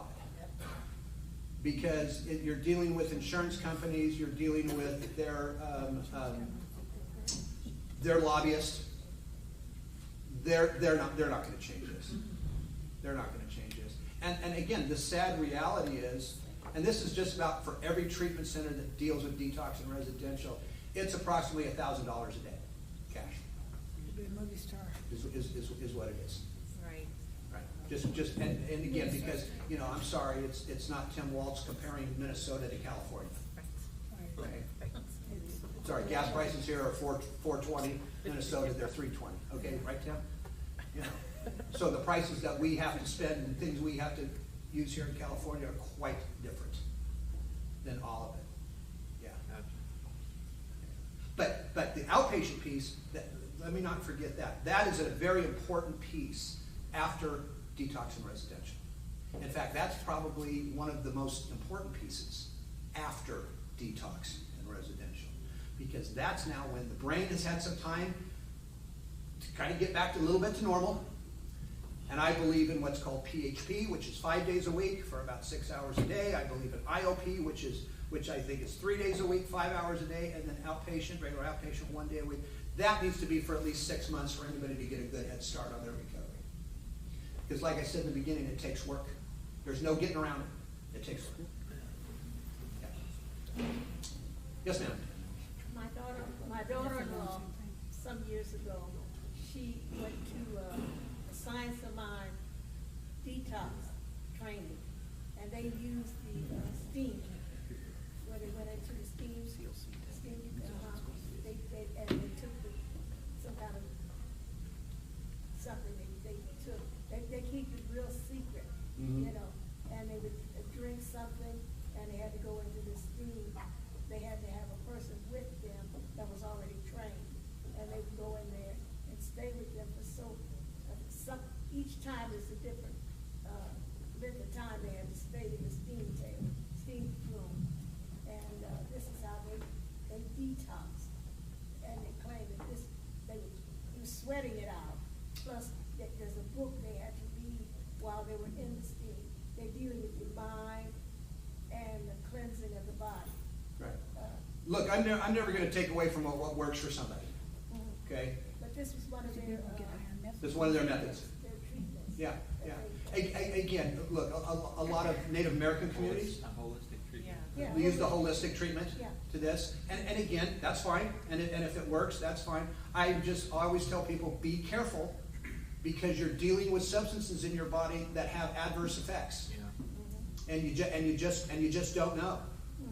You know, again, I'm the last person that wants to push medications on somebody, right? But you just have to be smart, and you have to be careful about it. Yes, ma'am. What is the percentage of the youth that go through your treatment center that actually make it to the end of it and not leaving early? And well, what do you mean by youth? Because we cannot take minors. Oh, okay.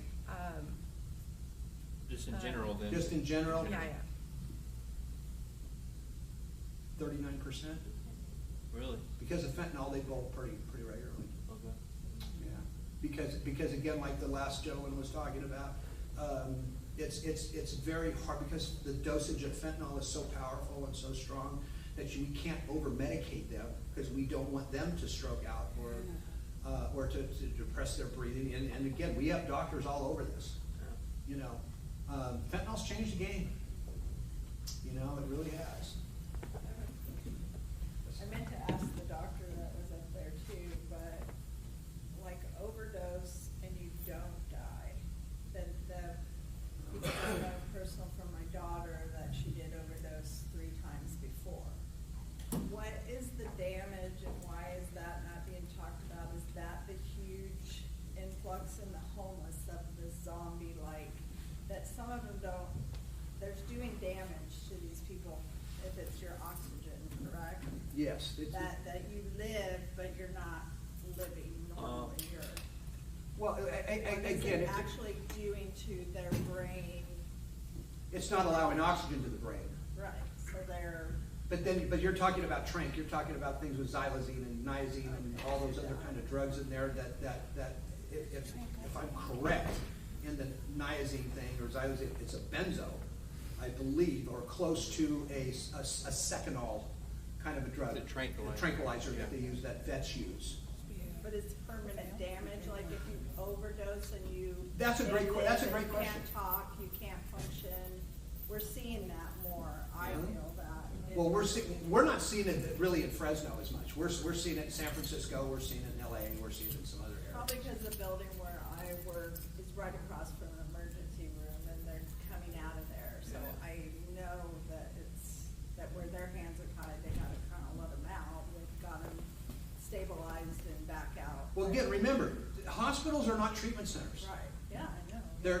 They're not. They're not going to keep you. They're not going to put you. They're not going to put you in there for 2 weeks or a month or whatever it is, because they don't have treatment centers inside of hospitals. Their job is to get you in a bed, get you stabilized, and get you out. So it's brain damage. It's doing brain damage. I would imagine that it is. Yeah. We've noticed that too in our ministry, for sure.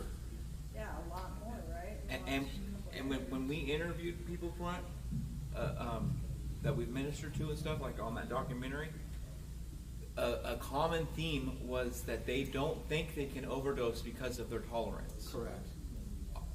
Pretty much across the board. Every one of them said they want to overdose. Even Tanner. I could. Yeah, they couldn't overdose because of their tolerance. And some of them even said when they did, instead of making them more fearful, they wanted to get there again. They want to get on the brink of death. We will always, it's 2 milligrams. We will always, even I did it. I would take it to that 2 milligram mark. All right? Knowing full well. But what if they get a batch that's more potent? Well, you're dead. Or carfentanil or something? I mean, you can't still overdose, right?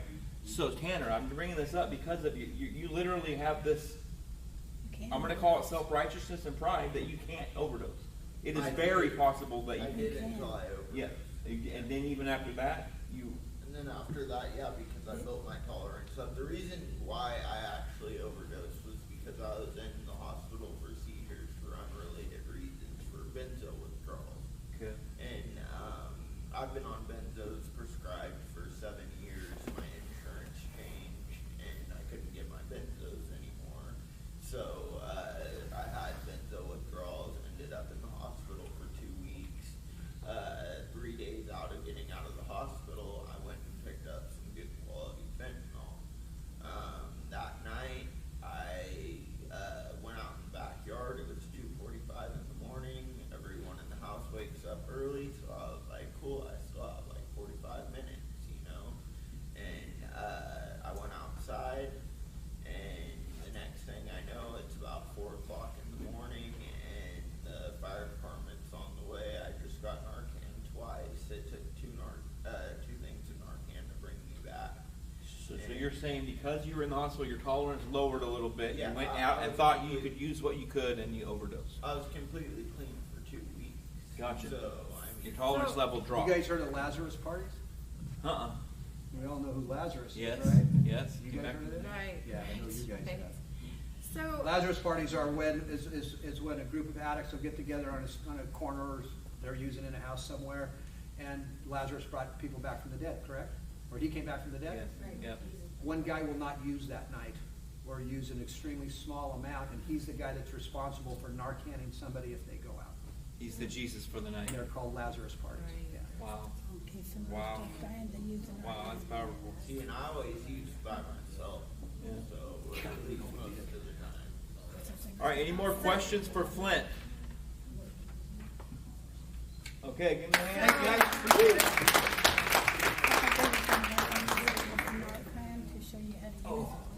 What's that? no, but we can check We're it gonna, with someone. we can set another one up. We do that every so often. I got it at home, but I don't know how to use it. Oh, you're welcome. Okay, so before we wrap this up completely, Oh, thank you. does anyone have any ideas or any solutions that you thought of, like, oh, you know, this should really be tried, it's never been tried before, or does anybody have any ideas as far as, I think that it's really important that we start figuring out like more impactful programs for our youth, because I'm not so sure that they're all learning this at home, right? I mean, our kids are, but I don't know how many, if that's the norm, if that's the thing that's going on. And I do know that when, what was it? It was on Tuesday for Red Ribbon Week. I spoke about this earlier. Our kids at their school, it was twin day. So I'm like, oh, perfect. You guys can wear your fentanyl shirts. It's perfect. It's Red Ribbon Week, blah, blah, blah, right? Well, they went to school, and even one of their teachers just shook her head at my youngest. And it's like, okay, something's failing. There's something not really, there's something really missing for our youth.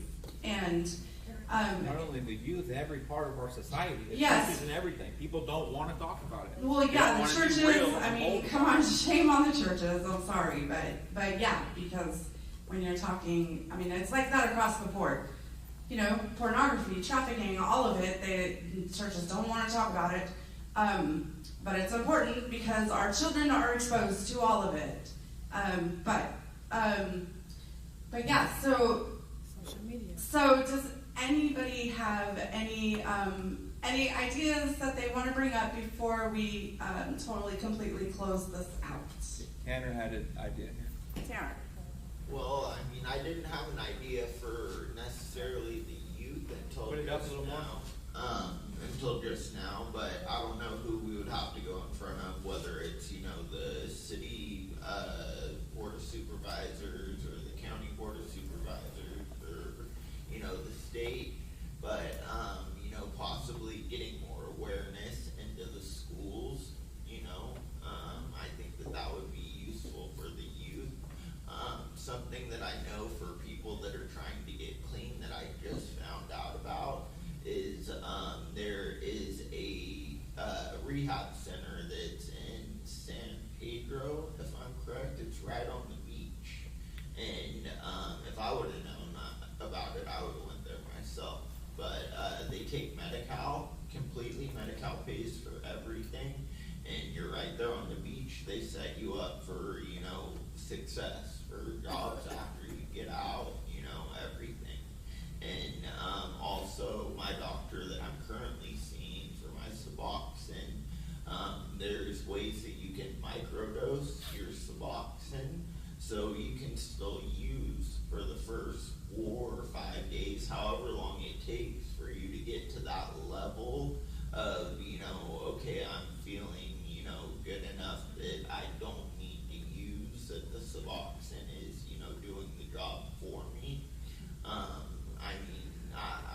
aware of that, and I can get that, the paper that the doctor gave to me, I can get that, we can make copies, and we can give that out, at the church, wherever. But, just to let people know that, hey, you don't have to go through, like I did, these 3 or 4 days of just horrible withdrawals. You can start out at 1 milligram, 4 times a day and still use, and then the next day bump it up to 2 milligrams, 4 times a day. The next day, and as you're doing that, you're cutting it in half. You're cutting your use in half each day until you're not using it all. So, right on. Thank you, Tanner, for that input. I know that the DEA has a really awesome program for the high schoolers. That's the impact where, do you partner with MAD, with the car the crash site that goes out there? Yeah, please. No, what I do is since I'm the head guy here in Bakersfield, what I do is I go out to certain schools when I get invited and stuff like that, talk to the kids about drug abuse, and just try to educate them. We have Red Ribbon Week. We talk about Kiki Camarena, who was a Mexican American who got killed over in Mexico when he was stationed there. That was back in 1985. So he got killed, and we kind of used that to commemorate his legacy. And we also try to educate kids on, you know, drug abuse. We've gone out to went out to Shafter about 2 or 3 weeks ago. So went out there, did a national night out. You know, they had, you know, EMS, they had other, you know, BPD, they had sheriff's office out there. We're just showing them what we do, you know, because when a lot of people see the feds and anything like that, they're like, oh man, I can't say nothing around them, you know, and things like that. But we're not here. We're here to help people more so than to put people in jail. We want to put people in jail, but we also want to talk to the community and the kids and try to get them at an early age to not want to do drugs. Because I mean, you know, like I say, you know, I'm a service member. I've been overseas, and I'm gonna tell you, in America we have it good. Because if you go to some of the places I've been to, you probably in shock and awe of some of the stuff that you would see, some of the services they don't have that we have commonly, and things like that. So in America, sometimes we can be too comfortable, and we don't want to have to work or suffer for certain things. Like when you go through certain training, special forces, Ranger, you know, all these schools you go to that, they put you through a set of tests that is not going to be easy and it's going to be hard. You're not going to be able to eat for a few days, you know, and this, that, and other, and you're going to have to suffer through some type of pain. But if you suffer that pain, you graduate. No pain, no gain. That's right. So you have to go through things sometimes in life in order to appreciate what you have that's readily available. So like I say, you know, we kind of get too comfortable sometimes, but we got to realize that we have to be uncomfortable. We have to have those uncomfortable conversations with kids that may not know, but kids know more than you think they know because they go to school. And believe me, what you're not talking to them about in school, somebody else is. Like another student, you know, somebody on the street or whatever. So I noticed that you said you go to the high schools. Don't you think we should be Junior high. We went to elementary up in Delano about 2 weeks ago. You are going to elementary school? Yes, when we get invited. Now I've been to meetings where, you know, I pass out my card and tell people, look, when we come to the school, we'll make time to come. So do you think that's something that maybe the boards, the board should be looking at?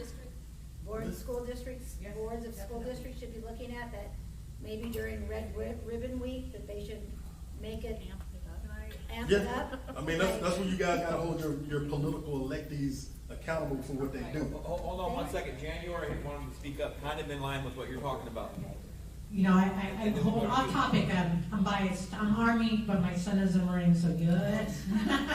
But, you know, what I hear is, you know, where we are failing, and this is my stance, and I've said it at the school board meetings, I've said it in front of churches and other leaders, we dropped the ball on being accountable. You know, we want law enforcement to be responsible. We want law enforcement to have a speedier response.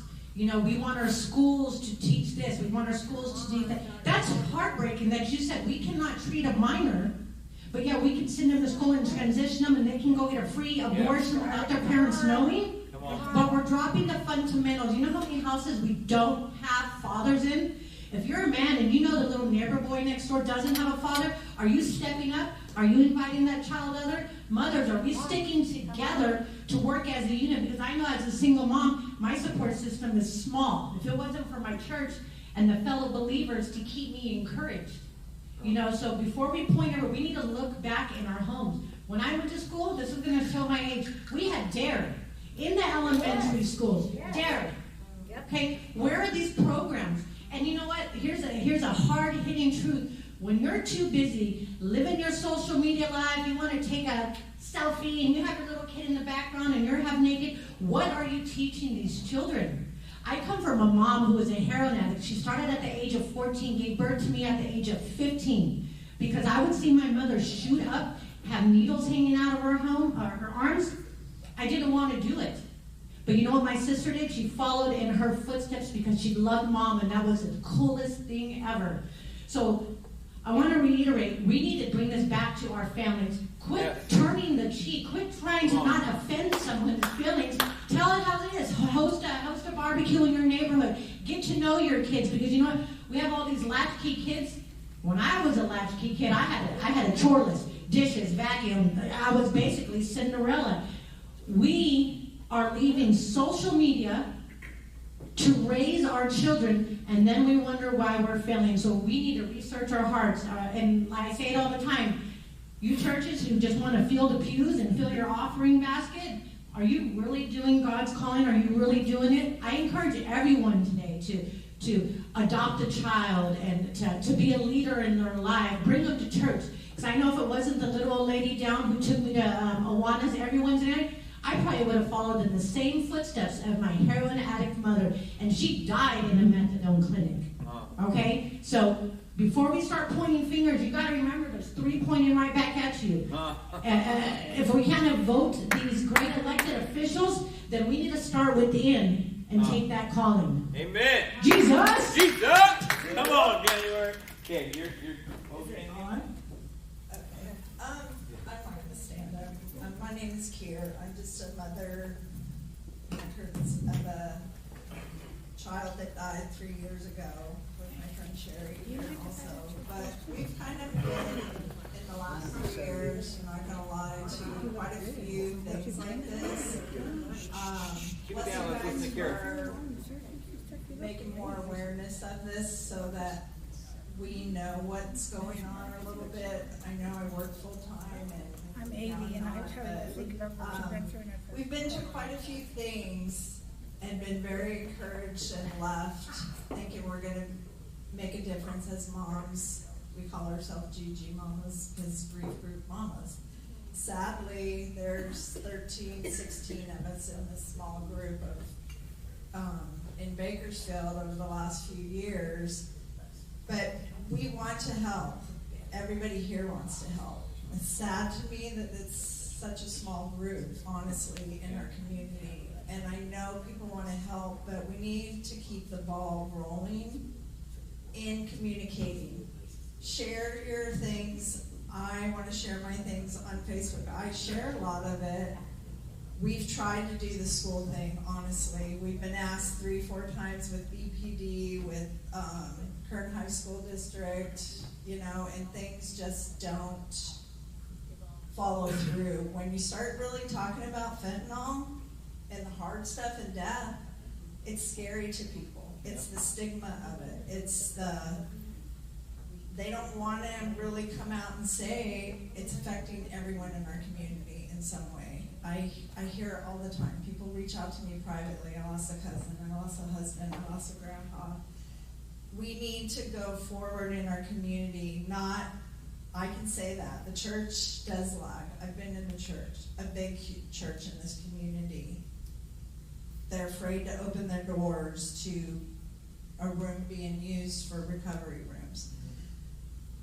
And in an outpatient type of thing. Those are things I feel from dealing with addiction with my daughter, there were not resources for her then. 3 years ago, it started to come in, okay, Medi-Cal's gonna cover that. But honestly, when I started hearing from her friends in their recovery that are fighting for their lives every day, and if you hear their stories, God, I wish it was my daughter living clean and sober and healthy, buying a house.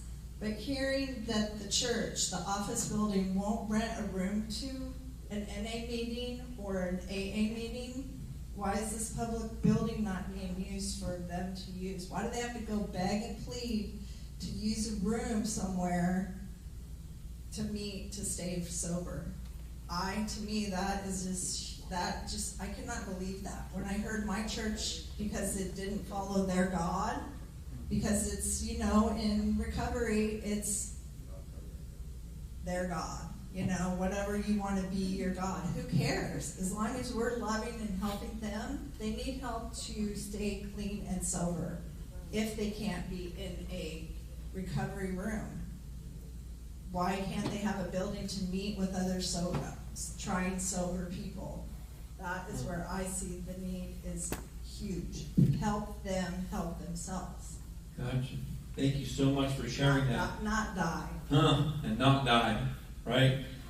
So what I'm hearing here is a lot of follow-through, community follow-through. This is called United Against Fentanyl, right?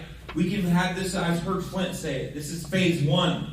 We can have this again. We can have more awareness events. I was just asked Are we going to show how to use Narcan? That's not part of this event, but we have done that before. We all need to get together, all facets of this community, to continue this follow through and be bold about it and talk about it and bring it up and start. Our brother Jake Curley asked us if there's any, like you just said, you have a grief counseling group that you guys meet with. He's looking for one for him. So we connecting you guys and maybe starting our own more of these grief counselings, because there's a whole other side of this.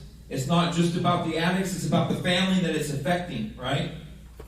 Well, and I was encouraged to see Jasmine Baines here. A year ago, they got the check to be used in this community. Do we know where that money's going? So she had to leave before she could. She was scheduled earlier and she wasn't able to make that time.